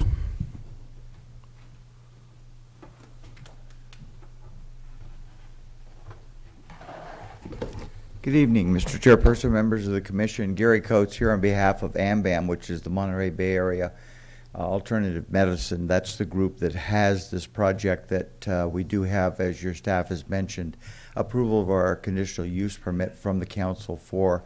And it's actually a medical dispensary. It is not an open dispensary based upon city ordinances. Should that change, we'd have to go through and request that amendment if that were the case. But at this point, it's a medical dispensary. And I think your staff has done a very, very good job in going through, since this is the first one that's come to the city. So it's kind of a unique program. The folks that have this have two other dispensaries that they operate right now. One of them in Delray Oaks, the other in Salinas. And I think as your staff and as you yourselves have commented, there's a great deal of security that occurs within these. Our security far exceeds anything that we would look for the local police department to do. We're actually hooked up with them electronically, so all our cameras will be put directly to the police department. We will be monitoring it. You are correct. There is an area where you have to go through a sign-in program. You go through, and it's almost like an area that you go into first inside the building before you actually go into the dispensary itself to purchase. So there's a double situation that occurs. So it's an extremely secure base operation as we go through. And these folks have been operating. They've been actually the #1 in the Western U.S. They were in the top of secured and operational dispensaries. So they've done a very, very good job in doing what they've done. The parking situation, the area that is down to the south, we're going to be putting in their base rock. It won't be just dirt parking, but we're only covering so much of that area. We have an agreement with the greenhouse folks behind us that should that be approved, access for that also comes through this major access point separate. Separate in the sense that it is a separated intersection for going back to the greenhouses. So at that point, they'll be paving that area and taking over the improvements on that, because that's where the roadway goes to get into the back area. If they don't, then eventually we'll go ahead and pave it ourselves, but we're far exceeding that parking requirement today. Appreciate the deferred improvement situation because, again, we would like to go in concert with all the other groups that are along there. When the sidewalk is ready, when that's all done, we're happy to join in and do that. With respect to the door, it's a good point. We looked at these new doors, which are a shatterproof glass door, actually can handle gunfire, etc. And so we were trying to get as much light in to reduce the amount of actually electrical need, and et cetera. But if the commission said, gee, we want a different door, that's fine. We're not opposed to that. That was our thought process in going through. The design itself, it was funny, and I don't mean this in an ironic sense, but the police department's comments were exactly correct. We wanted people to recognize this is kind of a design element. It's a gateway element. This is your gateway into your community. We don't want to stand to be the same as every building. When you go out there today, I don't think you'd want any of us to be like any of the buildings that are pretty much along that roadway. So our goal is to get something that identifies Hollister. It identifies the agricultural community. It is an agricultural product. Yes, it has other dimensions to it. We obviously all know that, but it is an agricultural-based product. So our goal was to try to carry that theme into this. There will be no loitering in all the facilities that we operate. You buy and leave site. There's no consumption of anything on site. There's no loitering on site. There are 3 security folks that are around the building at all times that it's open, and people are very nicely everybody knows it, so no one really is offended when they say, we need you to move along, please move along. And we have a private security, our own. It's not contracted. We have our own security people as part of the operation. So, but the conditions, all of the items that staff has done, I think they've done a great job in looking at it and understanding it, and we don't have any issue with any of the comments. But I'm happy to answer any questions. I can give you some input, at least on the backside, if there are questions with respect to the grow, which is occurring behind there. Even though that comes up later, we can tell you just what the intended uses and things are back there, if that's something that's of interest to the commission. So I'll conclude my comments and answer questions you may have. You said that the door, you said it was shatterproof. Yes. Which is, I like that. I mean, I love the glass idea. I said more light, less energy you're spending, money and stuff like that. Is that just the door, or is that all the surrounding glass? It's all the surrounding glass. Even, is it that glass on the sides too? It's all that shatterproof? Okay. Yeah, to be very honest, because of what we sell, because of what we do, we over-designed for safety's sake, and that's part of the process. I assume that, but it's better to have it said, so, okay. Yeah, and I would like to hear a little bit about the intent and kind of the plan moving forward for the greenhouses and how it's going to all come together. Sure, it's a separate owner, as was mentioned by your staff. That is a group that they're going to be doing, it's a combination of a grow, manufacturing, and distribution. By distribution, it's commercial distribution where they will take it and take it off-site to other areas. They may sell to the AMBAM. It is not connected, so it isn't a guaranteed source for them. They have all of their own sources, but if this is a group that comes in that they would agree to have on, then they would actually have that used and purchased from that position. There's going to be 2 buildings that are back there, and then we've gone through with the fire department, police department, all of those to make sure that these buildings have proper turning radius. You can get fire trucks in because that's a requirement. And also all of the load requirements for electrical, all that's been factored in, sewer, water, etc. Everything we've been looking at to go through these. They're large greenhouses is what they are, except for what they call the hothouse, which is the manufacturing or extraction areas that occur within the building. That building might be a total of 172,000 square foot, both of them. And there might be about 14,000 that is the hothouse where the actual extraction occurs. The rest of it is all grow area. And it is, they're electronically done, where in the sense that it's the temperature controls, all the different controls that occur within the area are maintained by that. And they have different phases of grows that go through there. At some point, if you have not had it, we're more than happy down the road to take you to some operational ones that you can see. It's to describe it gives you a sense, to see it gives you an understanding. And so we'd be happy to do that at any time if the commissioner or staff wish to have that done. We're more than happy to do that. So does that answer your question? Yes, thank you. Yes, Thank you bet. Thank you, Gary. You I bet. don't have any Hold on. questions. Yeah. Oh, great. Thank you so much, I have a Mr. question. Chairperson. Oh, I'm sorry. Kevin? Yes. This might be an obvious question, but what's inspiring the color choice? Actually, that is the staff color choice. We had it as a red barn building. But that was something that we were trying to kind of honestly soften it down a bit so it didn't stand out as much as it would. We thought of the little red barn concept, and that's what we had. So that color came as a suggestion from staff, and it worked. Any other questions for the applicant? Thank you, Gary. You're welcome, Mr. Chairperson. Thank you. You're welcome. Any other speakers on this item? That's all. That's all? I'll close public hearing now at 10:24.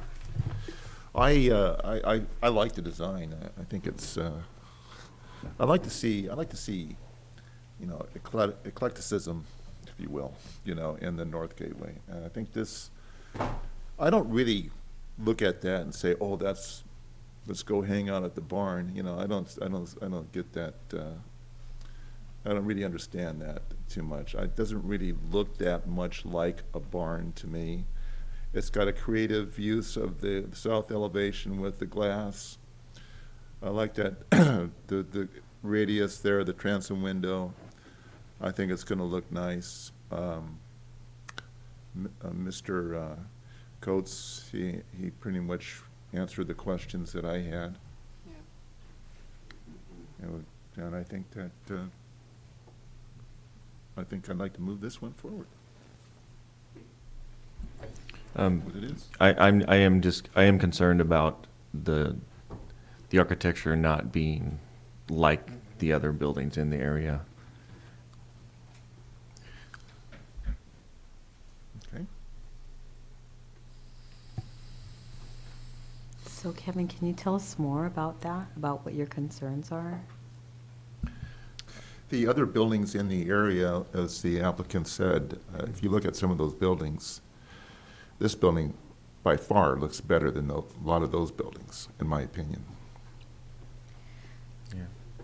So here's how I kind of interpreted what the developer said, and then just kind of what I was thinking, and it would be really nice that this then raises the standard of what a building would look like, and maybe the others would then think about upgrading later, and we might have a nicer looking area.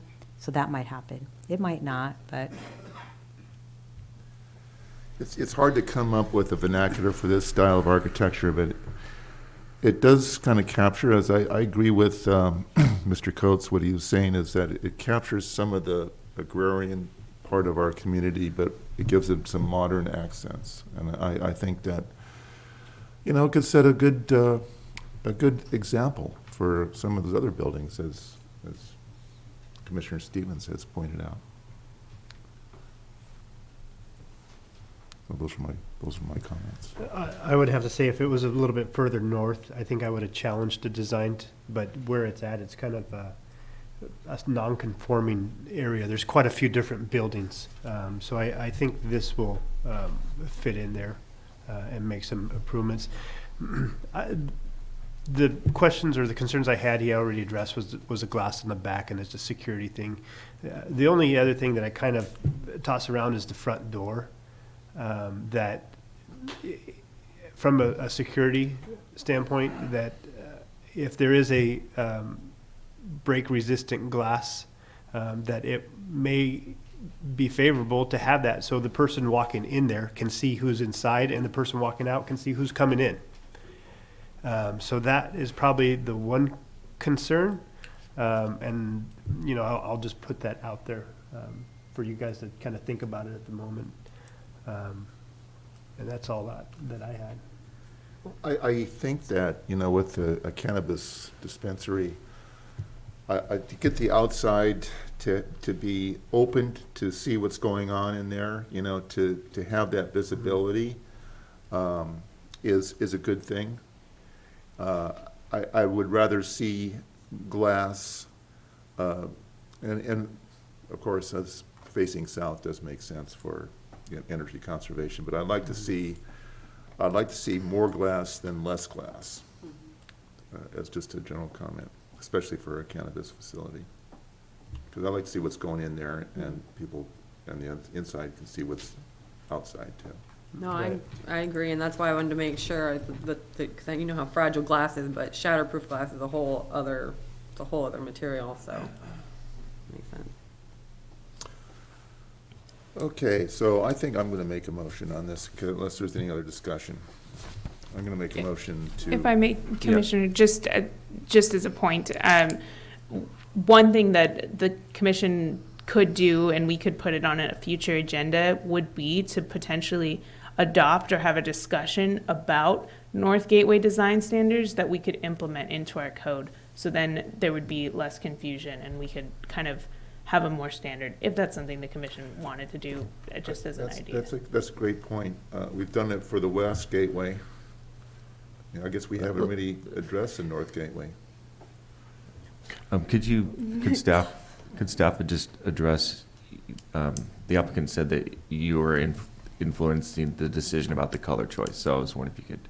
Yes, so we didn't, from the second round of DRC comments, because it came in as red barn, and then there was a little bit of change done, and then it was still red, and the police was really concerned with the red particularly, so suggestions were just made generally for like as Gary mentioned, kind of a softer color, and some of the things D said was like a white or like a beige or gray, or like even like a softer kind of a gray blue were some of the options that came out of DRC and were given to the applicant, and came back with the tan and the green, kind of interesting color different combo. So this is our kind of third round, but the DRC did suggest like perhaps just toning down the kind of bold red would be their preference.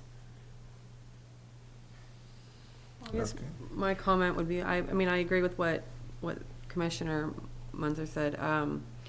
If it was a little bit more north, it would not be fitting in. It would not look right. It would kind of be, it would be really sticking out there. But I think with it where it's at and all these other surrounding buildings, yeah, it's still sticking out, but it's by far better than anything. I mean, sadly, but it's by far better than anything that's out there.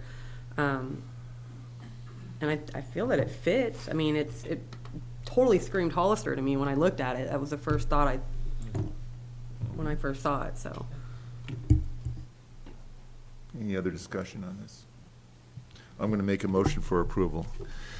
I want to make a motion to approve the Site and Architectural Review number 2018-14 and adopt PC Resolution 2019-16. 2019-16 with the draft findings in the resolution. In a second? I'll second that. Further discussion? I have a motion and a second. All in favor say aye. Aye. Aye. Congratulations. Hey, we'll take a short 2-minute recess.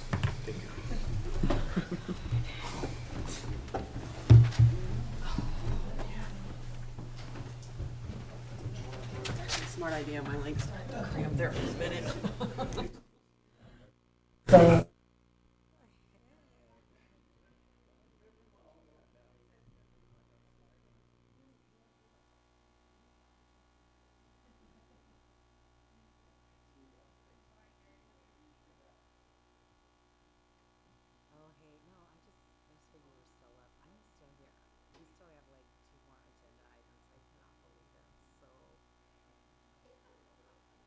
This meeting has been so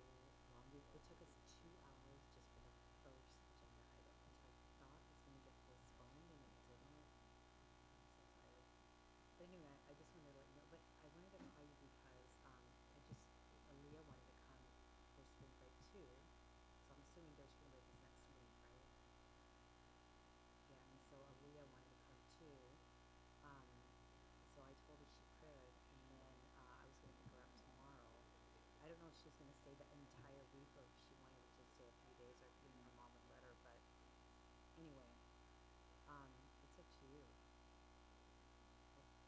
I'm okay with it. I mean, all I'm gonna be doing is what I normally do is I have my meetings, I have Rotary on Monday, and then, actually, I think that's all I have next week, is Rotary on Monday. Friday, I have a commitment to meet up with the girls.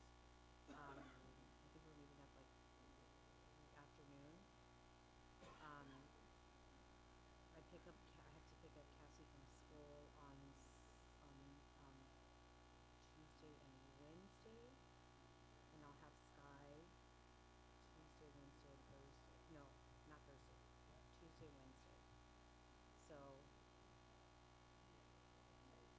but I mean, we could talk about it tomorrow. But I mean, we as long as they know that I have the days that I'm going to have like some time will probably be.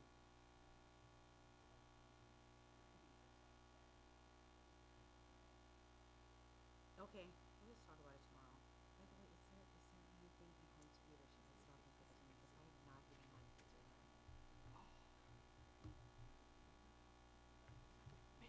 My leg cramped up there for a second. I was like, oh no. Yeah.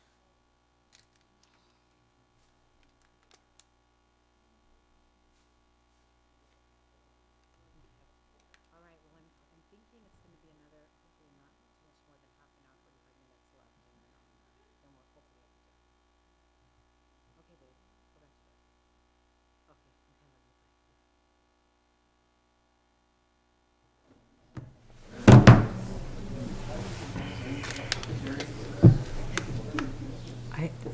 Is this like the latest meeting that this is ever?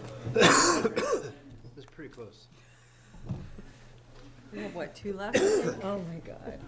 I was impressed. I've been in Fresno all week, And you're- and I drove straight over here from Fresno, and I was like, okay, it'll be like a 2.5 hour meeting for you. I can make it. I know the county, or the city clerk from Morgan Hill, and last week their meeting went until like 1 in the morning. How's the next one shaping up on the 25th? How many things are going to be on the agenda for that one? You guys are killing us. You're killing me.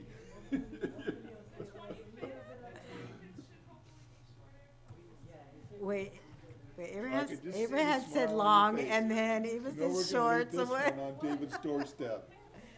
He's gonna love that. Okay, don't let anybody else bring anything else. Okay, good.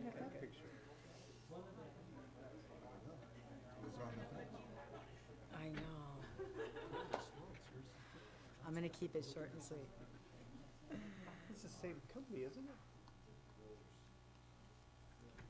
That's the back of it. Where's the door? They said that they weren't, it's gonna be in that glass, like it's gonna be surrounded by glass. It wasn't on the slide. They said it, the staff said it. That's the right one. The door is gonna be glass? Yeah, the door's gonna be glass. I took it the other way around. The door, when they were talking about the door. I don't know. It was on there. I didn't put it there. Yeah, you have a different screen than I did. I was looking at yours. I'm like, oh, it's red. I was looking. I was more attracted to that one. Oh my gosh. Yeah, it's the glass. Oh my God! What the heck? What did they do to me here? They're playing tricks on me.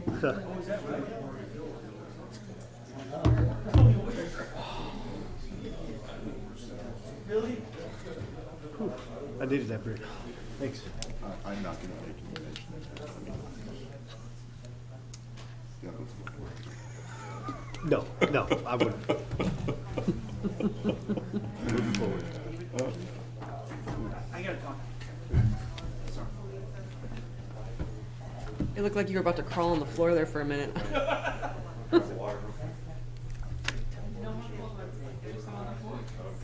Oh.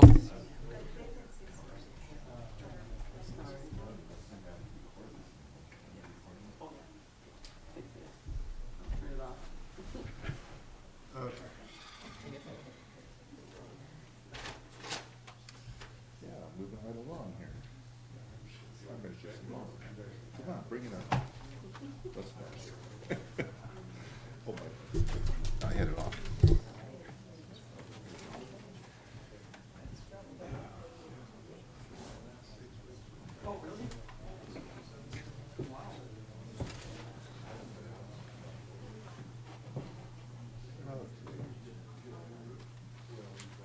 All right.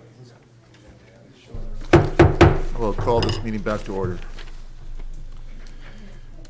We go to item number 6, the extension of tentative map number 2016-2, Bob Cutts. The applicant is requesting the Planning Commission's approval of a tentative map extension. On May 4th, 2016, the City of Hollister Planning Commission approved tentative map 2016-2 for a major subdivision, total of 19 units with one detention basin lot encompassing approximately 4.34 acres in the R1-L/PZ Low Density Residential Performance Overlay Zoning District. On March 22nd, 2018, the Planning Commission approved a one-year extension of the tentative map, which expires on May 4th, 2019.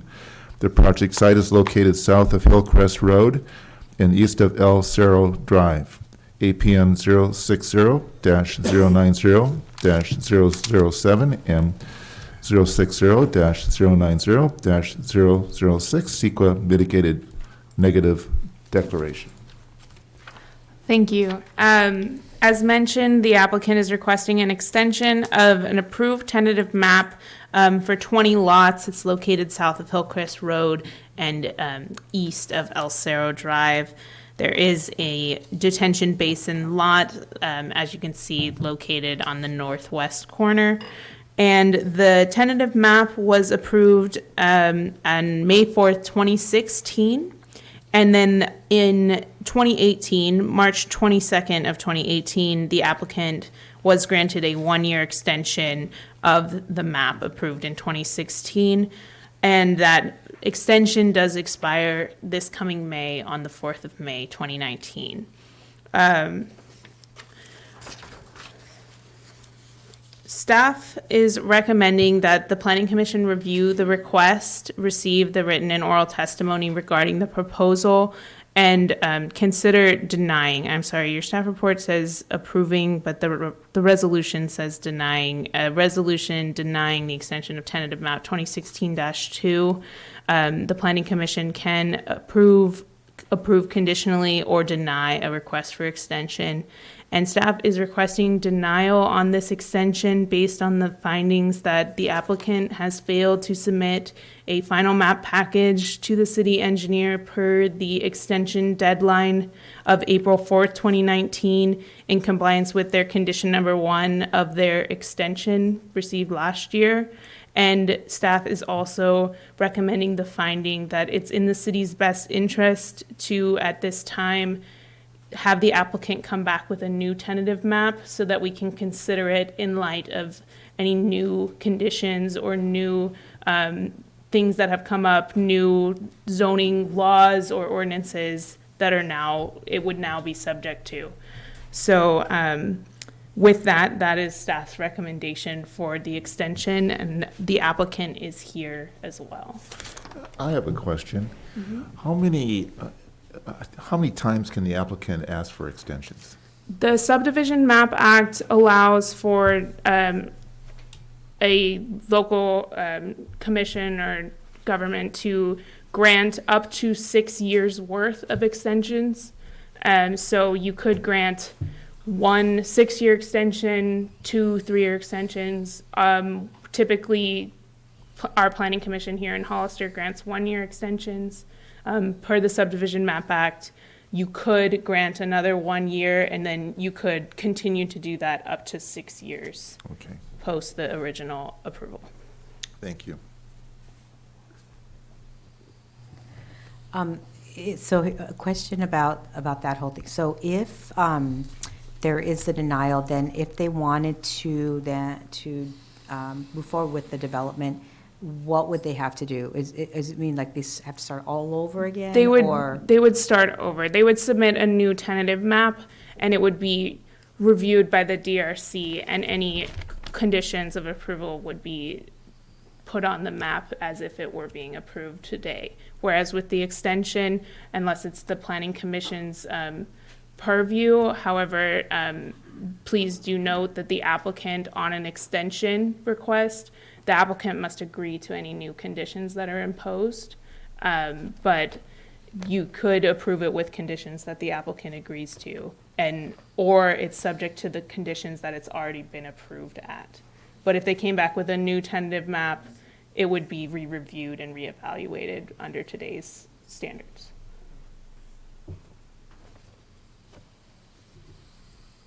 Any other questions on this item? Staff report? Okay, I'll open up the public hearing now at 10:43. Is the applicant in the audience?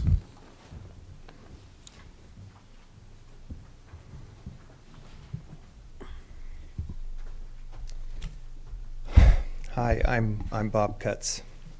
In the middle of January 2019, I tried to get an application for an extension from the planning department. I was told by city engineer Danny Hillstock that I had to have a meeting with the planning department first before I could even get an application. On February 7th, Mike Bassetti, my realtor, Terry Secor, the buyer for the property, my engineer Matt Kelly via conference call, my sister and myself met with Abraham Prado, Brian Swanson, and another gentleman, I can't remember his name. Due to sickness, Danny Hillstock was not available, and a substitute engineer via conference call was present. When the meeting was about to end, everybody agreed that this was a good project and the planning department would recommend the extension. Everybody shook hands on it. On February 19th, I filled out the application and paid the fees. On February 27th, I received an email from Matt Kelly saying, and I quote, "I had a disturbing call with Danny, Abraham, and Brian yesterday. In the call, Danny told me that they would not support the requested timeline extension if you would not consider street improvements on Hillcrest Road and revising the pond storm storage to underground. This is disturbing because in a previous phone call with Danny, I pointed out that case law prevents a city from adding conditions to an approved tentative map, requesting a time extension. I didn't feel the need to inform them again during this conversation since I know they have already heard it before. He told me, Danny told Matt, without these revisions, they would recommend denial of the time extension request. March 15th, I received an email from Eva Kelly that March 28th Planning Commission meeting canceled due to an error in the freelance and would be held April 11th. March 29th, I received another email from her saying the city is considering recommending denial of my tentative map extension to the Planning Commission. She asked if I could meet with her, Danny, and Abraham to discuss the city's concerns. I was unable to meet with them due to family emergencies. When I was here last year, I was told I could only get a one-year extension.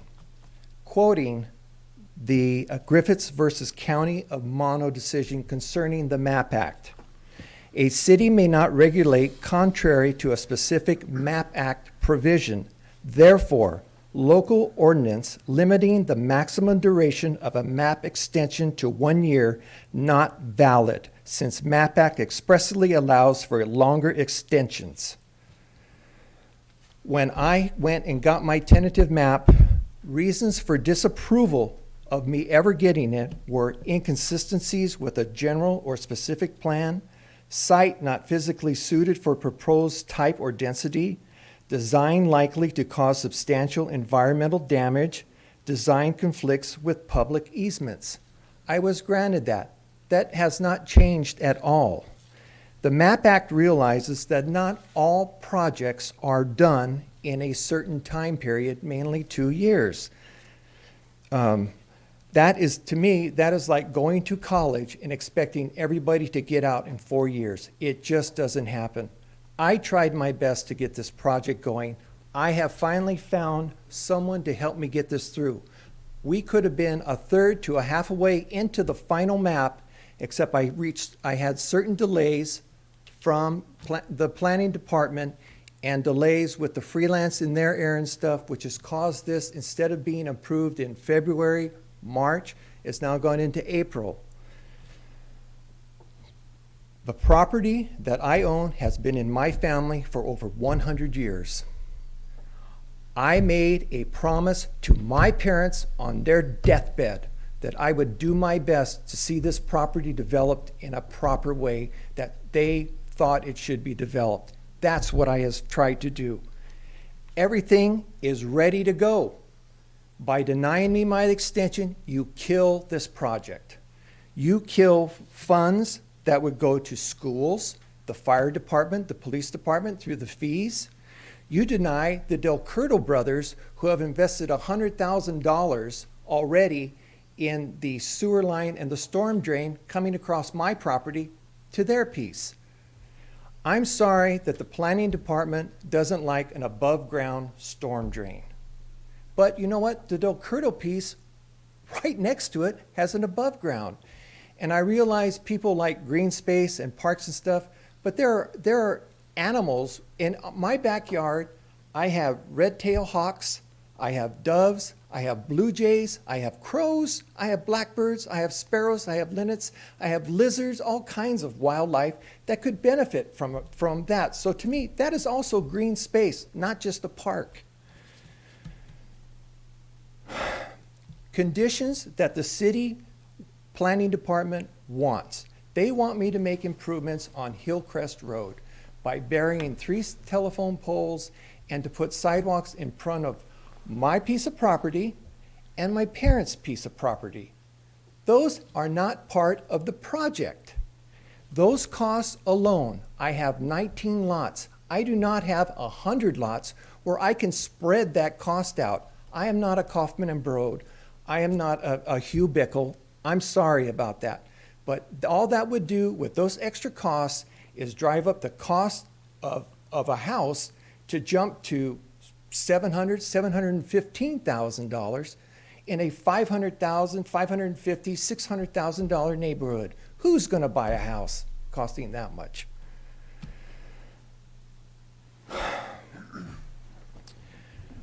All I can say is I jumped through all the CEQA hoops. I did the traffic studies. This project would help get in some of these infill projects to be completed. It would widen El Cerro Road so it's not just this 1 lane part way up and then 2 lanes the rest of the way. I humbly ask that you approve my extension request. Thank you. Thank you. We have a second speaker, Jeremy Leem.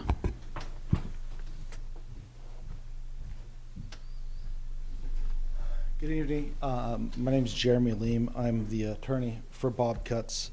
As he said, he's not a big-time developer. This is local family. You know, he's obviously not as sophisticated and doesn't have the financial backing of some of these larger developers. But we're doing our best, and at this point, we're at the finish line, and we just need the extension. It's not a huge project that needs to be opened up again. If it's denied, it will be opened up again. And I think that's some of the issue and the frustration that we're dealing with, because in dealing with the department, we've noticed a few legal missteps that I'd like to point out. First, they've requested some additional conditions. Those are impermissible. I'm going to read you from Bodega Bay Concerned Citizens versus County of Sonoma, citation 125 Cal 4th 1061. It's paragraph 4 that says, once a tentative map is approved, the county's discretion to deny an extension of the map is limited and involves only a determination of the length of time to be granted. There's no discretion, there's no ability to add additional conditions when granting an extension. It's really just an issue of time. Additionally,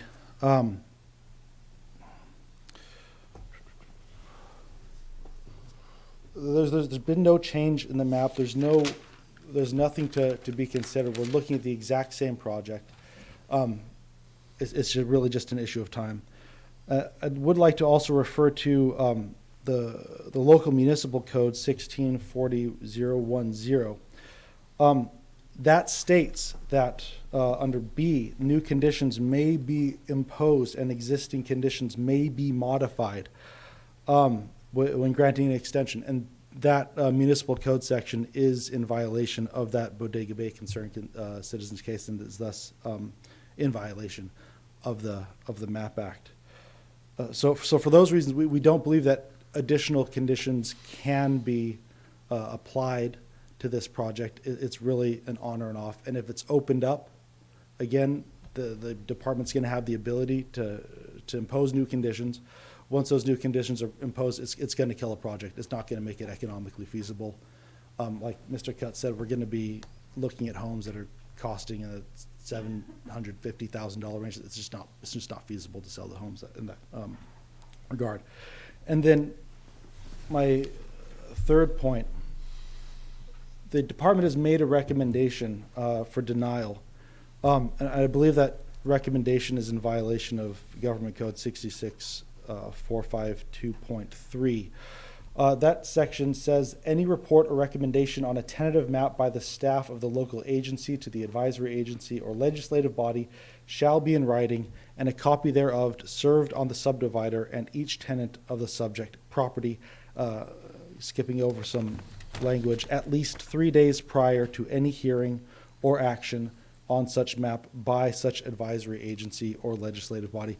We did not receive that recommendation in writing. We received an email from Ms. Kelly that said that they were considering recommending a denial, but we did not actually receive that recommendation in writing. So we believe that adopting the recommendation would be improper. Let me flip through, make sure I'm not missing anything. I think that concludes my thoughts, but I can answer any questions if you have them. Any questions? I have questions for either the applicant or maybe Jeremy just wants to answer it on his behalf. Before going into this project, what did you do as a profession, Bob? I was a UPS driver. And you're currently retired? Yes. And before you decided to roll up your sleeves and tackle this, did you realize you're going to go back to a full-time job? And to be honest, Seth, when this tentative map was first approved, I looked to the Del Curto brothers, and they were extremely interested in it. But they had some problems with the piece they were developing, and it wound up that they were unable to buy my piece. I really thought they were going to be the ones to do it. So I looked elsewhere. But I looked for local people to try to get them involved. Because to be honest, 19 lots is too small for the big guys. And for a lot of smaller guys, it's still something, but I thought I could find some group to do it. Finally, when I got the extension last year, I hired Mike Cassetti. I said, if you can find a local guy, if not, reach out and see if you can find somebody, maybe somewhere in the middle that might do this. He found somebody. We are like 6 months away from having a final map. And unfortunately, the planning department wants me to start over.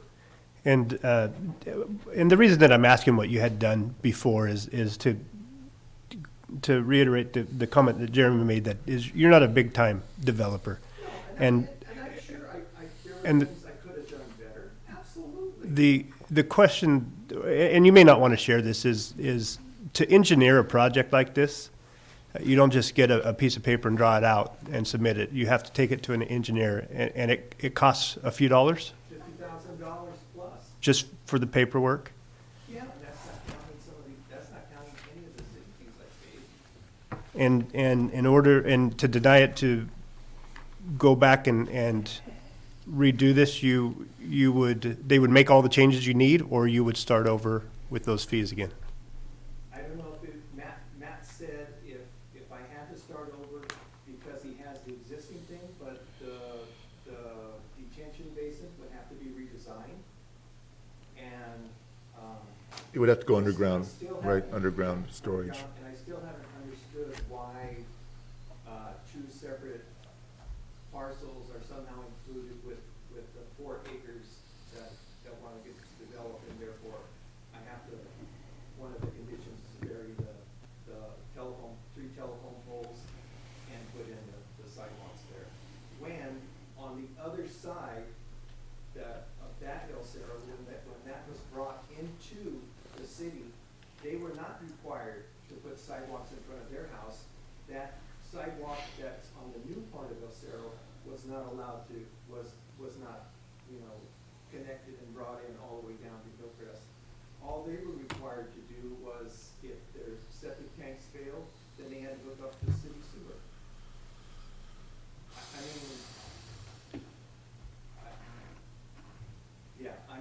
I'm not a big time guy. Hugh Bickle, I'm sure he would have known all of this type of stuff, But I really, really thought that when Del Curtis bought my cousin's piece, that, this would be a good opportunity, get the tentative map, it'll add some value to the property, and it'll make it much easier, so all that they gotta do is just jump right into a final map stage and get this thing going. Yeah, I commend you for taking on this project. If I may just make another point before I sit down. Go ahead. I would like to lean on what we're talking about and the general cost and what we're looking at here. It says, going back to the Bodega Bay case, once the tentative map is approved, as it is here, developer often must expend substantial sums to comply with the conditions attached to that approval. We've done that here. These expenditures will result in the construction of improvements consistent with the proposed subdivision, but often inconsistent with alternative uses of land, continuing to use it for, other uses as they have. Consequently, it is only fair to the developer and to the public interest to require the governing body to render its discretionary decision whether and upon what conditions to approve the proposed subdivision when it acts on the tentative map. And that's what we're asking for here. We're asking for that discretionary authority to act in fairness to the developer, act in fairness to the public interest, to really just give us some time to finish this project, let us put in some homes. You have all these huge developers coming into town, putting in 50, 100, 100 house lots. I mean, 100-year family in San Benito County, developing a piece of bare land that's been in the middle of, houses off of Hillcrest for 100 years. We need to get this done. We need to help them out. Thank you. Thank you. Any other speakers on this item? I'm really a little bit dumbfounded about this. I feel like I don't have enough information to understand the denial process and what the applicant did to reach this point. Again, it goes back to, I need some more training. So I'm gonna ask that, I feel like I need more information. The packet that we received on this was really, really tiny, didn't have a lot of information. So I just feel like I need a little bit more information from the city staff around what led to this denial, and I don't know, I give you just a little bit more information. Yes, sir. My name is Mike Bassetti, and I am the broker representing Bob Cutts. And I've done a lot of work for the family in the past. They had an 8-acre parcel there off of 4th Street that they finally sold to a developer. But I took that property on 2015, 2014, something like that there. And at that point in time, it was a really tough market still. There wasn't a lot of residential development, at least not along the corridor there. And what you folks have to understand is that you know, this is a really good time, okay, to bring this property to market because there's demand for it.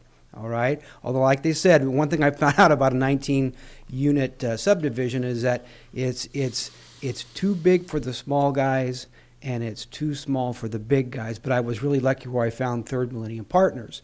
But if you make him go back to square one, you know, we're coming up on a 10-year cycle here where it's gotten to be better and better and better.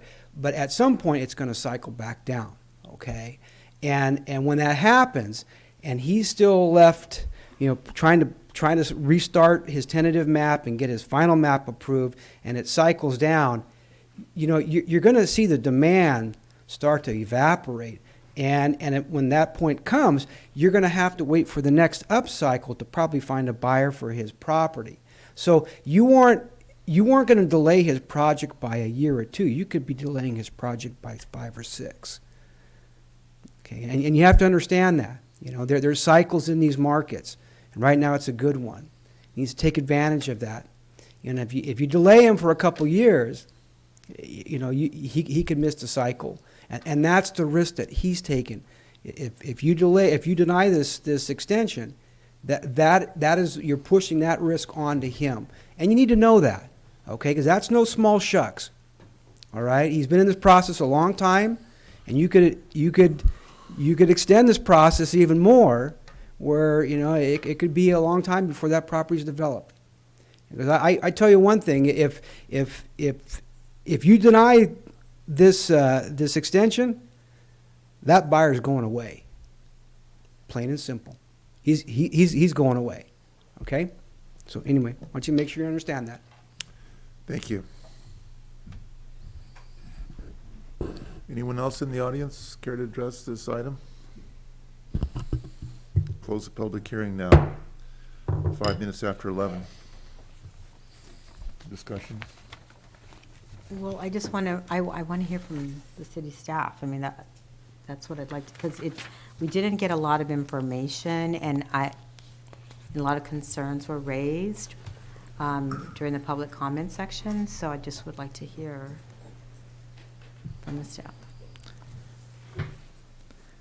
Did you want to find out more information tonight, if you can, on? If we can, yeah, I'd like to understand what a little bit more about the denial and what led to that, or what were the reasons for the delay, or what the reason for the, I mean, I understand that the reason for the denial is because we missed the deadline, but what led to that, especially after what we heard from and during the public comment section?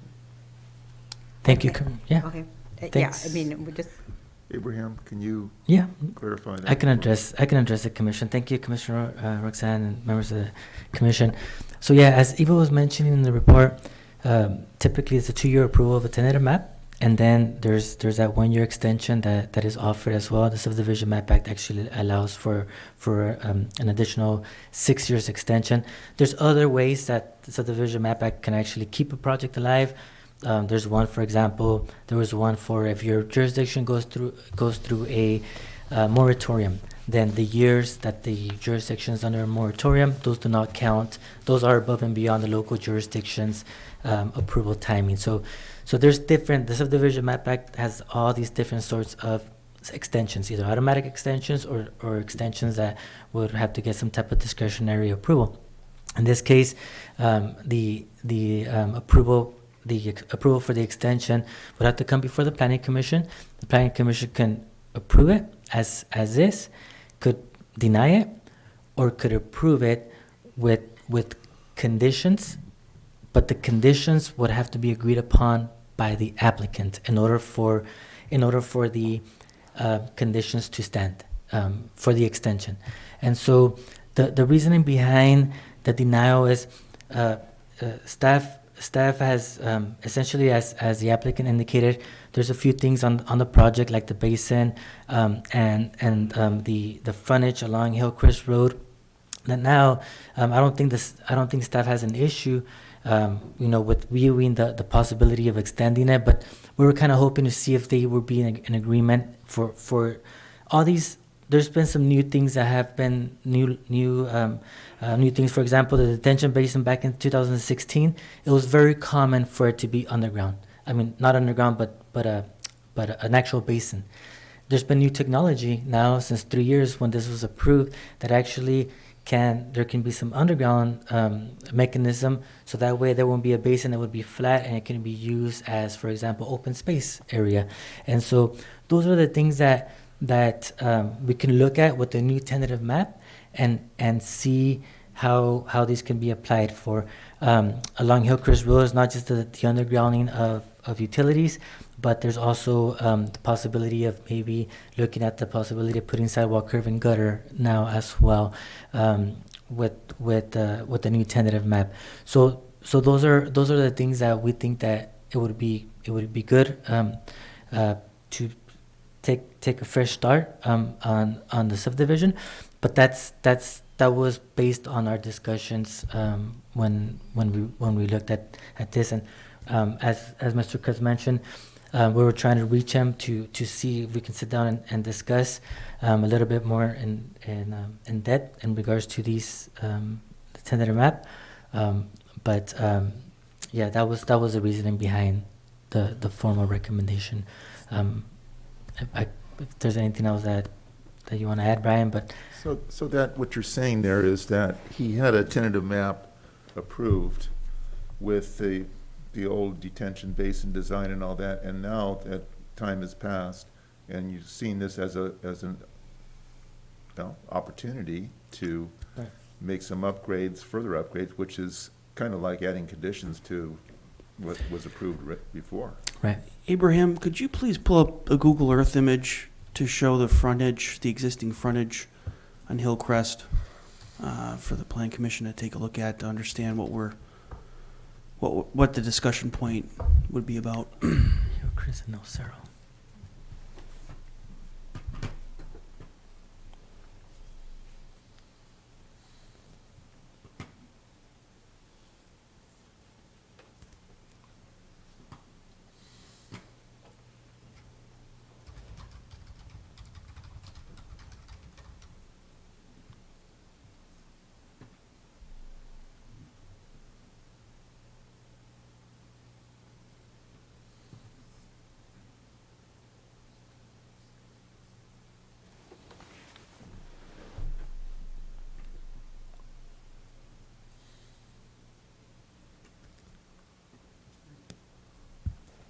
I think you can, in the lower left of the map, you can update the aerial photo.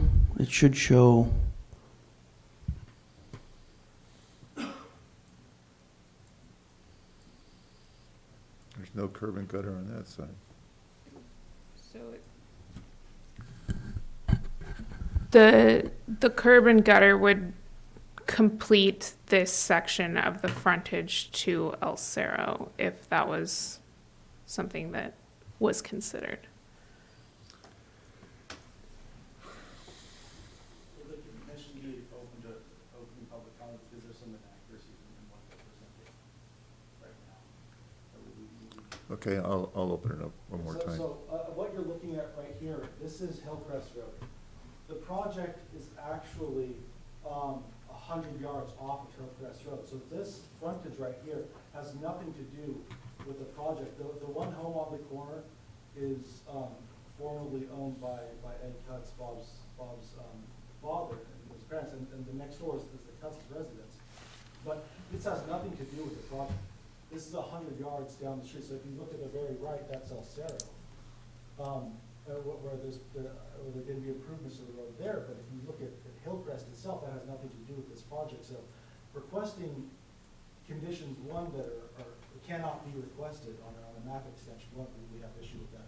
And two, they're asking for conditions and asking for improvements that have nothing to do with the project whatsoever. Right? I just wanted to point that out as what they're bringing this to. Okay.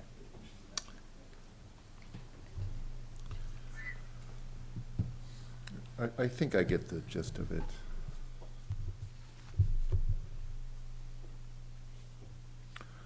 Do you want to make a comment, Seth?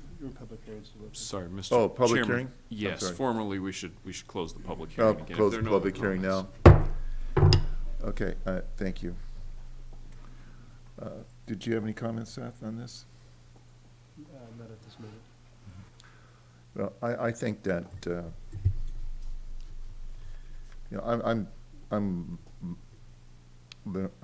what I'm leaning on is to give him one more extension. Because he's close to it, he's close to, and he said it for the public record, that he's close to making a transaction here. And it was approved, when it was originally approved, it had its conditions. And I would like, sure, if it was a new subdivision, it was a new tentative map, you would have to have the underground water and all this, but you've got to, this is, I think he made some compelling testimony, and I'm just want to give him a break. I don't know how else to put it.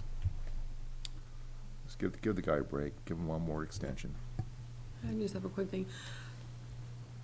Is this the approved one from, this one was already approved, correct? What is that curve showing on that map? Yeah. What is that curve? Is that a sidewalk? Yes, So that like all of Cerro Drive would be sidewalked, okay. So the leading into that development itself would be you're correct. Yeah. sidewalk and stuff, okay. It's all along the east side of El Cerro. Yeah. Correct. What I was saying, or asking during the. This is just my gut feeling, During the public hearing is, Bob took on this project. He doesn't do this for a living. He doesn't know all the ins and out to submit his plans or just, what they're asking for before he even submits it to save himself time, or the resources to go back and get the items that the staff may be looking for. And, as he has tackled this project, and, I'm sure he has had help along the way, but I'm going to say he's tackled this project on his own. Learning curve for him. And it's a huge learning curve. And, to deny him when the subdivision map act clearly states that he can be allowed additional extensions, I don't think it's fair to just deny it. There's some things that I would like to see, and I mentioned it last time, was the detention basin. I kind of like seeing them above ground where it gives somebody a sitting area that they could utilize. But, Bob made a valid point that his,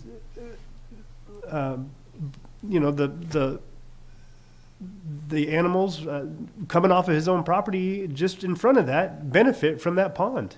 And he made a valid point, which, I actually saw it through a different set of eyes where I'm like, I don't want to see the basin there. And, so he made some very valid points. And I think, as I've already said, to just deny him, I don't think is the right thing. I think it's kind of harsh, yeah. Like, been in his family all this time, too. Yeah, and that's all I have to say to add. So, I'll go ahead and make the, Can I just have one more point of clarification? Sure. I'm sorry, I know this is so late, but I just want to make sure. So in something about the putting something underground. So can you tell me what that was again? I'm just like so exhausted as I've been working all day and then straight here. So I'm trying to understand that piece of it, and I think I didn't hear it properly. I'm not sure what that is. So what is it that we need that needs to go underground? Or what's the request that goes underground? And then if that doesn't happen, what are the consequences of that? So, as proposed, it's a detention basin. So, it's essentially like an empty pond, if you will, that can catch water and can fill up with stormwater runoff. And then, what would be the city's recommendation on a new map and on all of our residential maps that come in now is that they're underground facilities. So, they're underground storage chambers to hold stormwater. And they have permeable surfaces, so typically it could be grass or some kind of other area, and then it can be utilized for open space. because it is covered with a permeable surface and open space, as opposed to, you can't put a house on an underground chamber because that's impermeable, but you can put grass or other kind of open playground surface areas. So that would be what would change there. Instead of being a basin, it could have the potential to be a small open space area for the development. So right, and then it would, without that, then it would just stay as is. Is based on this, it would just stay, the basin would just stay the way that it is now. Correct. If we didn't do the underground. If it was the commission's desire to grant an approval of the extension, this would be the tentative map. Okay. It's, I think it's fairly recently that we were talking about, I'm sorry, the public hearing's closed. There's a point she really didn't quite bring. Commissioner Huboy, I suggest you take control of the meeting. If you'd like him to speak, you should open up the public is hearing. closed. Okay. If I can say that it's been fairly recently that with like multi-unit developments, we try to keep all the rainwater and roof water on site, and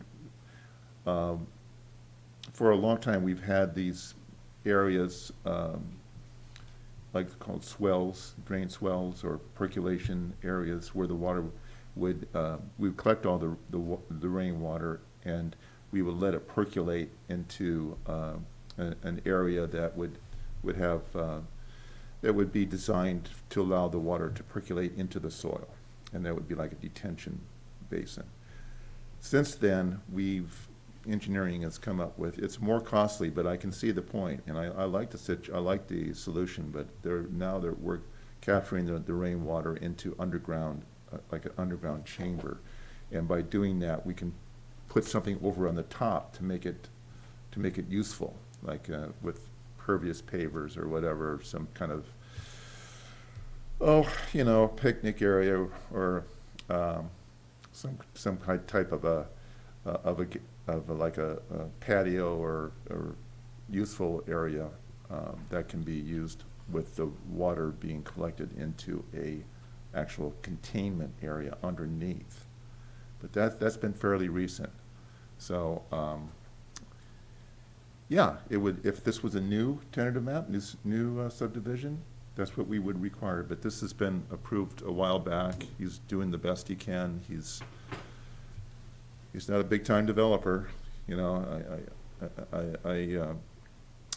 I can sense that he's trying to do what's right, and it's been a bit of a learning curve for him.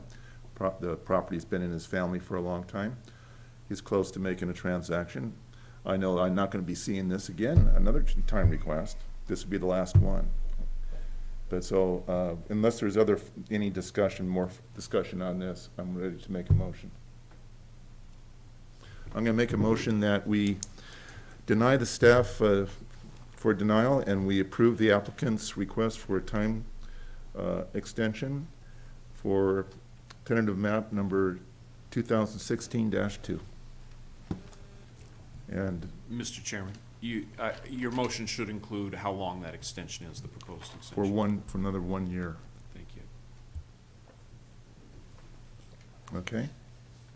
That's my motion. I second the motion. I have a motion and a second. All in favor, say aye. Aye. Opposed? Opposed? Okay. Thank you. You're welcome. Good luck.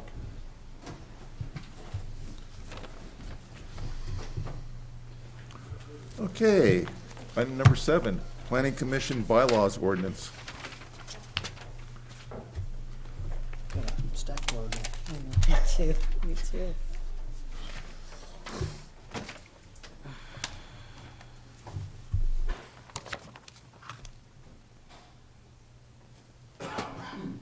Did you want me to just go straight into it? Lead on that one. Okay. I'll just go. Commissioner, if I could just say really quick, if it doesn't bother anybody, I know it's getting late and we got other people that are waiting. Can we flip items 7 and 8 and put the RV and boat ordinance before 7? Because I'm sure these folks are not waiting for a commission bylaw ordinance tonight. But that's what George has been waiting for. Are you here for that, George? Because I don't want to jump the gun. Is that okay? Yes, that's fine. Let's go to item number 8. I would like to just let everyone know, because I promised this man I would say it. Kevin Stopper wanted to see if this could be continued. So that's all I'm saying. He wanted to be part of it. He gave me his card, so I told him I would tell the commission. So.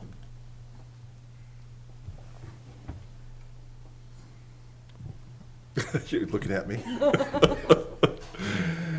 I would have a comment to say. Go ahead, Commissioner Is Munson. that I think we should at least hear the report from staff, open it up to a public hearing for the folks that have waited here before we make a decision on just continuing it. Can we do that? Can we Sure, get you the can. staff Yeah, report I and then just make a decision? He wanted me to bring it up, and so that's what I did. Let's go ahead and let me introduce this RV and boats ordinance, and then we'll proceed that way. Thank you, Commissioner Munzer. City of Hollister Planning Commission shall determine whether to recommend the City Council amendments to the Hollister Municipal Code 10.10.030, private property, parking and storage of recreational vehicles prohibited, CEQA categorically exempt. Abraham?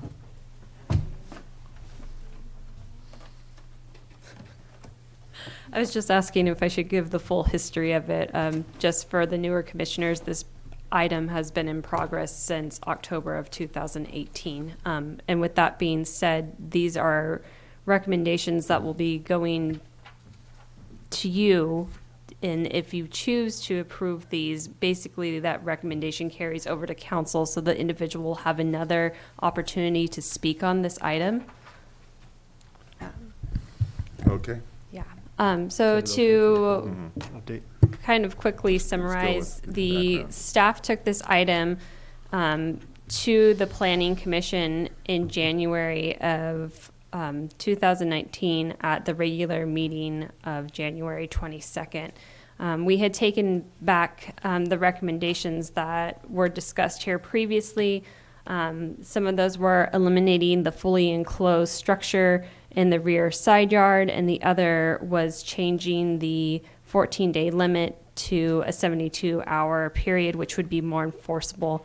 Upon taking it to council, council was in favor of having RVs and boats be able to be stored on private property in the front yard/driveway. So what you're seeing before you tonight is amendments to the entire section referred to as 10.10.03, private property parking and storage of recreational vehicles prohibited. That will be completely amended, and it shall read to allow people to have storage on their private property. A few amendments for all the RVs and boats. Some of the conditions required of people to store on their front driveway will be they need to be operable and in good repair. There needs to be a current registered, the license needs to be currently registered to the resident of the property. They can't encroach into the public right-of-way. So meaning it can't be in the sidewalk, it can't be in the street, and it needs to be in an improved driveway and parking space. And then in addition, for the front and side yard, no more than one vehicle or piece of equipment would be allowed, less than 12 feet in height and 8 feet wide. We didn't put a condition on the length. And then some of the following conditions, depending on the size, if it's less than 8 feet tall, it would be allowed to be 1.5 feet from the property line and then 5 feet from a building. If it is between the sizes of 8 and 12 feet in height. It would need to be set back 5 feet from the property line and the building itself. And we would also require that it be on an approved paved surface. As our current ordinance states, it would not be allowed for human habitation, storage, and you would not be permitted to hook up to sewer or water or electricity. Are there any questions? You've got on the front and side yard, you say that needs to be 1.5 feet from the property line, which is pretty much tangent with the edge of the sidewalk. For the front, if you're, It's more for a side property line. oh, that's for the side? Yeah. So 5 feet from property line, where does that, where is that, we're drawing the line there? So these conditions were previously written in with our current ordinance. So that's kind of where these numbers are coming from. Again, this is the time to make any recommendations. So if you want them to be changed or eliminated, Planning Commission has the right to do so. Some other cities have limited it instead of 5 to 3, which is another thing that we were considering. We would also need to get approval through fire for health and safety reasons. And if I just may add, it's based in our building code, the California Building Code and Fire Code, and the 5 feet, it kind of reflects what we have for our accessory structures, the setbacks. From the side property line, yes. Okay. And we Yeah, could that clarify would, that Okay, as well. that clarifies it. It's Yeah. from the side that you're. Yeah, from I'd the like to side be- property I'd line. like to be, if you can be more, clarify that, where that 5 feet is drawn from, because it doesn't really, you can't really tell if you're talking about the side or the front. Commissioner Chair, if I may. Yes. Last year, when we made the recommendations for the amendments, we had eliminated the covering if it's parked behind the gate. We also extended the length of the RV unit itself. And then I thought we had increased or decreased the setbacks, however you want to look at it, to 3 feet. Was our recommendations to the council, I thought. Is that not? And then I also have a question in regards to the power. Obviously, if somebody is getting their RV ready to use, they would need to hook up to power, maybe get the batteries charged, and that is that no longer?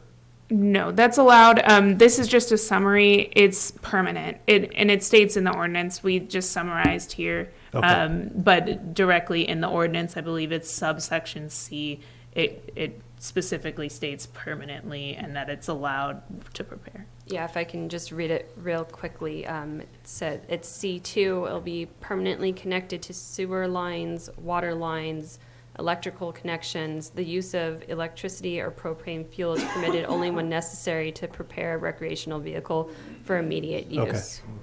Okay. And the recommendations that we made for the council last year, did they not move forward with it, and they're coming back with the?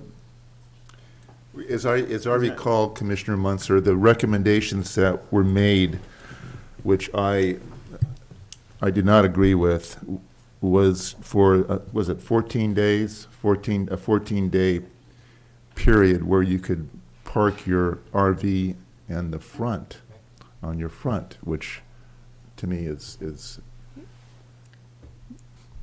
what I would say is like legislative taking, I mean, if you're, a lot of people in good faith buy RVs that can be parked in their front driveway without encroaching into the public right-of-way.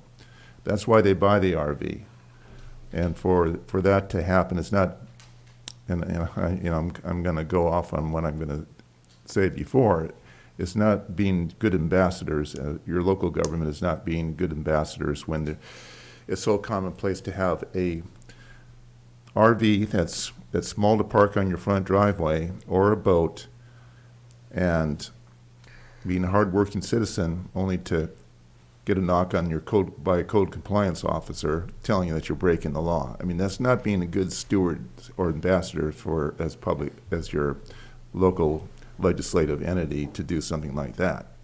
So, I mean, I can understand regulation for RVs parked in the street, because they're typically, when you park an RV in the street, it's too big to park in your driveway. But if you're parking on your own private property and taking care of it and using it for recreational purposes, there shouldn't be any restriction for that. And I commend the City Council for seeing it that way. If I can just clarify what was taken to council. One was having the enclosures for all four sides to be eliminated for storage in the rear or side yard. The other, what we currently have, is people are allowed to have a cumulative 14 days per year for loading and unloading in their driveway. What staff had taken to council was recommending that it be changed to 72-hour periods, but there was never a limit on those 72-hour periods. But the idea was that someone could have it for 72 hours, but then they'd have to move it again. So that's kind of when bringing that, it went so far as to, if we're going to allow 72 hours and it's somebody's private vehicle, you should allow them permanent storage. So that's why this is back before you tonight with these changes.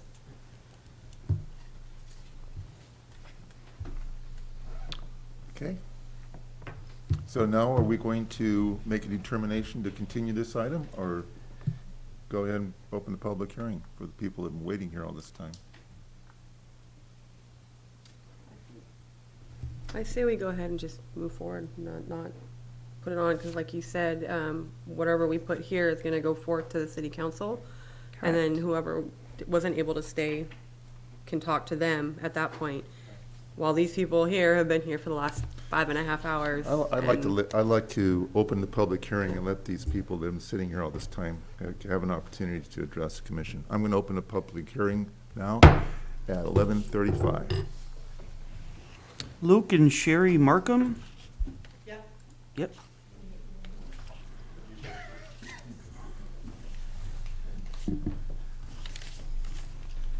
Thank you, Mr. Chairman and committee members. We appreciate the time at this late time. We appreciate your patience. Operable in good repair, currently registered, not encroaching on public right-of-way, and approved driveway parking space. That describes my front yard that we bought in 2013. This person that we bought it from and the real estate agent that we bought from said, hey, we've got a trailer we need to put in the front yard if we don't have rear or side access. And everybody said, oh, this will be fine. This meets the needs, it meets the legal requirements in the city of Hollister. It's in an approved parking spot in the driveway. It's paved. People don't live in it. I don't know that it's exactly meets the front and side yard requirements, but it's not used for storage and occupancy. We bought it so that we can go camping. We go trailer camping, okay? And we bought it specifically. It could not be more than 22 feet long, I told the dealer, because it can't go over the sidewalk. So that's all we're asking. Let me use my private property for storing my private property that doesn't impinge on any other paved roadway or parking space. Thank you. I have a question. I'd like to ask him a question. Yes. So how long is your driveway? Probably 22 and a half, 23 foot. Okay, and your trailer's 22 feet. 22 feet. So, I mean, even with the rules that we're talking about, you still couldn't do it because there's some ambiguation up there, but yeah, it sounds like I'm going to get screwed. I just wanted to make sure that was, that you understood that. SCREWED. Yes. Thank you. George Lewis.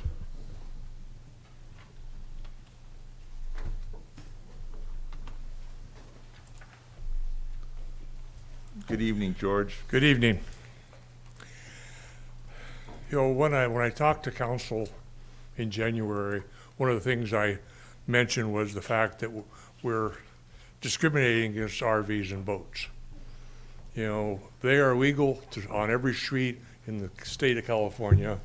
They are restricted to 72 hours on public streets, as any vehicle is restricted. Your car cannot be parked on the street more than 72 hours without being, theoretically, being towed.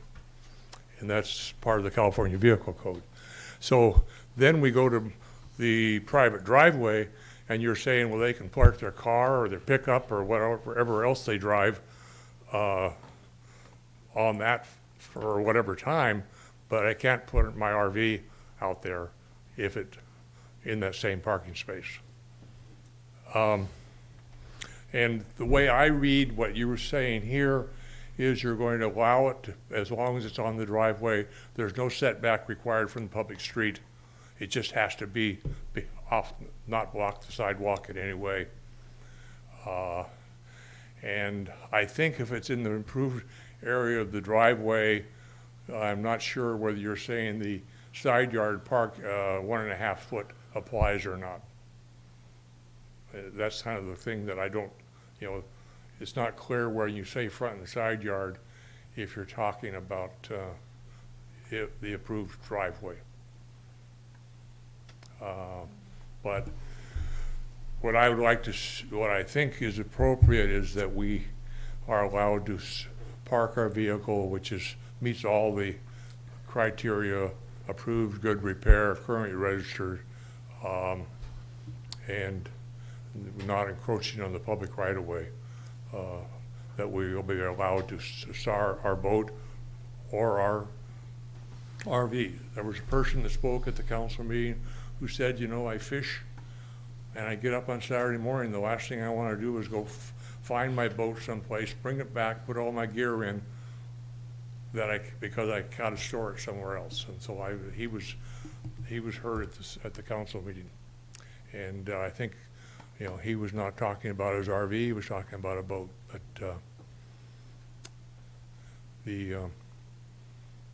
one of the things that I don't need it, but many people with RVs would like to have a electrical connection because they need something to keep their trailer dry, and so they would need the ability to provide a certain amount of electricity just for maintenance of the vehicle. I have to have solar power, so my vehicle battery runs all the time. So other than that, I haven't. No other well, no, I will not. I just want to make a comment. So the 5 feet from the building, that's a fire regulation, on the side right? yard. Yeah, it's a life and safety code, so it falls to fire and to building. And these two setbacks that we're talking about, we've been talking about it as staff, so we can definitely look further into it and see if we can either get it a closer setback or eliminate it, but it has to be ran through those two departments. Okay. But you're not talking about a 5 foot setback on the side yard, or on the front yard. It's up there, the bullet point says front and side. Yeah, but that's, the current discussion and all the discussion at the council meeting was saying that the side yard, which is typical of your current ordinances, require 5 foot clear from the building to the side yard for emergency access to the rear yard. And so the concern with the RVs parking beside your building is that there is ability to get past it to have access to the rear yard. If it's parked in the driveway, there's no reason to have a 5 foot setback from the front. I mean, on the side, it makes sense for access, but on the front, you typically have a 22 foot driveway. And if your RVs are, I think and I've disclosed this, I have an RV, and I think it's about 18 feet or so. And I have enough space in the front to get my garbage cans around the front. And I've got enough space in the back to not encroach on the driveway, on the sidewalk. And that includes the hitch thing. It's all set back, and I make sure it's nice and neatly parked. The hedge on the side is higher than my RV. The hedge on the side of this is my particular case. But within my neighborhood, there's several cars and RVs that are smaller, neatly parked, registered, and parked on their front driveway. Is there a current limit to how many somebody can park in the street or in the driveway? I mean, It's one. it's one. Just one. Yeah. So just doing the math in my head, I have a 22-foot trailer as well. So the way I read this, and it's definitely over 8 feet tall. So I need at least a 32-foot driveway going from my garage door to the sidewalk. That's how I interpret what this says. I Yes. just want to make sure it's clear. So we can confirm with Captain or Chief Bedoya, the fire marshal, on if that, and with Greg Johnson, our building official, if there is a required setback, like from the nose of the RV or the tail, I guess, if you back in to the building in the front, like if you were parking in a driveway up to a garage on kind of a standard driveway. It's definitely from the side, as George has mentioned, but we can confirm on the front yard distance from buildings. I mean, the point I'm making is that I don't know. Do we need to close public comment or? Okay. George, is there anything else that you wanted to tell us? You can park your car right up to your garage door. Mm-hmm. So talking about making the RV setback makes no sense. No sense at all. And your requirement to park your car is that it does not block the sidewalk. That's the important thing. And your current ordinance, I believe, let's see, I was just looking at it. It does talk about parking on the driveway. That's all it says about parking.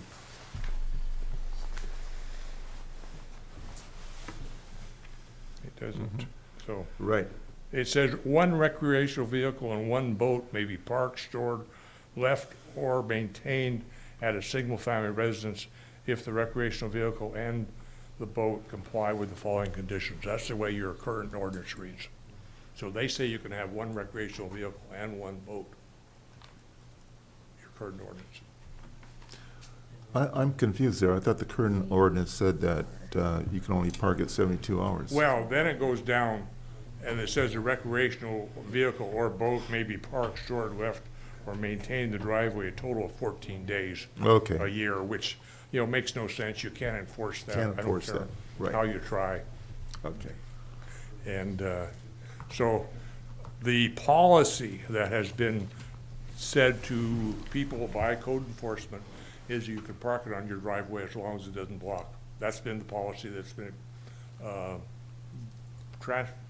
placed by the city. And a number of people have been told that by the code enforcement officers. So this is one of the reasons you have people like Mr. Markham, who thought that he was, he bought the house so he could have a place to put his recreational vehicle, and because he was informed that. I mean, I personally know that people were told that. Mm-hmm. And I have not been, I've never had a code enforcement person talk to me, so I can't personally vouch for that. Okay.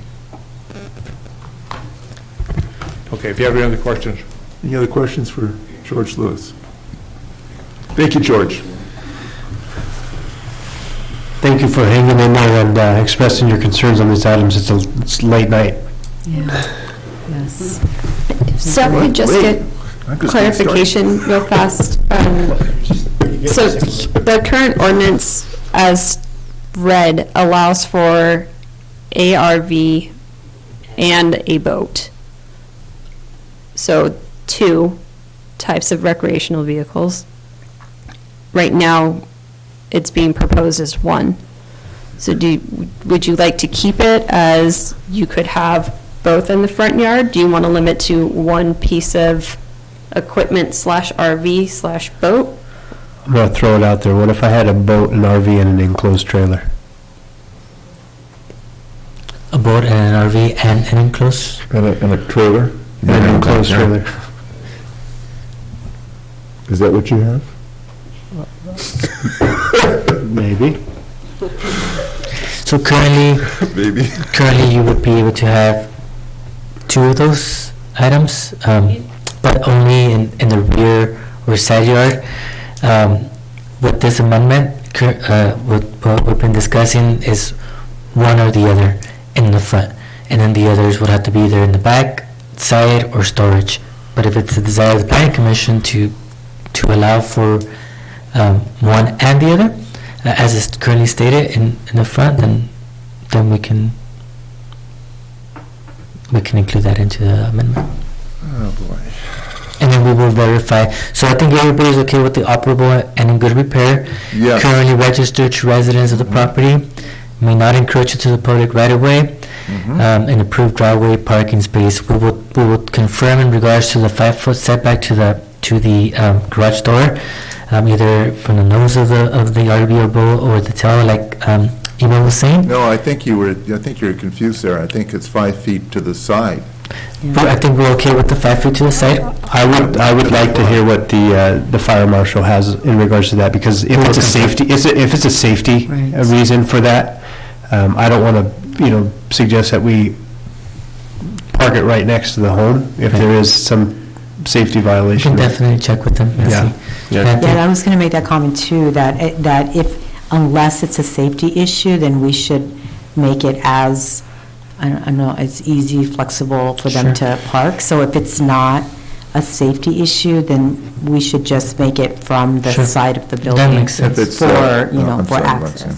Yeah. I mean, I don't think that we should be putting these arbitrary limitations. Right. I mean, I think we need to be really thoughtful and make sure that we know that there's a real purpose, and unless there's a safety reason, Right. we shouldn't have that limit on there.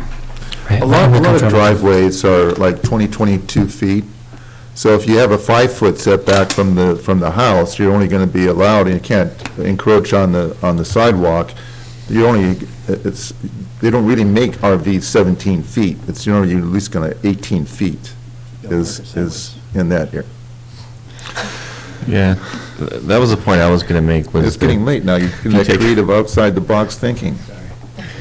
The point I was going to make was if you take the average driveway length and you figure out the average trailer length, you probably, and you have this 5 feet setback from the house, you're probably going to find that there's probably maybe 3% of the properties that could even do that. Yeah. So what's the point of doing it if it's not really even possible? But I am concerned about the safety issue, because I mean, having your car next to your garage and having a 8-foot wall basically backed right up, those are completely different things. And I mean, a fire person needs to go behind your trailer to get to the side yard or whatever. You don't know what there's. I'd imagine that there probably is a good reason for that 5-foot setback. But yeah, I agree that it should be researched and should get back. I would expect that the 5-foot setback would apply to the side yard, so that if there's a fire that breaks out to the rear of the house, you got to have an access to get around through the side to get around to the rear of the house. Well, that's okay. So you want to? What are we going to do? Where are we going with this? I'm kind, yeah, I think that we need to get the specifics and make it really clear, because what I would hate is that we vote on something and then we find out like a year later that it's a problem. I mean, I just want to state that I think that we should move forward sort of with the principle that we should make it as easy as we can for property owners. We shouldn't make anything that's unnecessarily difficult if they're being responsible and they're just trying to follow the law and they want to own an RV, a boat, or whatever it is. I mean, if they have the space for it, we should accommodate it as long as it doesn't create a safety hazard. So, but I think that if we vote on this the way that it is without all that information, we'll be back here in a year because we've, it's just not working, right? So I rather than vote on what's here, let's get the clarification. And then we're going to be here in 2 weeks, right? Yes.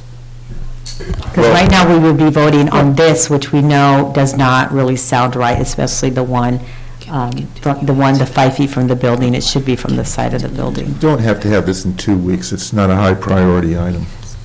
I mean, I'll just say this. I agree with, I'm sorry, Roxanne, but I do agree with Roxanne, what she's saying. You need to clarify some of these setback issues. And then bring it back to us. And although it may not seem like a high priority, and it's in line with some other things it isn't, but I do know that it's been a pain in a lot of people's side for a long time, and that it would be nice to just get it kind of resolved. Yes. And stop kicking the can across. It's like, let's just deal with it next time. Let's deal with it as soon as we can. And if we have a really light agenda for next time and we can get that in there, I think we should. And if we can't, then we just can't. But it just sounded to me when I was researching and when I got an email, when I responded to the email from the Merkers, and I researched it, this has just been something that's been ongoing, and we just need to deal with it and move on and just stop giving our residents a headache around this.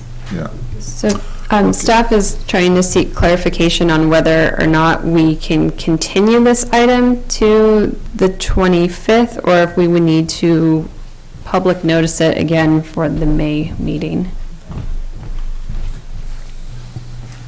The city attorney confirmed that it would not need to be public noticed again, and the reason we have the concern is because that public notice already went out. Right. So it won't need to be, so if you would like, you can continue it to the 25th, a date certain. Will you have enough time to get safety clarifications on these numbers? I mean, I'm not opposed to people parking their RVs or boats in their driveway, because you pay a lot of money for your house. You should be able to park wherever you want, as long as it's within, legal code that's not infringing upon public right-of-way. But there is safety issues, fire hazards.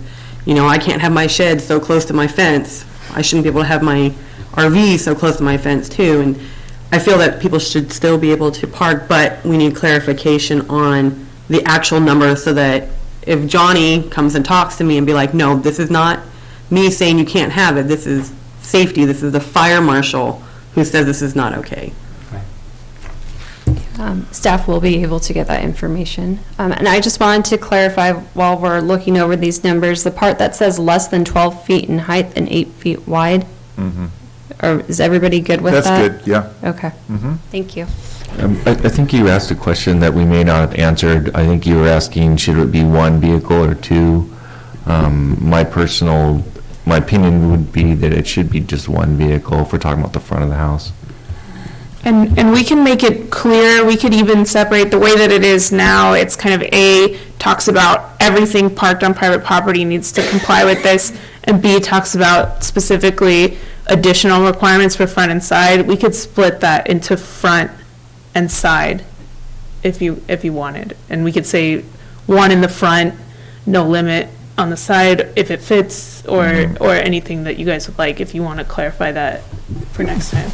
Can we also make a motion subject to the findings of what the fire marshal says? If there's not a setback, then we go forward with this, and if there is a setback, then it... Good question. I'm not quite sure I understand completely. The way I see it is the commission would be considering this item at its next, at whatever date you decide to set it for, regardless. And the fire marshal's instructions could be considered at that time. So I don't know that it would need to be included in a motion tonight. Right. If that's what you were asking. Yeah. Well, I'm just thinking if we move forward with this recommendation to the city council, subject to them finding out that, if there's no setback required from the garage door to the RV, then it moves forward with this recommendation. If the staff finds out there is a setback, then okay, What is that setback? Yeah, I misunderstood you. Yes, there's no reason you couldn't do that, and the city council could make whatever That makes sense. amendment it believes is appropriate at the time. Just putting it out there. That makes sense. My preference would be that it's just right, what we vote on and what's on paper matches. That would be my preference. I would feel more comfortable with that. I hear what you're saying, Seth, and I'll go along with what the rest of the commission wants to do. But I just would like it to be just a clean copy and we know exactly what we're voting on. And so that would be my preference. But I'll just go along with what the rest of you want. Well, I think also we're talking about an amendment to the municipal code, and if you read the municipal code, it's all spelled out there. And I think that the proposed change to the municipal code is spelled out also. So, I mean, it's not clear here because we're looking at a PowerPoint, but if you really wanted to study the whole thing in the text, you could. The other thing, just to remind, is all we're doing is making a recommendation to the amendments to the current ordinance for the city council to vote on. And that's where I think allowing us to vote on it with the setback to the garage door, subject to them finding, for the staff to find out, again, is we're making this recommendation tonight so the city council can make a decision on it, rather than, as Commissioner Stevens had said, instead of kicking it down the road.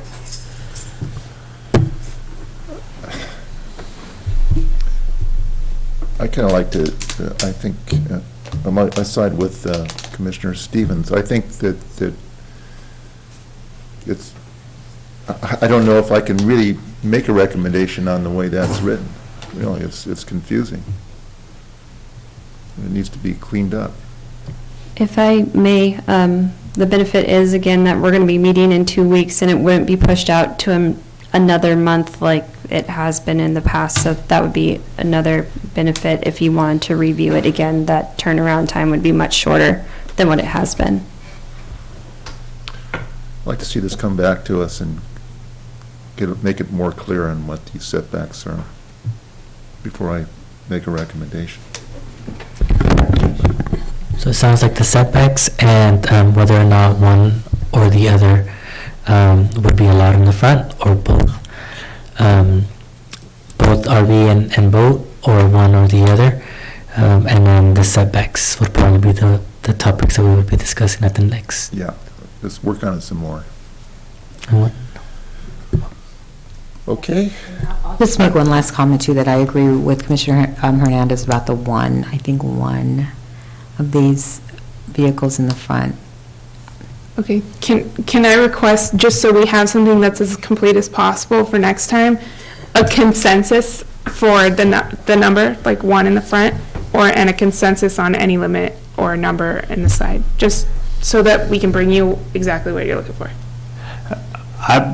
I would suggest that if we're going to allow them to park on the property, that it would be one in the front, and they can park on the side yard per code. I agree with Seth. Also. Great, we'll bring that. Okay, I'll go along with it. Thanks for bringing that up. I'm not that happy about it, but I'll go along with it. Okay, can we go on here now? Are we done with this one? We need a motion to continue. We'll make a motion. Let's have a motion. Okay, let's have a motion to continue this item to the 25th. Do I have a motion? Yeah, I'll make the motion with the changes that we're asking for, with the updates that we're asking for. City Attorney, does the public hearing have to remain open, or is it okay for us not to have to public notice it again to meet the deadline for the 25th? We'll keep the public hearing open until it's continued until the April 25th. April I believe is the 25th next is the next date. regular meeting. Okay, I'll make, I had a motion Oh, you're making the to, motion. am I making the motion? Yes, make the motion. I'll make the motion. I'll make the motion that we continue the public hearing until the 25th, and we bring this back at that time. Do I have a second? With the public hearing open? Yes. Okay. Do I have a second? I'll second. I have a motion and a second. All in favor, say aye. Aye. Can I make a request? Sure. Motion's adopted 5-0 unanimously. On the 25th meeting? It should be a shorter one, but Yes. Yes, let's do it at the beginning. Thank you for your patience. Thank you. George, thanks a lot. I really Go get some appreciate it. sleep. Meeting on this Yeah. item till 11 o'clock. Oh. January, so. Well, thank you, and thank you too. I really Thanks for appreciate it. Thank you sticking guys it out. for. Yeah, it is. Okay, let's move on now. Back to 7. Planning, here's the one I've been waiting for. Planning Commission bylaws ordinance. all right, thank you guys. This is going to be pretty short. You've already reviewed the bylaws. This went to council in January, and the bylaws were approved as recommended by the Planning Commission. And so we need to make 3 changes to Title II of the ordinance, or the City of Hollister Municipal Code, to make sure that the new bylaws are reflected in the code and are up to code. So we're changing 2.20.020. This one talks about the appointment of the Planning Commission members, and we are changing it as is written in the bylaws, that each council member shall nominate their own Planning Commission member from their district, and it's subject to a consensus by the City Council, and the mayor selects from the city at large. So that's 2.20.020. 2.20.030 talks about the term of office, and this is being completely revised to state that Planning Commission terms of office shall be the same as their appointing council member. And if the council member leaves, or if the Planning Commission member leaves, then a new one can be appointed, and their term will also end with the appointing council member. And the third and final section that we'll be changing is 2.20.080, which talks about the removal of members from office of the Planning Commission. Currently states that they can be removed from the City Council for cause. The bylaws that were adopted in 2007, and as they were just recently adopted, state that the commission member serves at the pleasure of the council member who appointed them, and may be removed at any time with or without cause. That was already in the bylaws, so we're putting it in the municipal code. And then this attendance policy is also added. It's also within the bylaws that were adopted, and it talks about you can't have more than 2 unexcused absences. So if you tell staff ahead of time that you can't make a meeting, it's an excused absence. And that's standard across the Parks and Rec Commission as well as the Airport Commission. So it will just be standard, and it's already in your bylaws. You can have 2 unexcused absences. 2 unexcused absences. And that is the changes. Staff is recommending that the Planning Commission review the bylaws, review the recommended changes to the Title II, and adopt a resolution recommending to the City Council the adoption of the amendments to Title II, Administration and Personnel. Are there any questions for staff?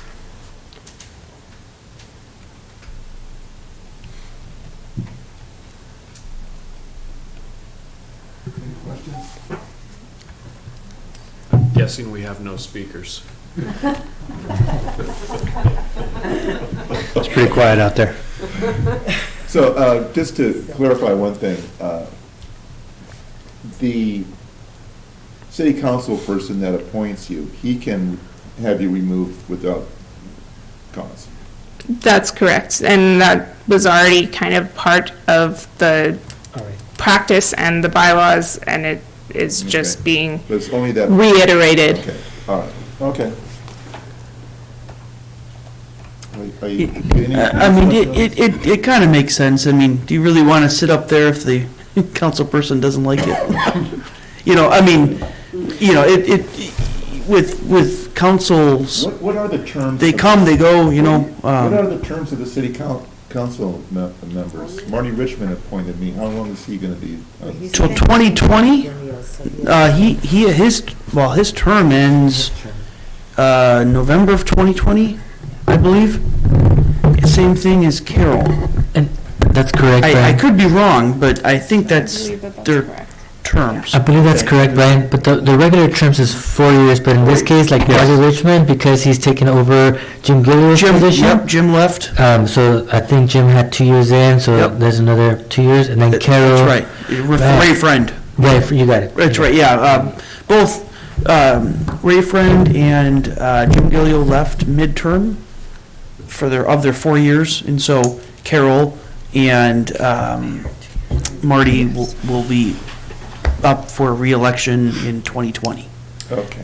Yes, and it was the council's request and direction that in the particular case, exactly as what has happened this year or this past year, as a new council member comes in, they should have the option to appoint a new commission member to all the commissions if they so desire.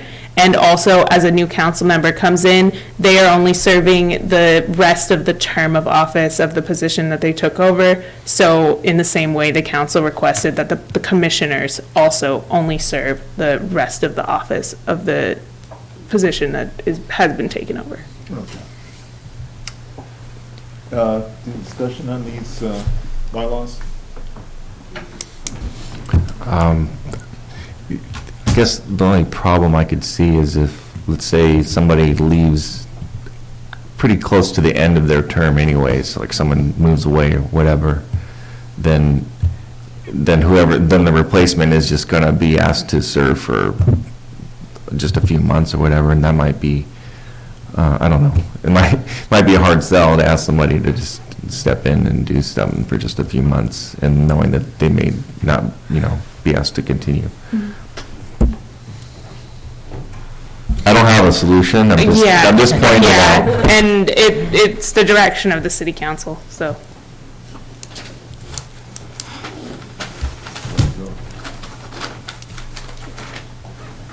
So, I guess we're fine. I mean, do we need to vote on this? You will need to vote, and Jason, for the record, do we need to open and then close the public hearing? Please do. I'll open the public hearing now at 10 after 12. No speakers, I close the public hearing now at 10 after 12. What's the pleasure of the planning commission? So we would be looking for a motion to recommend the planning commission bylaws as presented in the staff report be referred to the city council for adoption. I'll make the motion that we recommend that the bylaws referenced in the staff report will be recommended to the city council for adoption. I'll second that. I have a motion and a second. All in favor, say aye. Aye. I have. Hold on. Planning. We have more? We're not done. Keep going. I missed it. Up here. New business. You're right. Yeah. Any new business? No new business. Old business. Old business, we've been through that. Planning department reports. I'll keep it quick, and I just want to kind of give a shout out to the stars of the night, the planners. They've been putting in insane amount of hours working on packets. The 400 block has been a unbelievable project that has taken a lot of time, and so I just wanted to kind of give some kudos to Abraham, Eva, and Amber for everything they've done. So thank you very much. Thank you. Thank you, guys. Thank you for answering our questions. We all have a lot. Done a very sterling job. All things considered. Thank you, and thank you, Brian, for your work too, and Jason. Thank you very much. Appreciate it. We have comfy chairs on this side. That's right. What does that mean for those guys? And thank you, my fellow planning commissioners, for hanging in here tonight. Hey. I really appreciate it. Thank you very much. A pleasure. So, planning commission reports. I've not. Any reports from the fellow commissioners? Entertain a motion for adjournment. I make a motion to adjourn the meeting tonight. Second. Do you need a time? 12:11 Let's go a.m. to Denny's. Almost. Grand slam. Happy Friday, everyone. Hey, drive safe, man.